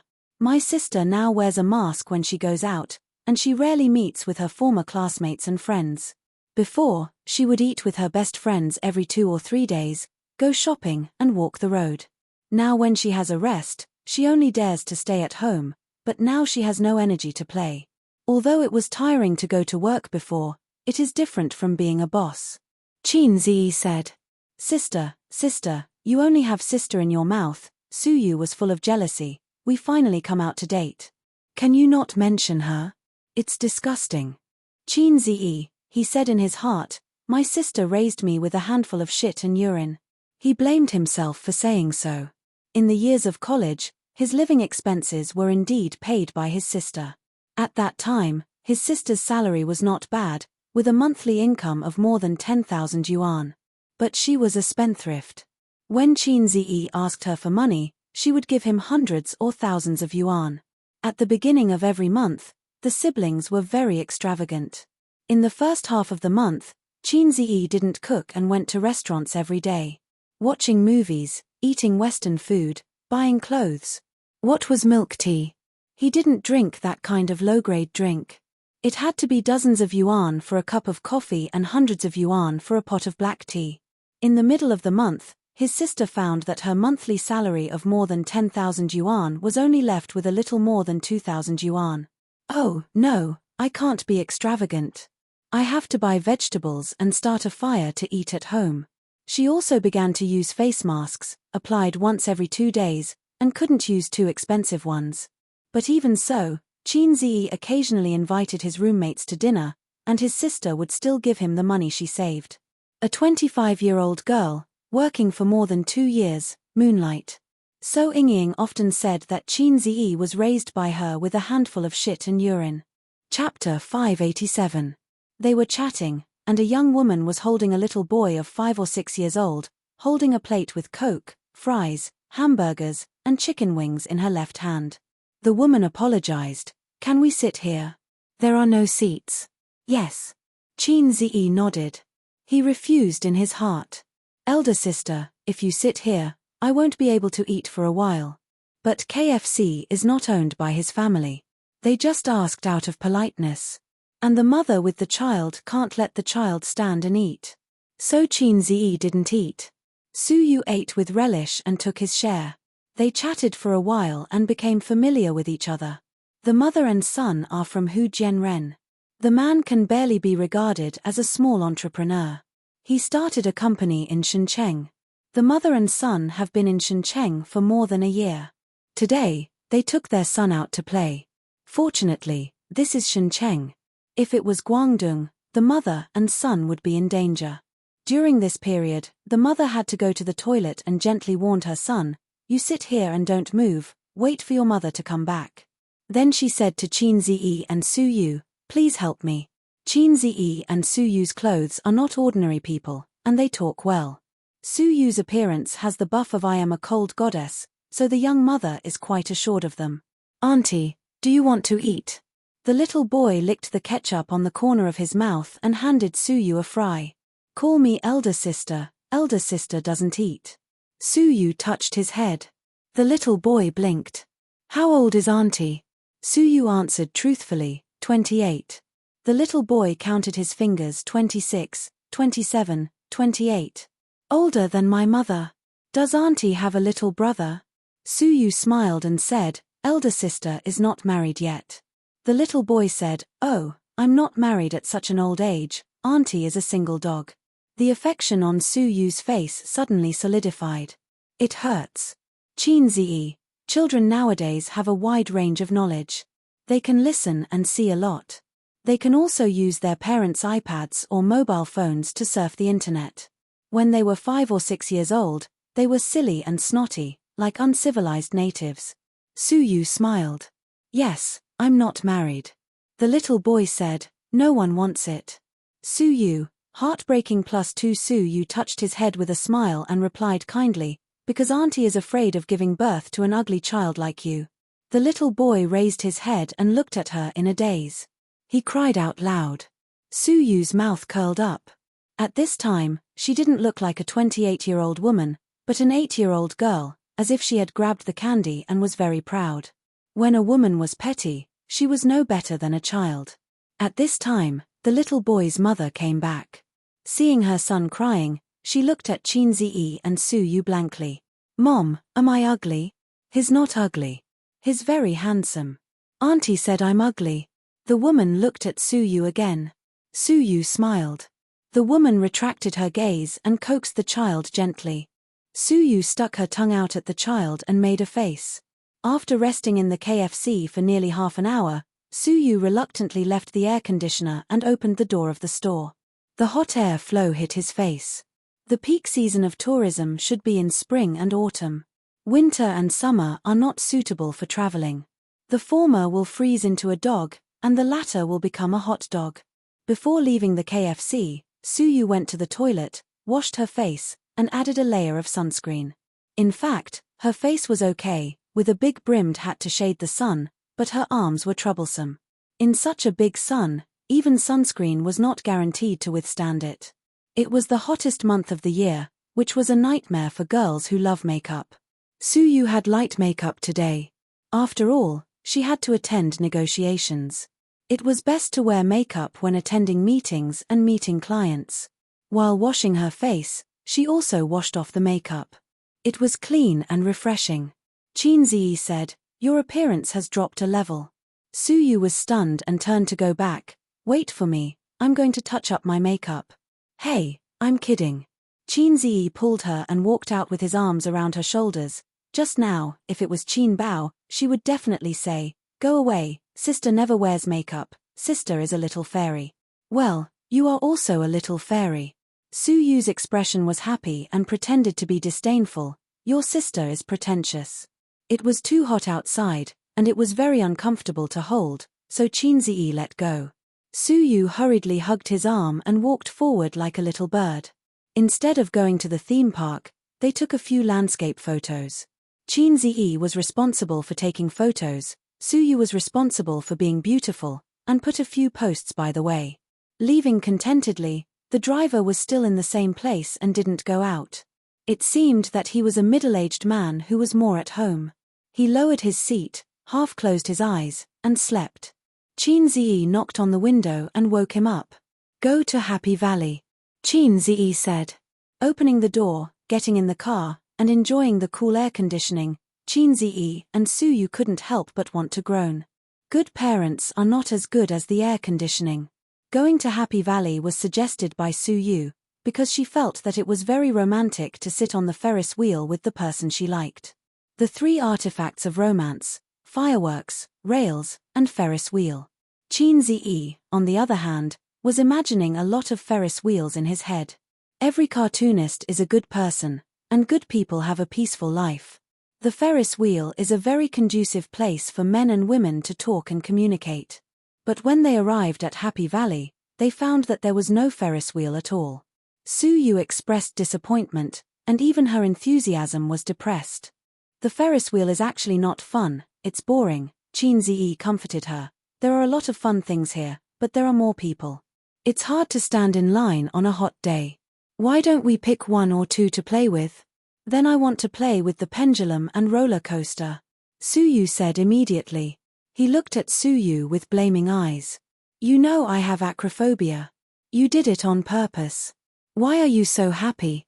But when she looked at him like a kitten, Chin-Zedi's heart softened. Gritting his teeth, he said, okay. Really, can I? Suyu was overjoyed. Chin-Zi nodded hard. Suyu hugged his neck and kissed him through the mask. Chin-Zi said in his heart, I will close my eyes all the way. For a person with acrophobia, the most terrifying process of the roller coaster is not the sudden fall, nor the tortuous process, but the beginning of the slow rise. Looking at the ground getting farther and farther, watching the body slowly rising, the blue sky, white clouds, and the sun shining. Then suddenly, you may fall to your death. Chin-Zedi's heart was pounding, his legs were soft, and there was an illusion of myocardial infarction. Coming down from the roller coaster, Chin-Zi walked a little bit. He didn't look in the mirror, but he knew that his face must be pale. Are you okay? Are you okay? The excitement and stimulation on Suyu's face have not faded. While she was happy, she casually cared for Chin-Zi. Chin-Zi shook his head. After that, they came to the pendulum line. There were a lot of people, but it was much better than the minecar and the drop tower. Suyu listened to the screams from the drop tower and was quite moved. Aze, let's go to the drop tower. I will jump now for you. Chin-Zi stared fiercely. 15 minutes later, it was their turn. The pendulum was more exciting than the roller coaster. Even if Chin-Zi closed his eyes, he could feel his body being thrown up again and again. It seemed that he would be thrown out by the huge inertia at any time. Trembling, he came down from the pendulum. He was tired and did not like it. At this time, it was already dusk. Suyu was in high spirits. Hey, husband, let's go to the drop tower. Chin-Zi did not even have the mood to scold her. He dragged her away. When passing by the drop tower, he hesitated for a moment and gritted his teeth. I'm going all out today. If his sister asked for it, she would not ask for it. She also had acrophobia. Wang Zijin did not like this kind of exciting game. Only Suyu, he could not refuse today. Thinking of Suyu's careful and gentle movements when wiping his hands, thinking of her kitten-like eager and timid eyes, in this world, only strong wine and beautiful women can't be ignored. Like the roller coaster, the drop tower slowly rose into the sky, and it was higher than the roller coaster. Chin-Zi looked at the crowd under his feet, which was as small as ants, and his heart was fiercely clenched. He felt that he was crazy today to play this kind of thing with Suyu. He was higher than the third floor, and when he looked down, his legs would be soft. Suyu held Chin-Zedi's hand and said, Aze, today, let's jump together and die for love. With that, she looked like she was going to die tragically. Chin-Zi, MMP, you wait for me at night.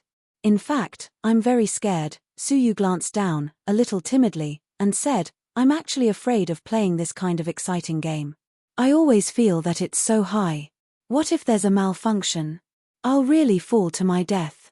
Chin-Zedi's face turned white. Don't put the flag in my face, Teddy. But the more scared I am, the more I want to play. It's like watching a horror movie. I'm obviously scared to death, but I can't help but watch it. Suyu said. No problem, you're a masochist.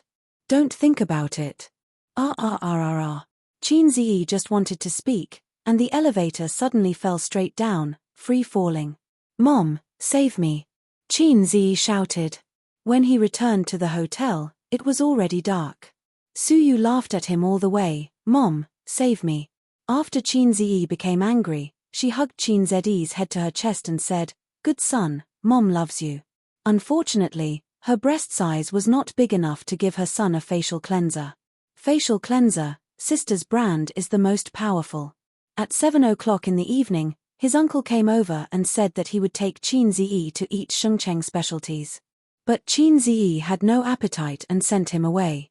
Suyu did not go, saying that she did not want to eat and stayed with him. Husband, it's time to eat. I asked the hotel to cook a few dishes, and they'll be sent right away. At 8:30 in the evening, Suyu was hungry. She found the menu in the room and called to order food. You eat by yourself, I have no appetite. Chin-Zi lay on the bed, two thick black eyebrows wrinkled. Dizziness, nausea, loss of appetite, these symptoms of acrophobia have been with him. Eat some. Suyu stroked his cheek and said, if you don't eat, you'll feel worse tomorrow. I ordered a dish for you. What dish?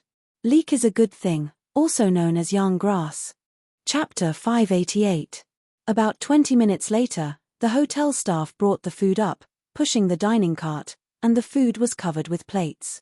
4 dishes, 1 soup, 2 bowls of rice, stewed pork ribs with winter melon, scrambled eggs with leeks, small yellow croaker, and sliced meat with bracken. Isn't this thing carcinogenic?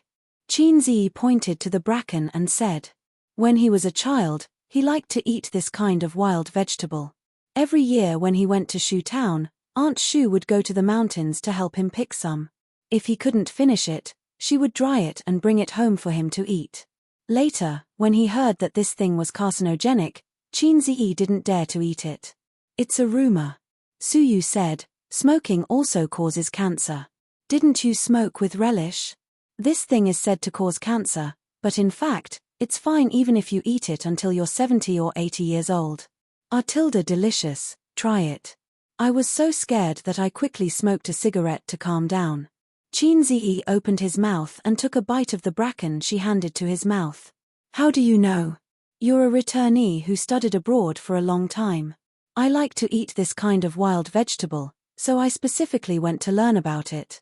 Suyu said, this kind of vegetable was sold at a high price a few years ago. I've eaten it. Well, I'll give you a bite, and the rest is mine. As she said, she took the vegetables in front of her and pushed the plate of leek fried rice to Qin Zi. You eat this, eat more, and your body will be good.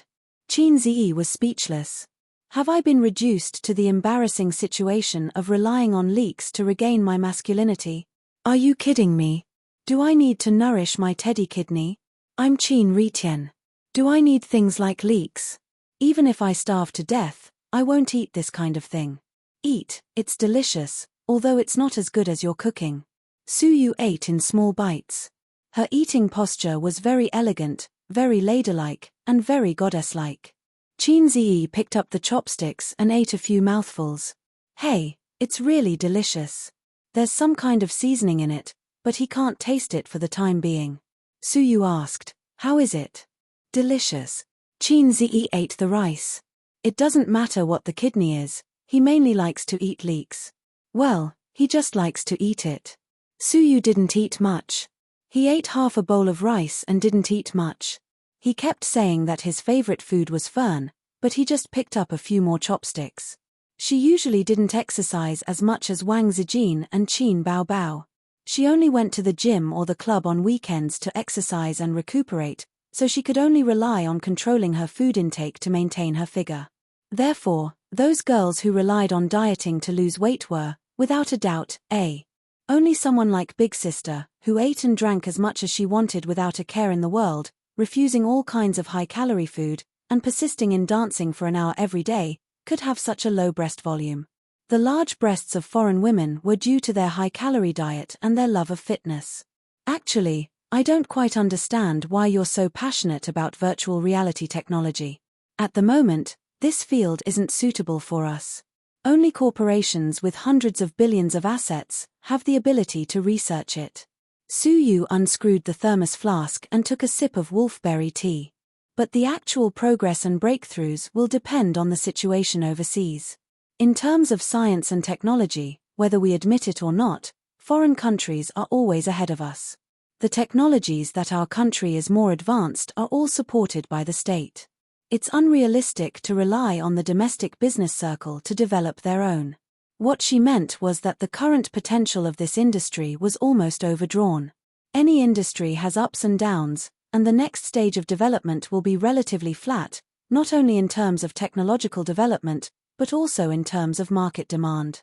Therefore, she felt that to acquire a virtual technology company now, from an investor's point of view, was a failure. We are the successors of socialism, we have to dream of a big country, and we have to work hard for the rise of our motherland. Qin Zi said, as long as I enter this industry, it will instantly lead the world and dominate the world. Suyu. Then what are you going to do?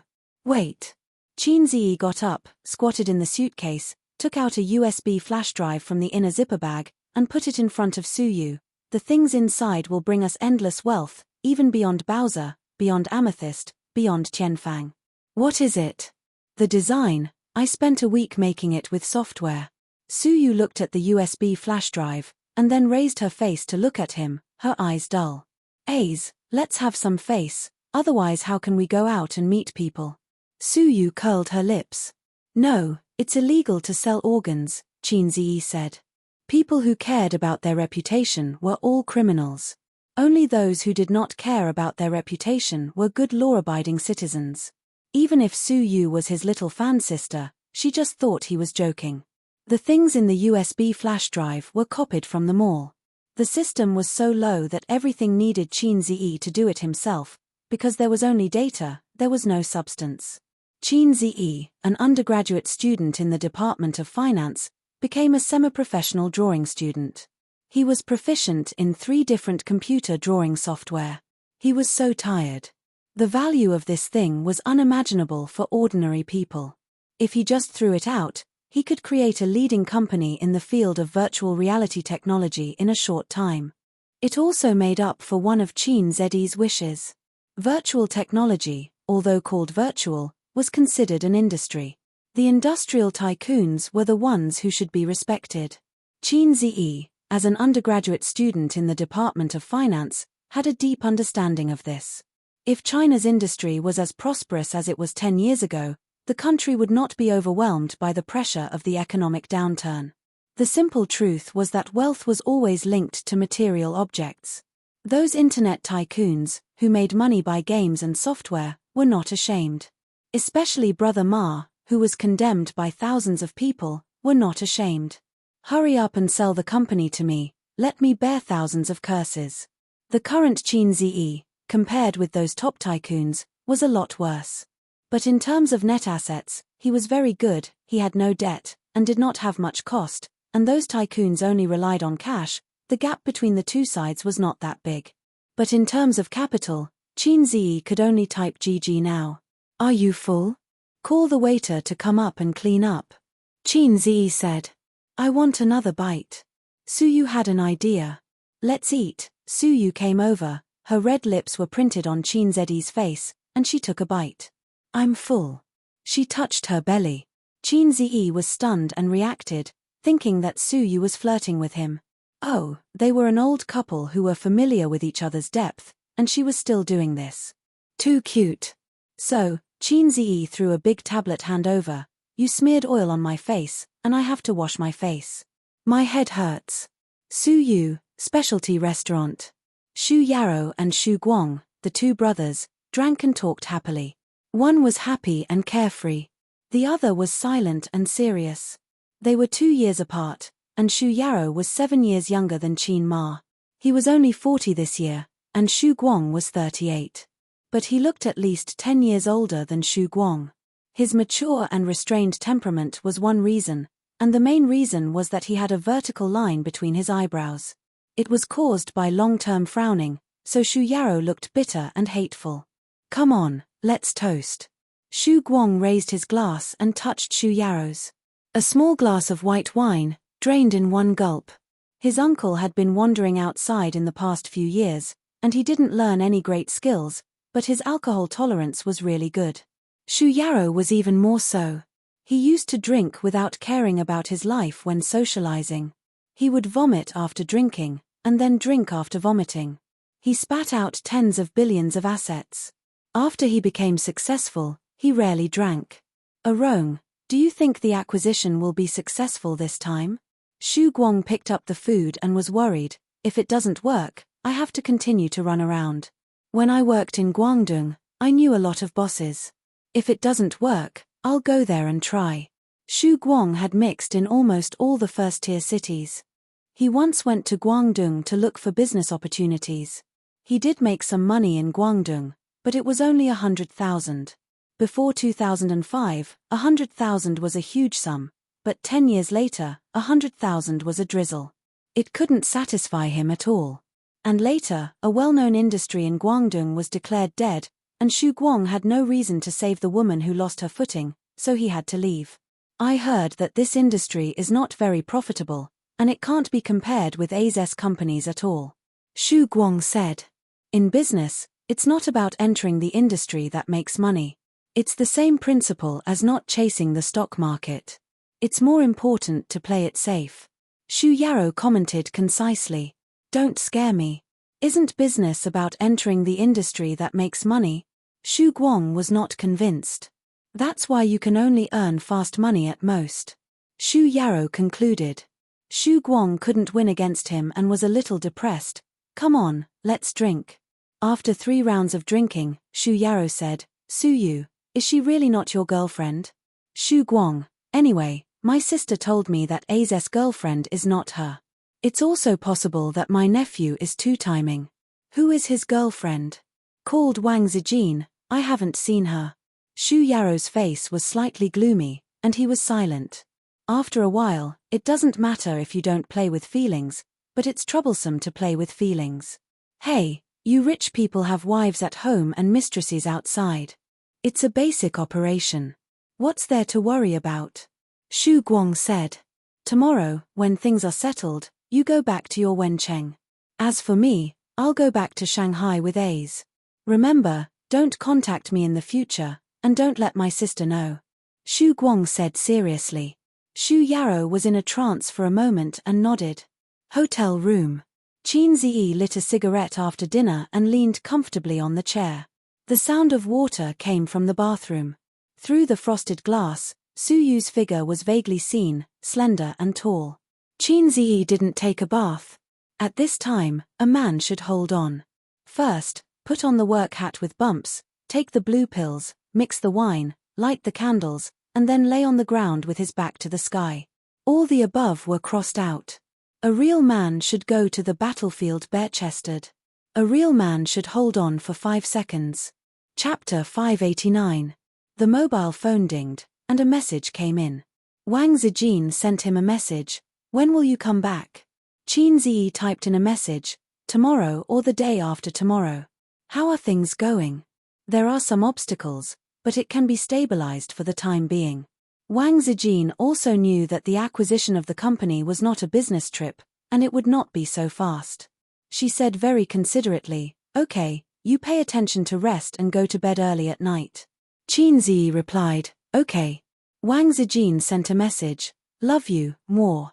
A few minutes later, Wang Zijin sent another message, aren't you going to reply, angry? Qin Ziyi, NSS. W. Wang Zijin. Qin Ziyi, look at it upside down. A few seconds later, Wang Zijin sent a series of blushing pictures. So good, wait for you to come back, sister will cook for you. In fact, I not only have a way to coax my sister, but I'm best at flirting with my sister. Qin Ziyi was floating. Wang Zijin, like Qin Bao Bao, began to try to cook.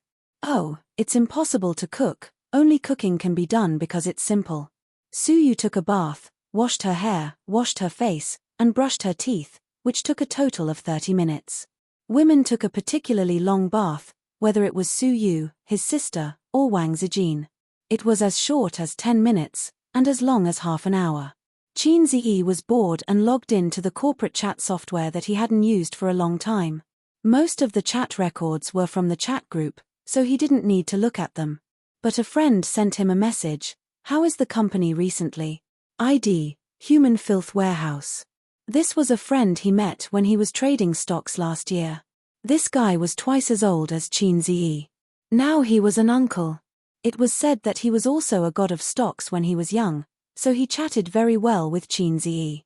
They didn't have much contact, but Qin Ziyi found that this guy was very rich, and he was a hidden rich man. But this is nothing. After all, I, Harai's king, have the system, and sooner or later I will be richer than him. How could a person without cheats compare to a cheater? In addition, he was also a person who had a foot in several boats. Qin Ziyi typed in a message to ask him for advice on how to make his beloved concubines live in harmony. The other party's answer was, rely on your face. Degree. Qin Ziyi told him to stop fooling around. The other party then said, relying on a man's bastard aura. Qin Ziyi didn't reply to him. He didn't want to expose the fact that he was a salted fish that didn't have the aura of a king. He silently exited the chat program. Heavens, what should I do? At first, Qin Ziyi was sitting at the table with his legs crossed, smoking like a big shot. Now, he was lying on the bed like a salted fish, playing with his phone while waiting. He also smoked while he was at it. He thought to himself, F***ck, if you continue to shower, I'm going to sleep. We are having a proper exchange. The car is on the national highway, not the narrow and winding roads. Why are you washing so seriously? At this moment, he felt a little urinating. He pinched out the cigarette and went to the bathroom door. Suyu, have you finished washing? Not yet. Give me 2 more minutes, Suyu said softly. And then I'll give you 5 minutes to dry your hair. Qin Ziyi's mouth twitched. But I want to go to the bathroom. Then come in. Right, what am I waiting for? My wife is bathing inside. I'll just go in and pee. I'm not an outsider. Cameraman, go away first. Don't follow me in. He pushed the door and entered. Suyu's beautiful figure was shrouded in the mist. She raised her head and welcomed the hot water from the shower head. Qin Ziyi tilted his head to admire the beauty bathing. He lifted the seat and took out the salted fish in the grass to pee. Suyu finished showering and turned off the shower head. She found that Qin Ziyi was still standing in front of the toilet. Aren't you going to the bathroom? Why are you standing there? Qin Ziyi lowered his head and glanced at the I want a life in full bloom needle. How can I pee? After awakening, I can't pee at all. Damn it, I shouldn't have looked around. He silently put the bird into the file, careful not to let the zipper clip, and said, You dry your hair first, I'll pee later. It only took Qin Ziyi 5 minutes to wash his face, brush his teeth, and take a shower. He put on a bathrobe and went out of the bathroom. Suyu sat at the head of the bed, also wearing a bathrobe. The white color of her chest was particularly attractive. She was stroking her hair. Her movements and expressions had the unique charm of a woman of this age. Qin Ziyi threw Suyu down on the bed. She pushed Qin Ziyi's chest with both hands. You're not feeling well. Forget it. I don't have to do it these few days. She was afraid that Qin Ziyi was young and didn't know how to control himself. Last night, her left and right hands kept moving slowly.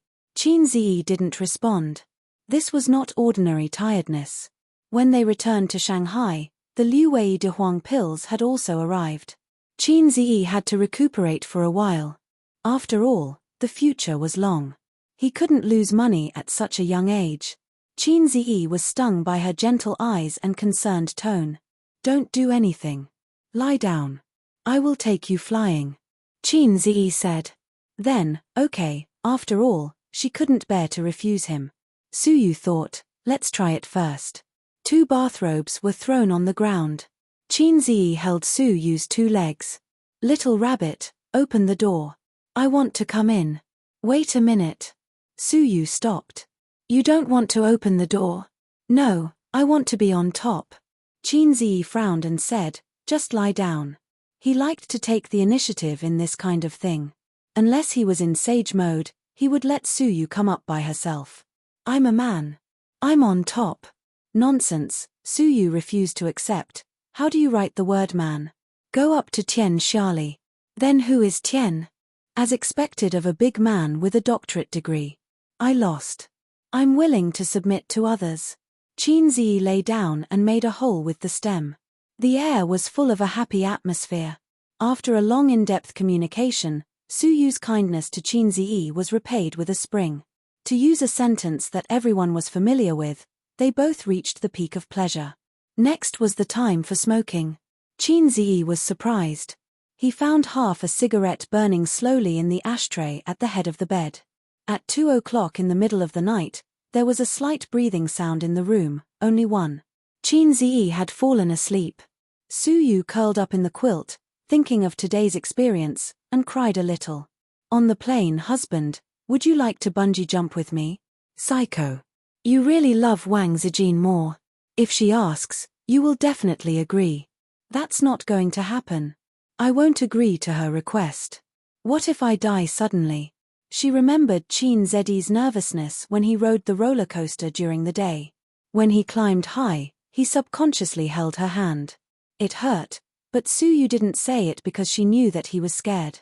In fact, she regretted it at that time, regretted her sudden willfulness. She remembered Qin Zedi's hesitation when he passed the drop tower and his eyes after he decided to die. She remembered Qin Zedi's slightly trembling voice and his tense body. She remembered Qin Zedi's mom, "Save me." Tears couldn't help but burst out. In life, I can meet someone I like and like me. Fortunately.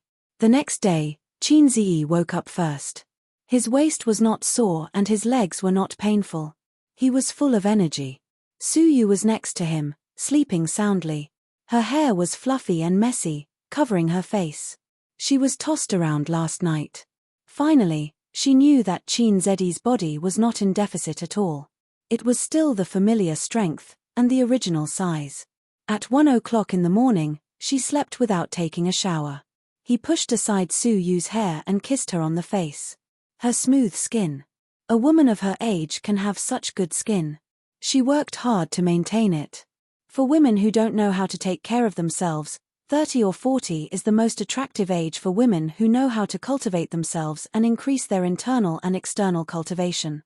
For example, Sister Man Bar, "I can't think about other women at this time, or I will be particularly bad."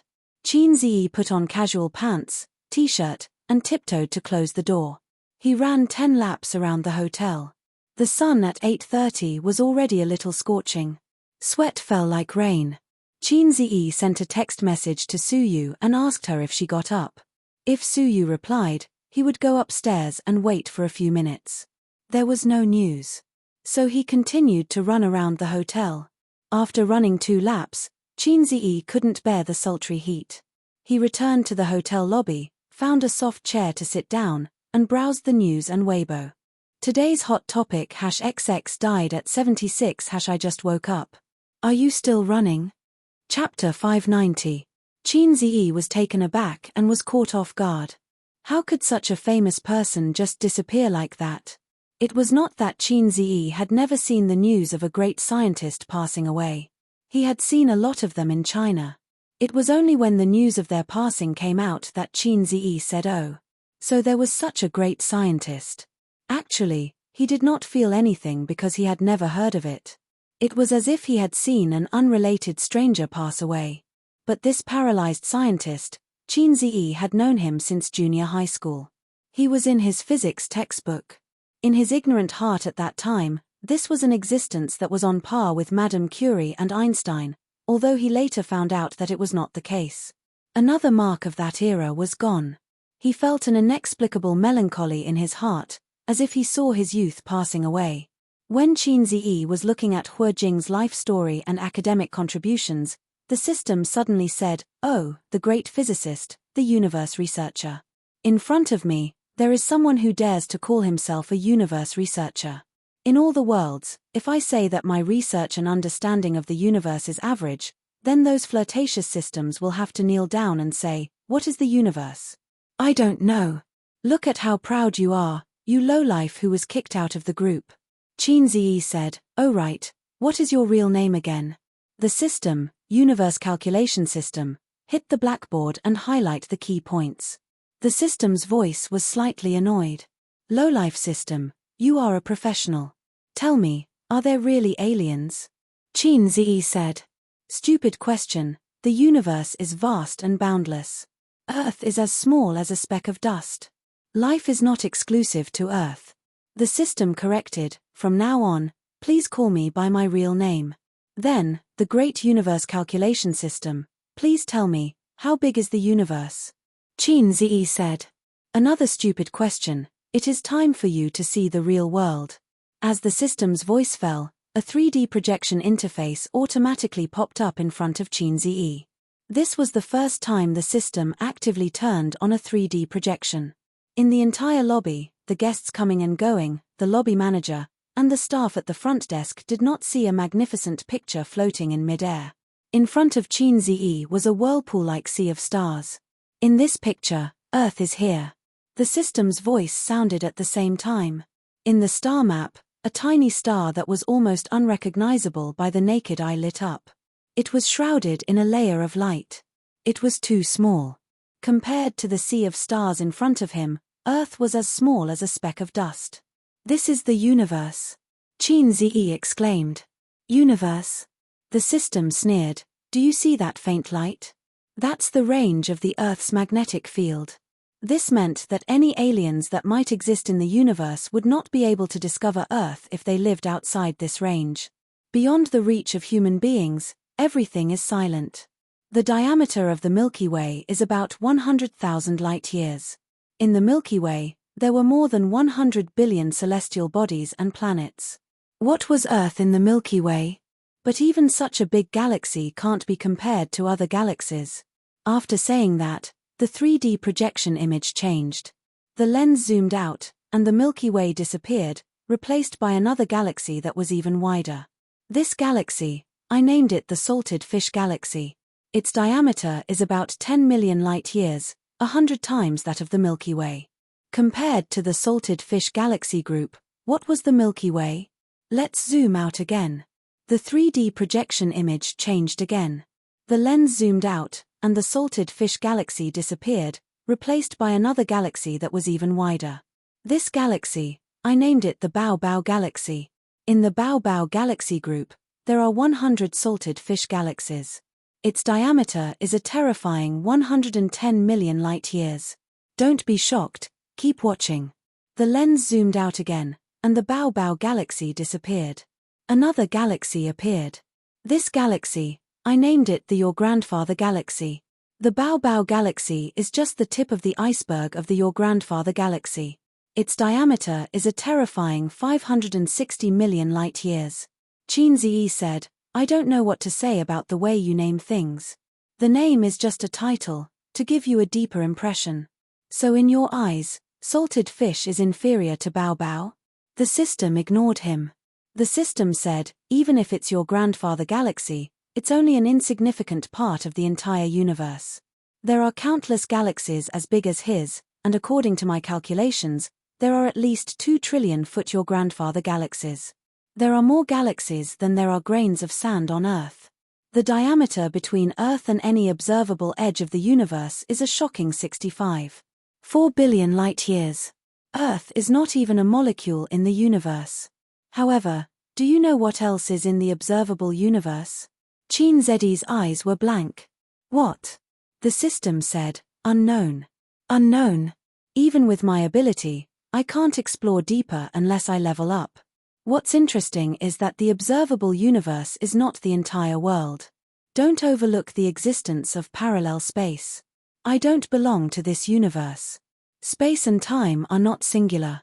Theoretically speaking, space can be stacked infinitely, but time has countless parallel lines. You Earthlings once said, 'A grain of sand, a world.' The person who said this was right by accident. From a scientific point of view, it is indeed so. Maybe every cell in your body is a universe, and every universe has an Earth. Nonsense. It's not nonsense, it's just that the dimensions of existence are different. I feel like you're talking nonsense with a straight face. It's normal for you to think so. With the wisdom of mortals, of course, they can't understand. Just like the creatures in the 3-dimensional world, they can't imagine the scenery in the 4-dimensional world. Because they are not in the same dimension, it's impossible for you to tell ants how wonderful the human world is. Even if you did, with the intelligence of ants, they can't imagine it. Alright, stop showing off. You're awesome, okay? I don't want to talk about this topic. Qin Ziyi was very uncomfortable, or rather, he felt that the world was empty. The system revealed the tip of the iceberg of the universe for him to understand the vastness of the world. What was Earth? What was the Milky Way? When humans understood their insignificance, everything became dull. Earning money, boring. Pa, boring. Games, boring. Life, boring. People who stood at the top of the mountain and looked at the distant mountains could hardly squat at the foot of the mountain and look at a wildflower. You're so awesome, why can't you beat those flirtatious systems? This question is not easy to answer. The astronomical telescope can't beat the bumper cars. It makes sense. At this time, the phone dinged, a message notification. Suyu, I just woke up, where are you? The time was 9:30 in the morning. Qinziyi replied, I just finished my morning run, I'll be right there. The acquisition project of Dongfeng Virtual Reality Technology Company, Limited, after another tug-of-war, was relatively smooth. In the negotiation meeting, Qinziyi seemed to be a different person. He attacked frequently and fiercely, and Dongfeng's side was defeated. Finally, the deal was closed at the originally agreed price. The two sides signed a preliminary contract and entered the long acquisition process. The leaders of Dongfeng, including Liu Zong, sent Qinziyi and the others out of the factory gate. The people of the test team drove away. The MPV was parked at the door. Su Yu and Shu Yarrow opened the door and got in, but the uncle stopped in place. He looked at the sky and whispered, Do you know what I want to do now? Qinziyi was beside him. He heard the words and shook his head. Shu Guang whispered, Burn incense for your grandfather. Qinziyi said that in the future, Dongfeng would be managed by him. After wandering for more than 10 years, he finally got what he wanted today. Qinziyi followed his gaze. It was the direction of Shanghai. Get in the car. After returning to Shanghai, we'll pay our respects to grandfather together. Qinziyi patted his uncle's shoulder. The two got in the car together. It's my first time doing business, Mr. Shu. Do you have any suggestions? In the MPV, Qinziyi was drinking whiskey. He withdrew his gaze from the window and fell on Shu Yarrow. Your uncle is actually experienced in the management of the factory, and the original staff of Dongfeng will not change, so as long as it's the same, it's fine. Shu Yarrow said. There are too many connections in Dongfeng. What should be cleaned up should be cleaned up. In addition, the manager position needs to be re-recruited. The original staff of Dongfeng will all be dismissed. Su Yu said. What about the core technology? Qinziyi asked. Shu Yarrow was stunned. Although Dongfeng took the high-tech route, it was not a research institute. How could the core technology be kept secret? However, he still answered seriously, you can learn from Lizzie mobile phone and register patents crazily. From the core technology to the software icon, register patents for everything. And the production and R&D personnel of the core technology will sign a long-term labor contract. Those who leak will bear the legal consequences, starting from 3 years. Qinziyi answered subconsciously, the death penalty is not a loss. Shu Yao. Su Yu and Shu Guang also looked at him. Qinziyi smiled awkwardly. Sorry, it was a slip of the tongue. Is Mr. Shu interested in investing? With your participation, we will be able to move faster and more steadily. Qinziyi said. Su Yu was stunned. Shu Guang and Shu Yarrow had different expressions. The former's face changed slightly, while the latter was excited. Shu Yarrow, who had experienced great storms, couldn't help but tremble at this time. He quickly took a sip of wine and took the opportunity to stabilize his mood. Then he said, You say. Qinziyi said, You will pay a part of the acquisition money and take shares according to the proportion. Then I will send my uncle to manage and operate Dongfeng. You will also send a professional team. Shu Yao, I didn't ask. Cough. Shu Guang interrupted with a heavy cough and said, We will talk about cooperation when we have time. Aze, did you buy a ticket? Qinziyi said, Yes, 11 o'clock at noon, Xiaoshan Airport. I asked Su Yu to buy it for you. Xiaoshan Airport? Shu Guang was stunned. You bought the wrong ticket.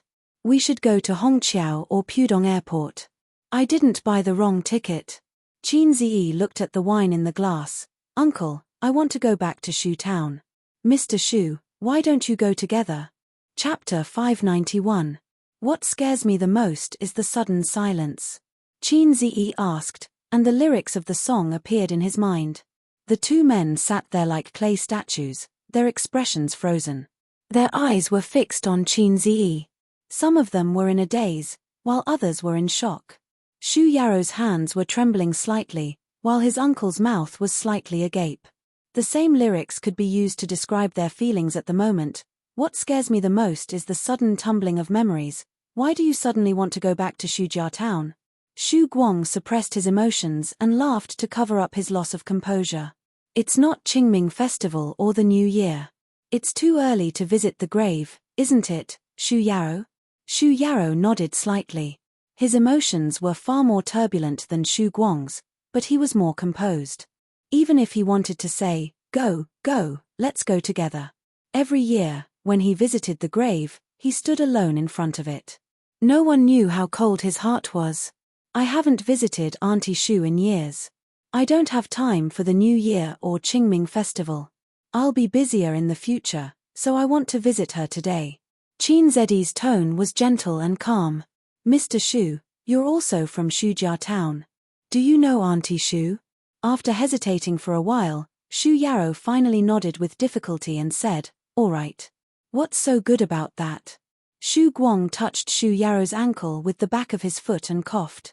"Aze, how about this? Go back to Shanghai first and ask your mom to come with you another day." Qin Ziyi shook his head. Xu Guang gritted his teeth. "Then you go." "I won't go. I'll go back to Shanghai first." He couldn't go back to Shujia town. No matter what Qin Ziyi was up to, he couldn't go back, and he couldn't let Xu Yaro go with him. When they separated, he would text Xu Yaro and ask him to find an excuse. "I can't be the general manager," Qin Ziyi said lightly. Xu Guang was speechless. "You win." At the airport, Qin Ziyi and the other three sat in the seats of Starbucks with a cup of coffee in front of each of them. This thing could only be considered a high-class drink. There was less coffee and more milk, and there was also a mess of flavors and other flavorings. There was a coffee machine at home. Qin Bao Bao asked a friend to bring some high-quality coffee beans from abroad for Qin Ziyi to drink when he stayed up late. His sister would usually drink it too. When she first bought it, she would brew coffee every day. Once the novelty wore off, she would not do it herself anymore. If she wanted to drink it, she would ask Qin Ziyi to brew a cup for her. At this time, Wang Zijin would say, "Aze, help me take out the tea tray. I'll make Jin Jun Mai for you." Qin Ziyi didn't like this kind of tea. He felt that it had been hyped up by the Wui Mountain black tea, just like those shameless articles on the internet that followed the trend and even more shamelessly plagiarized articles. After drinking a few mouthfuls of coffee, Xu Guang said that he needed to go to the toilet, and Xu Yaro went with him. At the airport, he could always see a few graceful women. In the summer, they wore denim shorts, and their white and tender legs were pleasing to the eye. Especially a long-haired girl with an oval face who had walked past before. With those two legs, Qin Zedi's harsh vision, which had been influenced by his sister for years, could not find fault with them. Su Yu pinched his earlobe and said, "Do you want me to dig out your eyes and send them to that girl?" If Su Yu got up and walked around, she could also harvest a cluster of amazing eyes, which would only be more amazing than the girl just now. Sitting here at this time, there were several young people and uncles on the side who peeped at her intentionally or unintentionally. "Do you know why this society is dirty and ugly everywhere?" Qin Ziyi said helplessly. "I don't know. It's because there are too many narrow-minded women like you, blocking men's eyes to find beauty." Su Yu hit him and asked, "Who is Aunt Xu?" It sounded like a relative of Qin Ziyi, and the relationship was very good. As his wife, Su Yu thought so. She should also go to worship. And where did Aunt Xu's family live? In the future, it would be easy to find the door to send gifts for the new year. At least, she should meet them first and brush her face. Su Yu knew that Shujia town was Qin Ma's hometown, and the Xu family came from there. A very important person. Qin Ziyi paused when he spoke, probably not knowing how to say it. Su Yu did not ask, and obediently said "oh," then leaned sideways and hugged Qin Zedi's arm, playing with her mobile phone, and leaned her head on his shoulder. Qin Ziyi keenly found that several young people who were peeping at Su Yu's eyes were dim. Their inner activities did not need to be deliberately guessed, and they could be categorized into 4 words, MMP. Qin Ziyi had seen this kind of eyes before. When his sister took him out to play, the eyes of the men around him were like this. At that time, the passers-by's inner activities were, "Oh, beautiful women love salted fish." In the toilet, Xu Guang and Xu Yaro stood in front of the urinal, stepping on both sides of the Yellow River. The two of them were true sworn brothers who had grown up together since they were young. When the two spillers beside him shook their bodies comfortably and left, Xu Guang whispered, "I'm very weak now. You said that A's suddenly wanted to worship Sister Ru. What happened? Did he know something?" Xu Yarrow said, "Little. Sister Lan confessed." "Confess my ass." Xu Guang looked at the direction of the door and lowered his voice again, "She will never confess." Xu Yarrow nodded and calmly said, "That's all right. Let's not talk about what happened more than 20 years ago. Under the premise of no files and records, the government can't find out, let alone him. That's the truth, but why did he propose to go to the tomb now and drag you in?" Xu Guang was worried.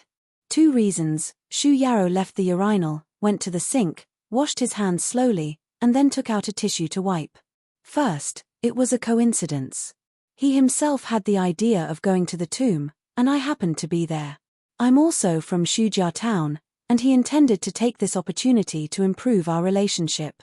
Second, he found something and wanted to verify his conjecture. Xu Yarrow threw the tissue into the trash can. Xu Guang trembled. What did he find? Xu Yarrow patted him on the shoulder. "It's just my guess. Don't think too much. If you really have any guesses, the panic you show will only make people sure of their thoughts." He took the opportunity to wipe the remaining water stains.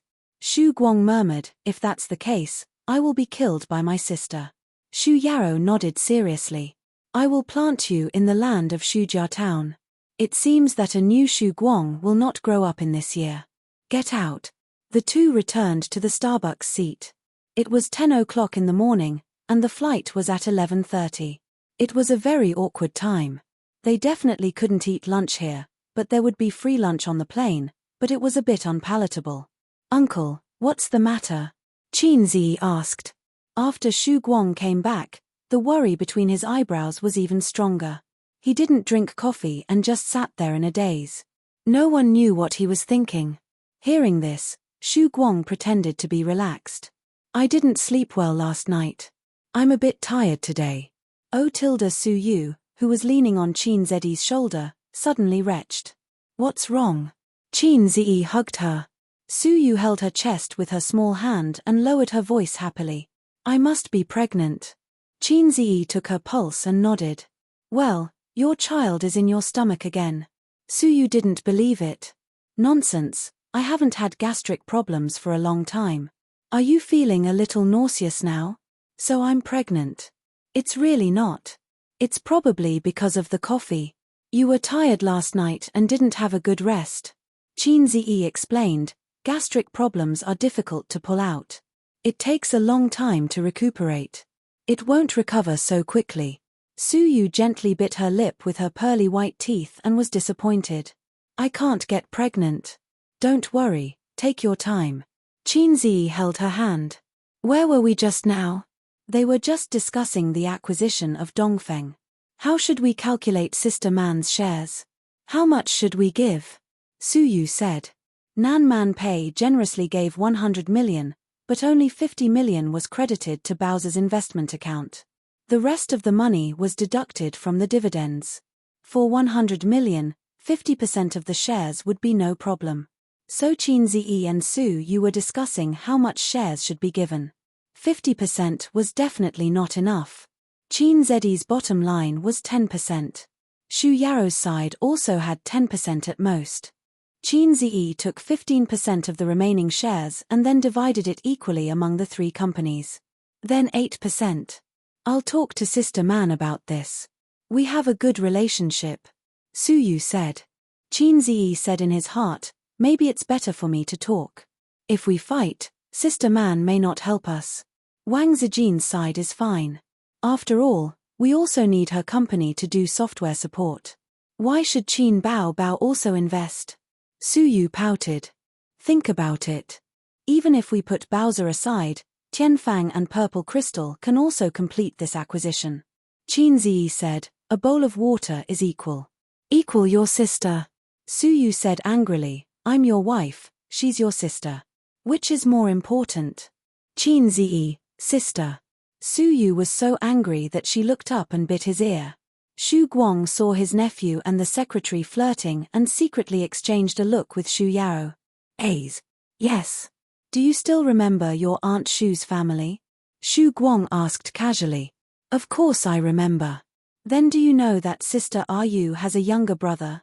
I know a little, but I've never seen him.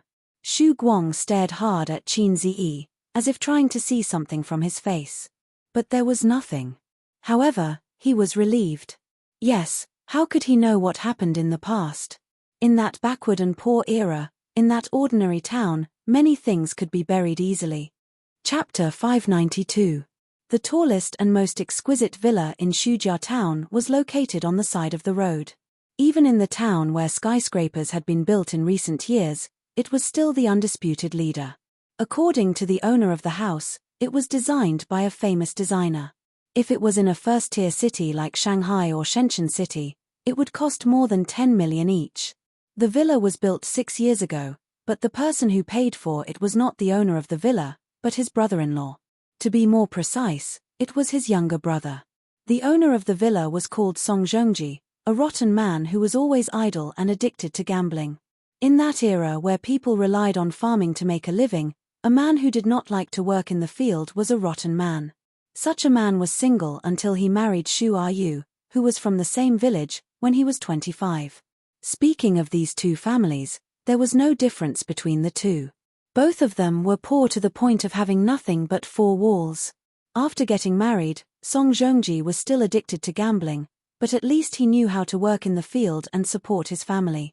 Xu Ru was a woman who was used to working hard, so the couple had a good life. 20 years ago, this house was still a yellow mud house.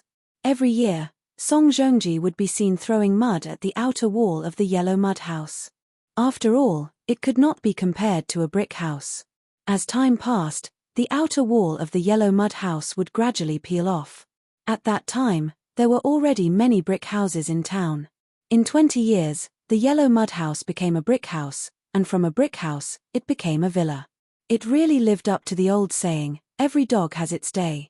This Song Zhongji had unknowingly become the most heroic country bumpkin in town. Everything was thanks to his brother-in-law. It was said that he made money from doing business in other places and became a big boss. Good fellow, he built a villa just like that. Song Zhongji's family's BMW, which was worth 300,000, was also given by his brother-in-law. Song Zhongji had 2 sons. The eldest son was left behind by Xu Ru, and the younger son was born with his second wife. The eldest son was studying abroad, and his living expenses and tuition were all paid by his uncle. Xu Yao, the people in town, was said to be the golden phoenix that flew out of Shujia town. Unfortunately, Xu Ru was unlucky. She died early after a few years of happiness. Such a big villa was taken advantage of by another woman. Xu Yao rarely returned to Shu town. After Xu Ru passed away, he would never come back. He would only drive to visit his sister's grave during Qingming Festival and Chinese New Year. However, he was very generous. A few years ago, when the town was getting richer, more and more people were buying cars.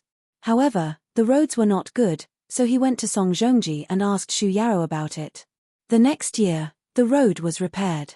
Because of this, Song Zhongji's status in the town rose layer by layer and was unshakable. How could an idle gambler have such a good life? How could he be so lucky? In the end, it was probably because he couldn't find a wife. Because he couldn't find a wife, he married Xu Ru. Relay. Are you home? An old man stood in front of the villa's wrought iron gate and shouted with all his might. Soon, a pot-bellied middle-aged man came out of the villa.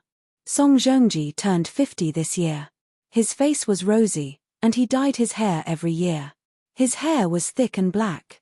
Years of living like a prince made him look more like a successful businessman than a bumpkin. Your brother-in-law is back, Sir said. Why is he here? It's not like it's a holiday. Song Zhongji was confused. He looked around at the door. Where is he?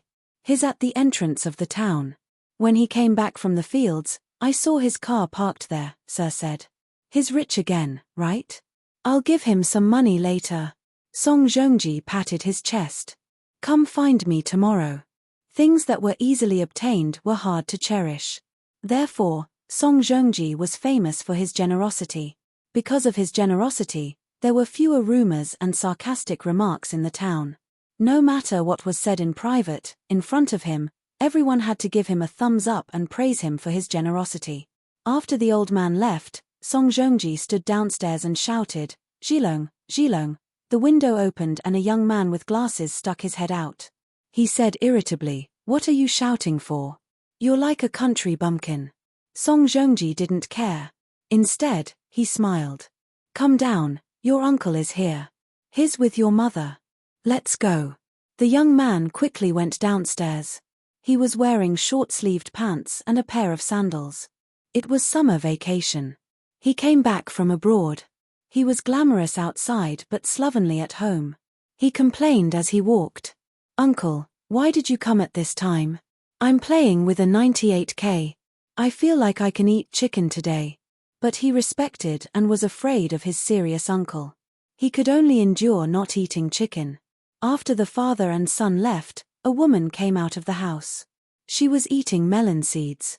She spat out the shell far away and said sarcastically, "Dead for more than 10 years, still haunting." Qin Ziyi and the other three walked on the yellow road in the mountains. On both sides were rolling tea forests. The cemetery of Shujia town was in the tea forest. It was the hottest time of the day. No one picked tea. The green tea leaves reflected the sun. The mountains were silent and far away from the hustle and bustle. Coupled with a cemetery, it was a bit like a horror movie. Su Yu was wearing a big brimmed hat. He was sweating from the heat and his hair was stuck to his cheeks. "Why don't you sweat?" Su Yu wiped his sweat with a tissue. "If I don't exercise, I generally don't sweat." Qin Ziyi said. "The weaker the body, the easier it is to sweat. For example, a man with kidney deficiency will sweat a few pounds after eating soup noodles." "Boss Shu, you haven't been back for a long time." Under the sun, Qin Ziyi squinted and looked at the cemetery. "It's been a long time. Even if I come back, I'll stop here." Shu Yarrow also squinted. Qin Ziyi laughed. "Not returning to your hometown is like walking at night." Shu Yarrow said in a deep voice, "I don't have the face to come back." "Interesting." Qin Ziyi retracted his gaze and stared at him. "Boss Shu, who built an industrial empire in Wencheng and whose industry almost covered half of the south? If you don't have the face, who has the face?" Shu Yarrow did not answer. In front of the grave, Qin Ziyi silently cleaned up the weeds around Shu Ayu's grave and burned some tin foil and yellow paper brought from Hangzhou. Su Yu and Shu Guang watched from the side. Shu Yarrow wanted to do something several times, but he restrained himself. "I bought a little too much. Help burn it together." Qin Ziyi took the initiative to hand the underworld goods to him. Shu Yarrow nodded.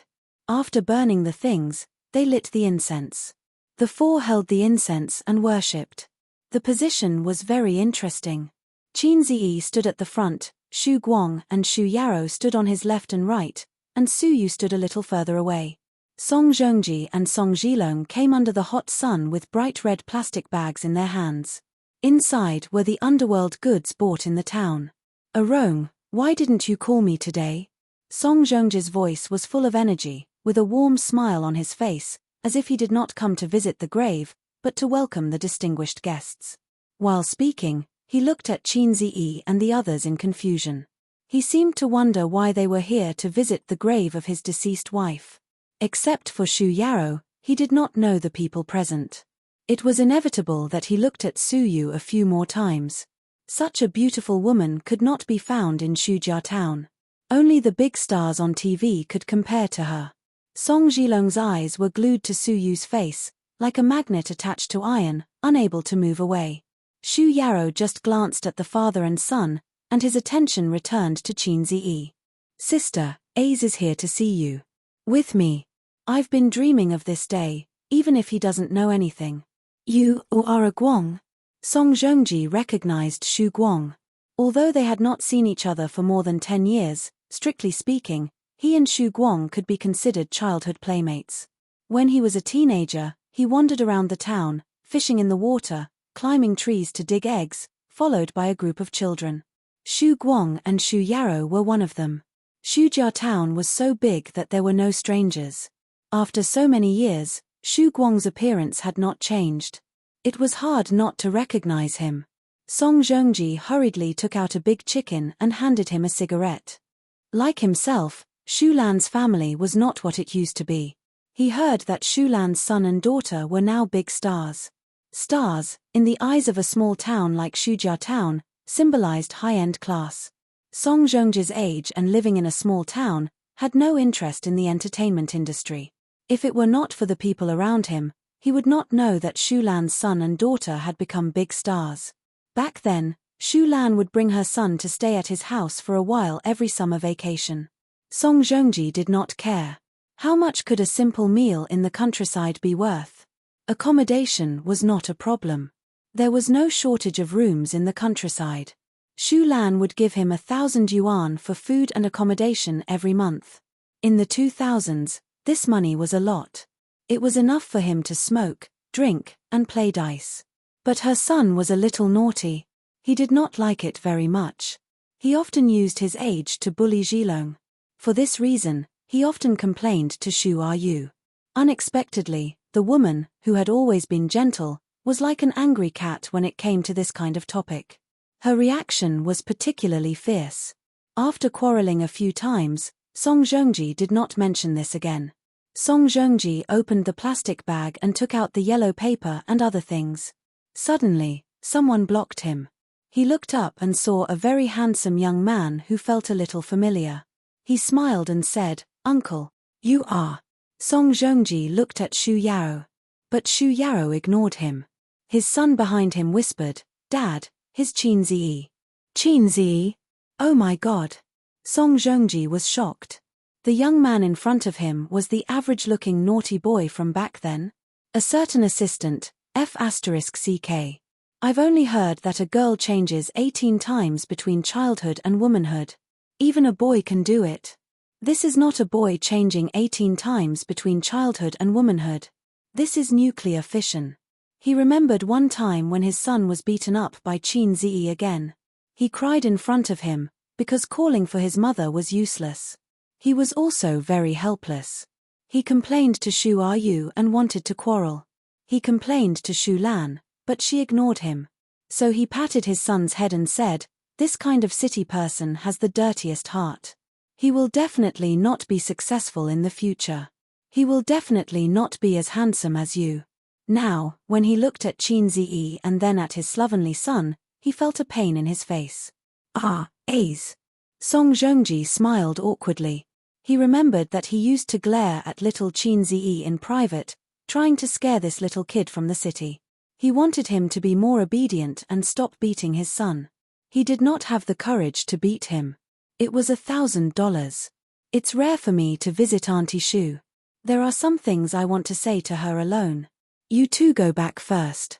Or you can come back after we leave. Qin Ziyi said.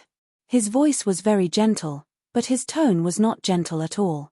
It was not a negotiation, but an order. Song Zhongji did not mind.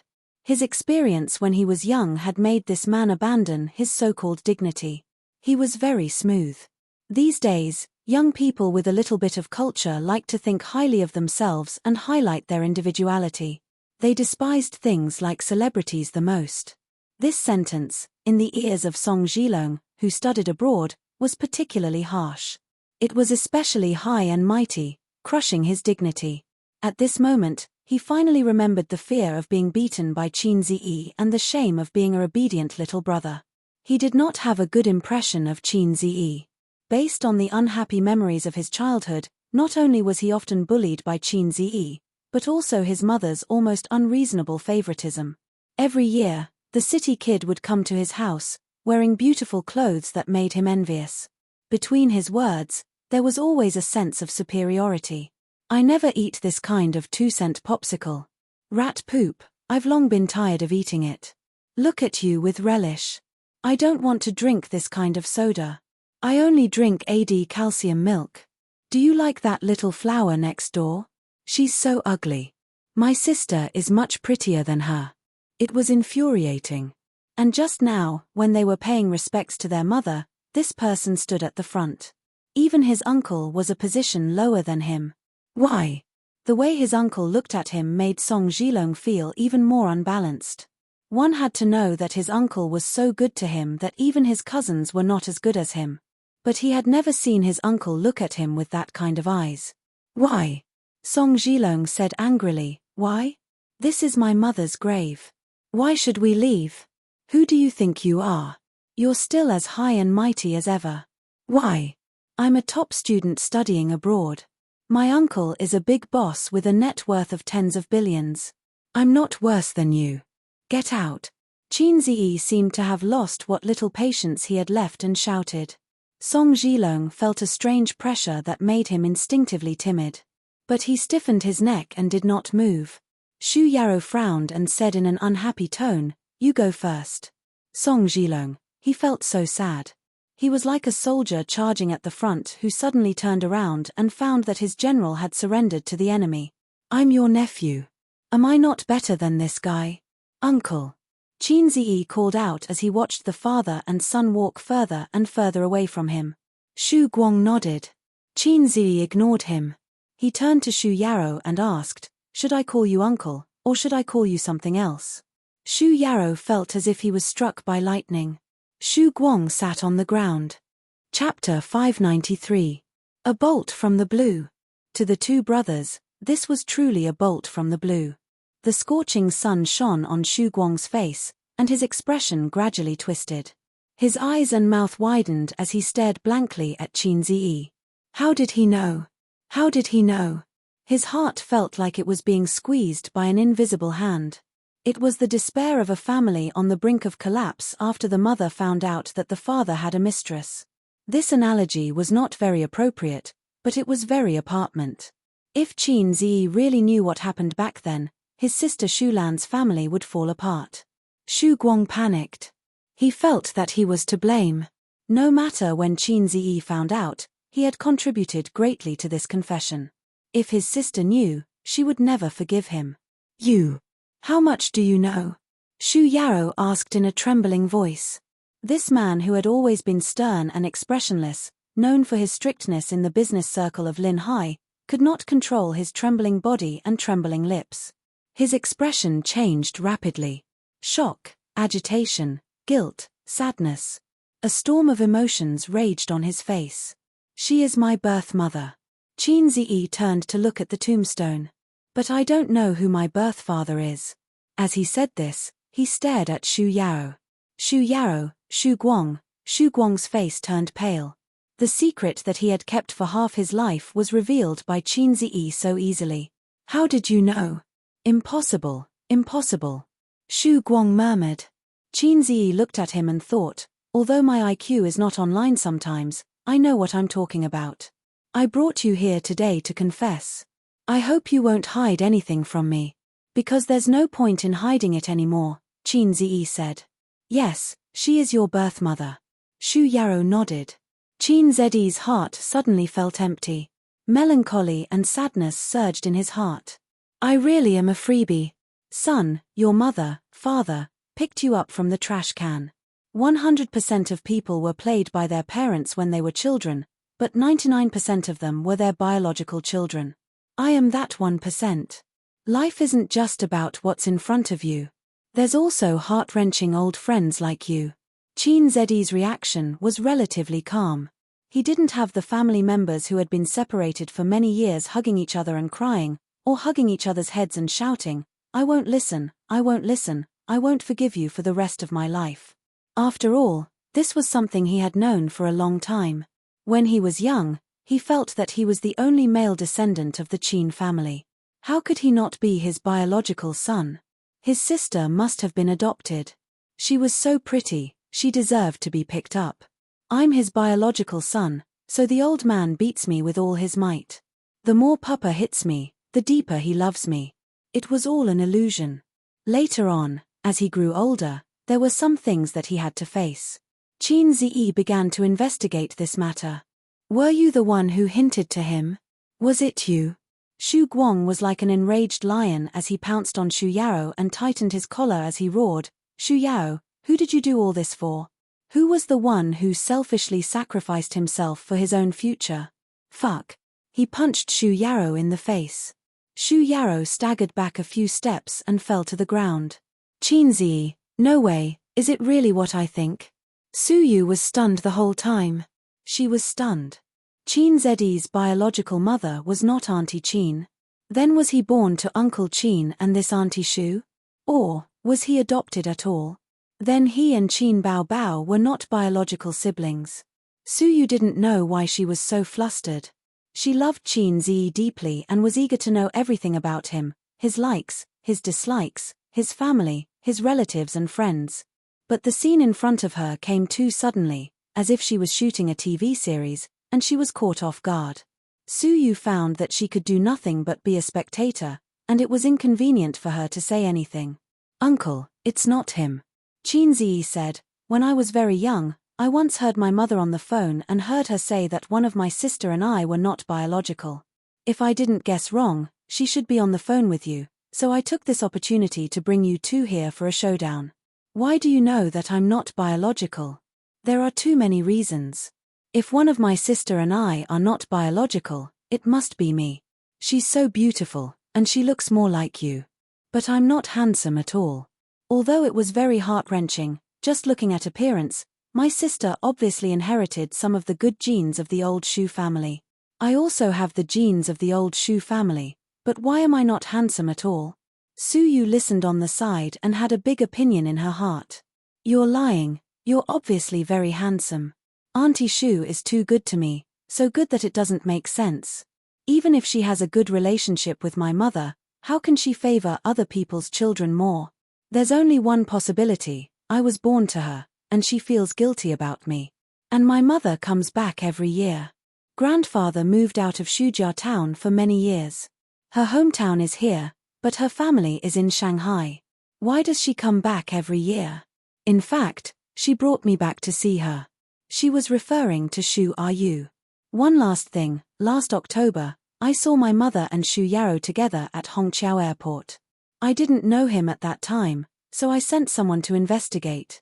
Only then did I know that there was such a person and his relationship with Auntie Shu.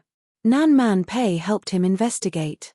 That day, Qin Zi really confirmed his identity as a phone charger. His mentality collapsed for a long time and he almost had sex. Shu Yarrow was stunned. He did go to Shanghai last year, but he only contacted Xiao Lan. It turned out that Qin Zi was also there that day. Shu Guang stood there, his face full of disappointment, like a defeated dog at a dead end. Then, who is my biological father? Qin Zi stared at Shu Yarrow. Shu Guang looked at Shu Yarrow silently. In an instant, it was as if the eyes of the whole world fell on him. Shu Yarrow looked sad. He opened his mouth and said bitterly, I don't know. Qin Zi, you don't know? How could you not know? You must be lying. Shu Yarrow said, I'm your uncle, but I really don't know who your biological father is. I don't believe you, Qin Zi said. He didn't know why, but he felt very disappointed. It was as if a shining role model had collapsed. However, when he thought of his biological mother's ending and the current Shu Yarrow, he heaved a sigh of relief. It was fine if he didn't want a failed role model. But it didn't make sense. If it was just his uncle, many of his actions didn't make sense. What's with your knot in your heart? What's with your obsession? Why did you come all the way to find my mother? You're just my uncle. You're not my father. Why are you in such a hurry to let me acknowledge my ancestors? Qin Zi saw the small actions of his uncle and Shu Yarrow these few days, but he pretended not to know. Shu Yarrow wanted to lay his cards on the table and let him know who his biological mother was. His uncle tried to stop him and threaten him with all kinds of eyes. When Qin Zi exposed this layer of window paper, this man's expression was especially agitated. It was just that his uncle's words couldn't be justified. If Orong doesn't know who your biological father is, then no one does. Sister Yu never said that when she was pregnant, Orong threw a tantrum and forced her to ask who the man was, but she didn't say. Your mother also asked. The two of them talked for an entire night, but Sister Yu refused to say a word about the man's identity. Shu Guang looked at the tombstone and said, even if it would destroy her, even if she didn't have the ability to support you at that time, even if her eyes were swollen from crying. Shu Yarrow gritted his teeth. Qin Ziyi fell silent when he heard this. He stood under the scorching sun and lit a cigarette. He stared at his biological mother's tombstone and didn't speak for a long time. Memories rolled through his mind with an irresistible force, like a tidal wave and a landslide. Her mother said that Shujia town was a very beautiful place with beautiful mountains and clear waters. Nature always produced endless delicacies and beautiful scenery. There were good sisters who grew up with her there. Every summer vacation, her mother would bring Qin Ziyi back to Shujia town for a vacation. The old bus drove on the bumpy asphalt road, raising a cloud of dust. Qin Ziyi sat on his mother's lap and looked out of the window. The sun was shining brightly, and the trees on both sides of the road were dense. The continuous fields were divided into squares, and the crops in the fields were lush. There was no air conditioning, no street lights, no supermarket, and no high-rise buildings. But there were mountains, fields, birds, flowers, clear mountain springs, and a reservoir with rippling blue waves. He and his friends in the town ran wildly on the black ridges of the fields, catching frogs and digging out bird eggs. At night, they sneaked into the fields to steal watermelons and eels. During the day, they climbed over the hills to swim in the reservoir. In Qin Ziyi's memory, Auntie Shu would wear a long floral dress that day and stand by the bus stop with only a sign, eagerly looking forward to it. She wasn't beautiful because hard work had worn away her beauty, and the sun had darkened her skin. She was only 2 years older than his mother, but she looked much older and rougher. When they first met, Qin Ziyi came to Shujia town for the first time. He wasn't used to the sultry heat and flying dust in the countryside, and his small brows were tightly furrowed. The car stopped at the bus stop, and Qin Ma held Qin Ziyi's hand and got off the car. Shu Yu's eyes were fixed on Qin Ziyi's face, and she couldn't move them away. "You must be A's. Can Auntie hug you?" This was the first sentence Shu Yu said to him when they first met. Qin Ziyi looked up at the unfamiliar auntie who was smiling like a flower. She was wearing a floral dress, and there was a tenderness between her eyebrows. The sun was too bright, and Auntie Shu's head was covered in sweat. She stood under the hot sun for half an hour, and her wet hair stuck to her forehead and temples. She was so dirty. So little Qin Ziyi shook his head reservedly. "A's, call Auntie. Auntie. Hey, A's, be a good boy. Auntie, we'll buy you some popsicles."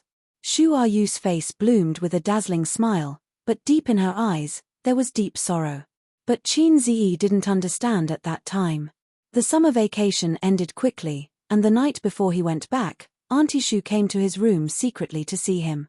She sat by the bed, touched his head, and cried. The low sobs woke Qin Ziyi up, and he was startled.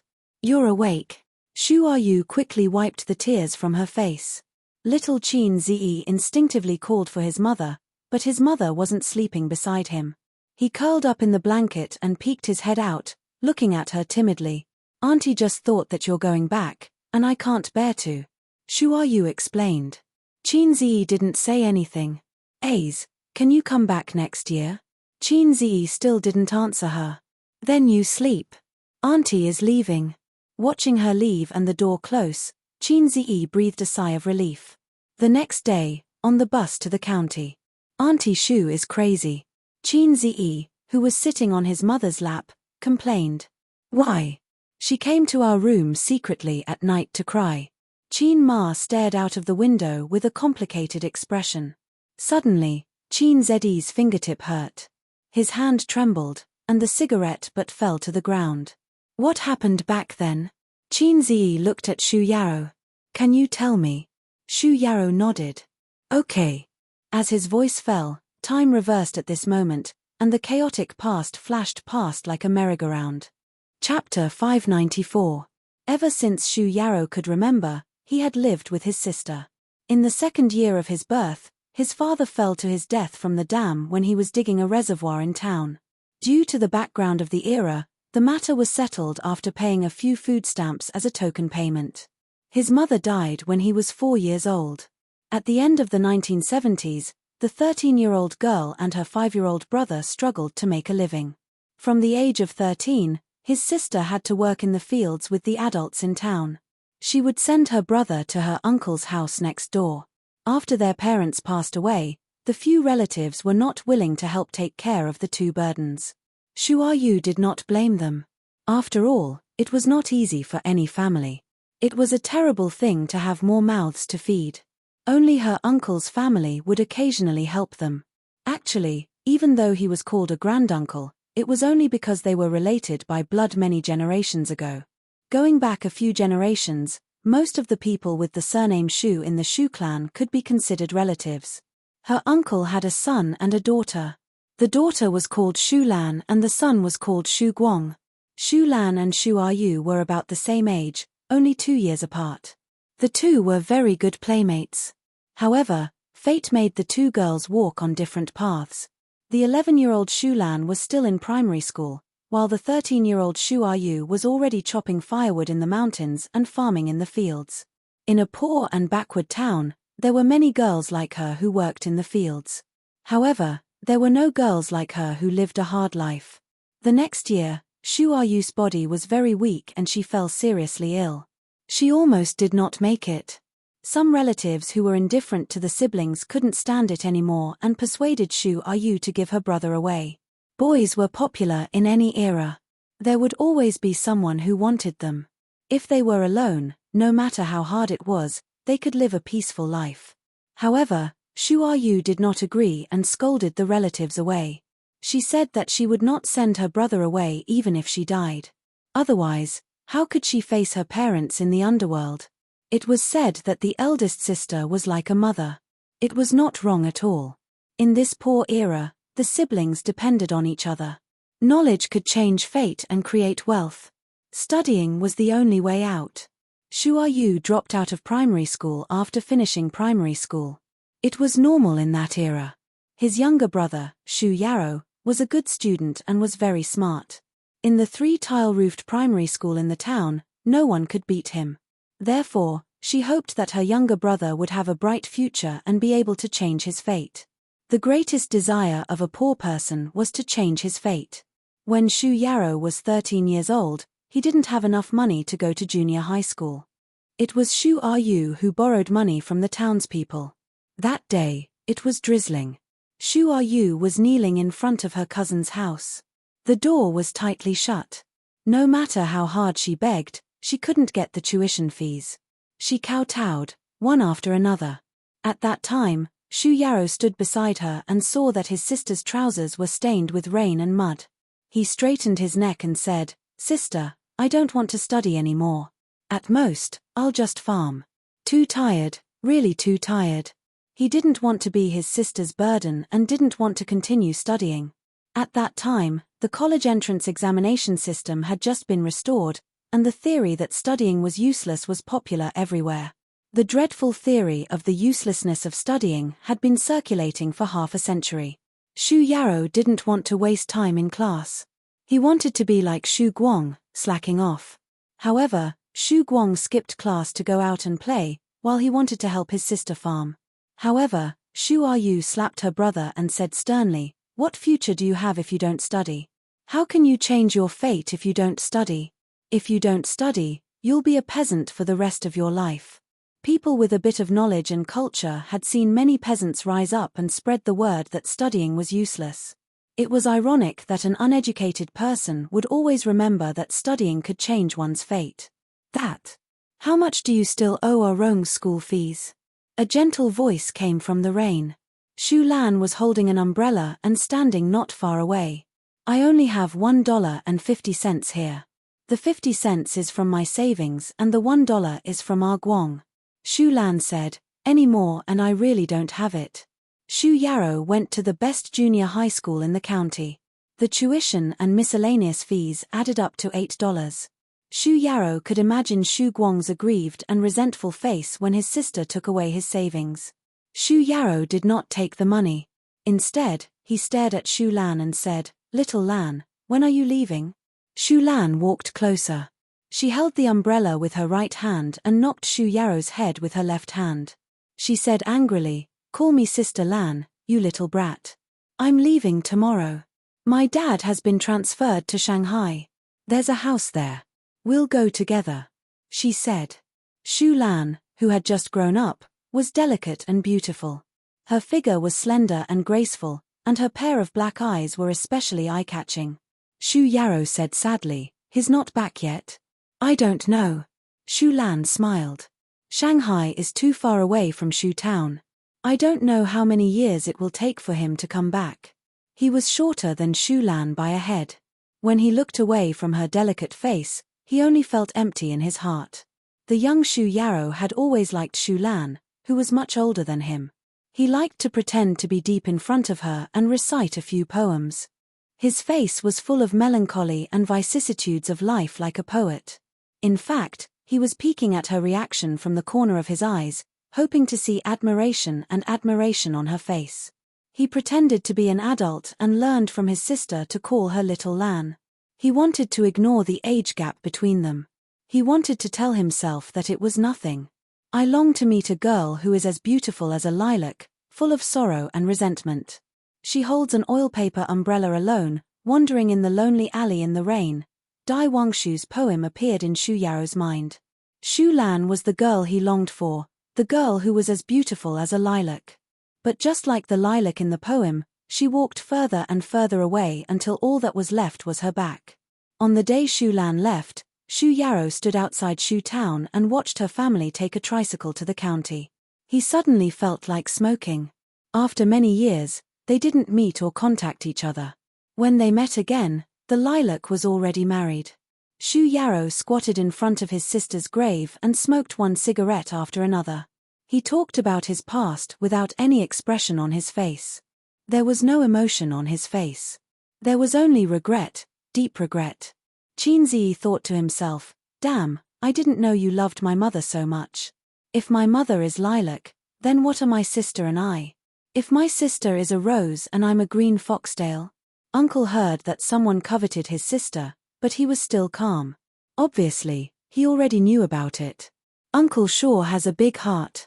If anyone dares to covet my sister, I'll teach them a lesson." "What happened after that?" Qin Zi asked. "After that, my sister knelt in front of my aunt's house for an entire night and managed to scrape together the rest of the money. Then, she fell seriously ill. As for me, I went to school as I wished. As my grades got better and better, I got into high school. My school fees became even more expensive. My sister thought that if she continued farming, she wouldn't be able to afford my education. She took me away from Shu Town and went to the county to work. She swept the floor, washed the dishes, and did the laundry. She did everything. Until my third year in high school, she suddenly got pregnant and gave birth to you. I was born out of nowhere." Qin Zi asked, "Who did she come into contact with? What did she encounter?" Shu Yarrow smiled bitterly.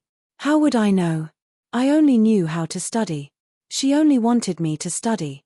For so many years, she didn't get married. She didn't even have a partner. She raised me by farming and working. She had always been willing to sacrifice for me. She always wanted me to be successful. How could such a person suddenly get pregnant? Be more specific." Qin Zi frowned. He had a lot of questions in his heart. It was impossible for a woman to fall in love and have a child without any signs, unless she was raped. If that was the case, Auntie Shu didn't have to hide it. Even if it was shameful because of the age, at least she wouldn't hide it from her only brother. Also, why was I given away? Well, considering the social background at that time, it's understandable for an illegitimate child to be given away. The old man wrote in his diary that in order to give birth to me, my mother fled back to Shu Town to avoid the evil hands of the family planning department. Where did that me go? There's no need to doubt the authenticity of that me. He must exist. Otherwise, the old man wouldn't have written it in his diary. Shu Yarrow's attitude towards him was also very strange. The self-blame, remorse, and guilt he showed were far beyond what an uncle should have. "He's not my uncle. Those who don't know him would think that he's my father." This can't be explained clearly. Even if Shu Yarrow and Auntie Shu relied on each other and had a deep relationship, at most he would hate that man. Maybe he would hate me too. There's one last question. Why did my mother stop him from seeing me? Was it because she didn't want to be disturbed in her quiet life? I'm not a child. I'm a thinking and rational adult. I won't break down easily because of this. I might even happily hold my sister's hand and walk into the Civil Affairs Bureau. There were too many things that Shu Yarrow didn't say. Shu Yarrow lit a cigarette and looked at his sister's tombstone. Actually, I have an idea in my heart. I have been thinking about it for so many years. I have always felt that I should have seen that man before. It was in the 90s. That year. Chapter 595. At the end of 1993, in an underdeveloped county town, Shu Yarrow carried a cloth bag sewn by his sister and walked in a dirty alley. On both sides of the road were mottled old houses. The water pipes were rusty and there was a trash can in front of every house, emitting a faint stench. He and his sister lived in a small alley. The location was bad and the rent was not expensive.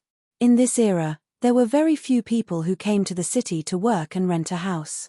Shu Yarrow came to the door of his house, took out the key and opened the door. It was a small house with only 30 square meters. The curtains were drawn to separate the two rooms, one for the sister and one for the brother. There was only one bed in his sister's room and her clothes were kept in a box. Shu Yarrow's room had an extra desk and a lamp. When she bought the desk and lamp for him, his sister was distressed for a long time, but she still bought it. The meal was cooked in the corridor. There was a small stove, a pot, and coal to cook. It was simple and crude. The better families had already bought a gas stove, but Shu Yarrow and his sister could not afford it. Usually, at this time, his sister would be cooking in the corridor and Shu Yarrow, who came home from school, would make some handicrafts. It was a private job that his sister took after work. She could earn a few yuan every day. Sister. Shu Yarrow entered the house and shouted. His sister was not in the room. She might have found some work outside. She often did this. Every day, she would walk around the county town and take on all kinds of jobs. As long as she could earn money, she could also do what men could do. Shu Yarrow put down his bag and saw a bag of unfinished handicrafts beside his sister's bed. She should have come back. Did she go out to buy groceries? He was in a good mood today because he got the first place in the school test results. The teachers liked this plainly dressed student very much. He was hardworking, and serious. They said that he was a good seedling who could enter university. At that time, the teachers were so simple and honest. They could not wait to pour out their hearts and lungs to their students. When they met a motivated student, they liked him more than their own son. At that time, the female students were also very pure. They liked straight-A students and boys who were motivated. Even if Shu Yarrow looked very ordinary, there were many girls who sent him love letters in private. It was different from the later love letters. The current love letter was very reserved. First, he wrote a modern poem about a famous person. At the end, he added, "What do you think of this poem?" Then she would pass it to the boy she liked. If the boy was also interested in the girl, he would write back and secretly put it in her drawer the next day. After a while, the story came out. At the age of 18, love was inexperienced and immature, but it was also beautiful. After this age, even if she fell in love again, she would not be able to find that kind of feeling. However, Shu Yarrow did not care about the girl's hints and love letters. He was like a stone statue standing in the rain of flowers, watching the petals fall one by one. He was too lazy to reach out to catch one of the beautiful petals. He didn't have the capital to fall in love, nor was he interested in it. A village boy only knew how to bury his head in books and live up to his sister's expectations. Moreover, Ding Xianghua had drifted to Shanghai with the wind. She had originally wanted to enter Fudan University, but she had gotten married in her first year of high school. She married a bandit from Shanghai. Shu Yarrow had not recovered for a long time. At one point, he wanted to hit someone when he heard Shanghai. He was too silent, low-key, and reserved. He had always suppressed his feelings of love in his heart. But what was the value of not saying it out loud? On the day of the wedding, Shu Yarrow went and got the fare from his sister. It was very expensive, so expensive that he almost cried. At the wedding, his Ding Xianghua was very beautiful. No, that was no longer his Ding Xianghua. It was the flower of the man who was the teacher. Lil Lan was very happy to see him. She was happy from the bottom of her heart and gave Shu Yarrow some comfort. The girl I like is more important to me than 1,000 gold coins. I'm glad that I'm not as light as a feather in her heart. The man looked at his newlywed wife with a smile. His wife introduced him. This is my younger brother from my hometown. Reality gave Shu Yarrow a heavy blow. At that time, he asked himself in his heart, so, he's just a younger brother. His heart suddenly ached, but he still did not cry. But when he really cried, it was after the wedding banquet. That kid, Shu Guang, said, "Is your sister's problem because of your sister?" Shu Yarrow cried, and then he beat that kid until he cried too. Shu Guang was born a little early. If it were now, he would definitely comfort Shu Yarrow with another sentence, such as, "Rong, don't cry. Stand up and play." Shu Yarrow sat on the bed, making handicrafts, and let his imagination run wild. His sister's hand was full of frostbite in winter and was dripping with blood.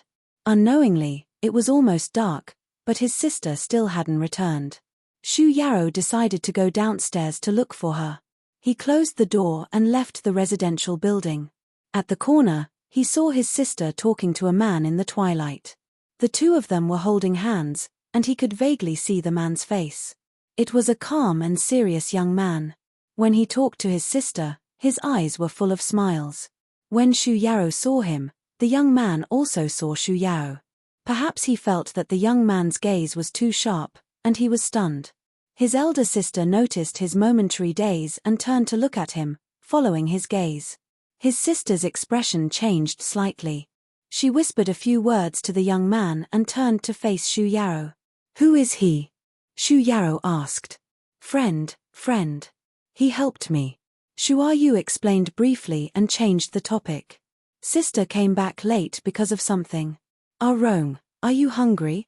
Shu Yarrow looked at the young man's back as he walked further and further away, disappearing into the night. Since then, Shu Yarrow never saw the young man again. His sister didn't seem any different. She worked as usual every day and endured hardships. In 1994, 2 things happened in this year, and each of them brought disaster to the small family. The first thing was that due to the bursting of the real estate bubble, it caused an extremely terrifying economic crisis. Those who hadn't experienced that era couldn't imagine how terrifying that economic crisis was. It was a direct economic collapse, far worse than any other economic crisis that came after. In fact, there was a collapse as early as 1990. In 1994, the 2 crises overlapped and strengthened each other. Bang! The collapse of the bubble forced many people to their deaths. Although this crisis was stabilized in a relatively short period of time, it caused a huge impact during this period. The small county didn't suffer much from the aftermath, but the lives of the citizens did become tight. As a result, Shu Yarrow couldn't earn money and her life became difficult. The second thing was that Shu Yarrow was pregnant. That day, Shu Yarrow was still in school, immersed in a sea of questions, preparing for the college entrance examination. His sister asked someone to call the head teacher's office and said that she was sick and hospitalized. Shu Yarrow rushed to the hospital and learned from the doctor that his sister was pregnant. It was a bolt from the blue. "Don't work too hard. Your body is important. Go home and rest well." The doctor complained to Shu Yarrow. "You're her husband, right? Why don't you care about her at all?" The doctor didn't lie. His sister, who recovered from the shock, interrupted in embarrassment. "He's my brother." Shu Yarrow developed early. While his peers were excited about the thicker hair in their pants, he already looked like an adult. At least, he didn't look like a high school student. The doctor was also embarrassed and asked, "Then he's your husband?" There was silence. The brother and sister were silent. Back home, as if nothing had happened, his sister sat on the bed doing handicrafts while Shu Yarrow sat at the table writing papers. Clack! The ballpoint pen slammed on the table. The sound wasn't loud, but Shu Yarrow was shocked. Her hand trembled. Shu Yarrow stood up with a gloomy face. He looked straight into his sister's eyes and asked, "Who is that man?" Shu Yarrow didn't speak. Shu Yarrow didn't speak either. His eyes gradually turned red. "Rong, don't worry, is it that man?" Is it that man? Shu Yarrow said loudly. His sister responded with silence. All of a sudden, it was as if a barrel of explosives had been ignited. You've been lying in the hospital for so long. He didn't come. Did you not contact him, or did he refuse to come?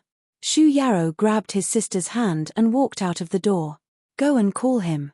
Call him now. I'm not going, his sister said.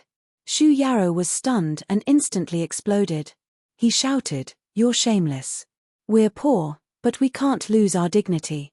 No matter how poor we are, we have to know how to love ourselves. If a woman doesn't even love herself, then she has nothing. What are you going to do now? Can you raise a child? When you were undoing your belt, did you think about what you're going to do in the future? Do you know that you're going to get married? Your life is ruined. In the dim room, the youth was hysterical. His face was red and his eyes were crazy. That day, he said many things that went too far. Every word was like a knife that stabbed into his sister's heart. Shu Yarrow was mad. He hated that man, and hated his sister for not loving herself. His sister sat by the bed with her head lowered and tears streaming down her face. She was a woman after all, a weak woman. Life made her strong. In some aspects, she was even more hardworking than men. But in front of her brother, she cried helplessly with her head lowered. Many years later, whenever he thought of this scene, Shu Yarrow would tremble. His body and mind would ache from the inside out. I remember every word clearly. Every word is imprinted in my heart. I hate myself back then. I was too selfish. I never thought about her feelings. I never thought about how wronged she was, how helpless she was, how she longed for someone to help her. She was like a person who had sunk into a swamp, longing for someone to lend a helping hand. But I, her little brother, ruthlessly trampled her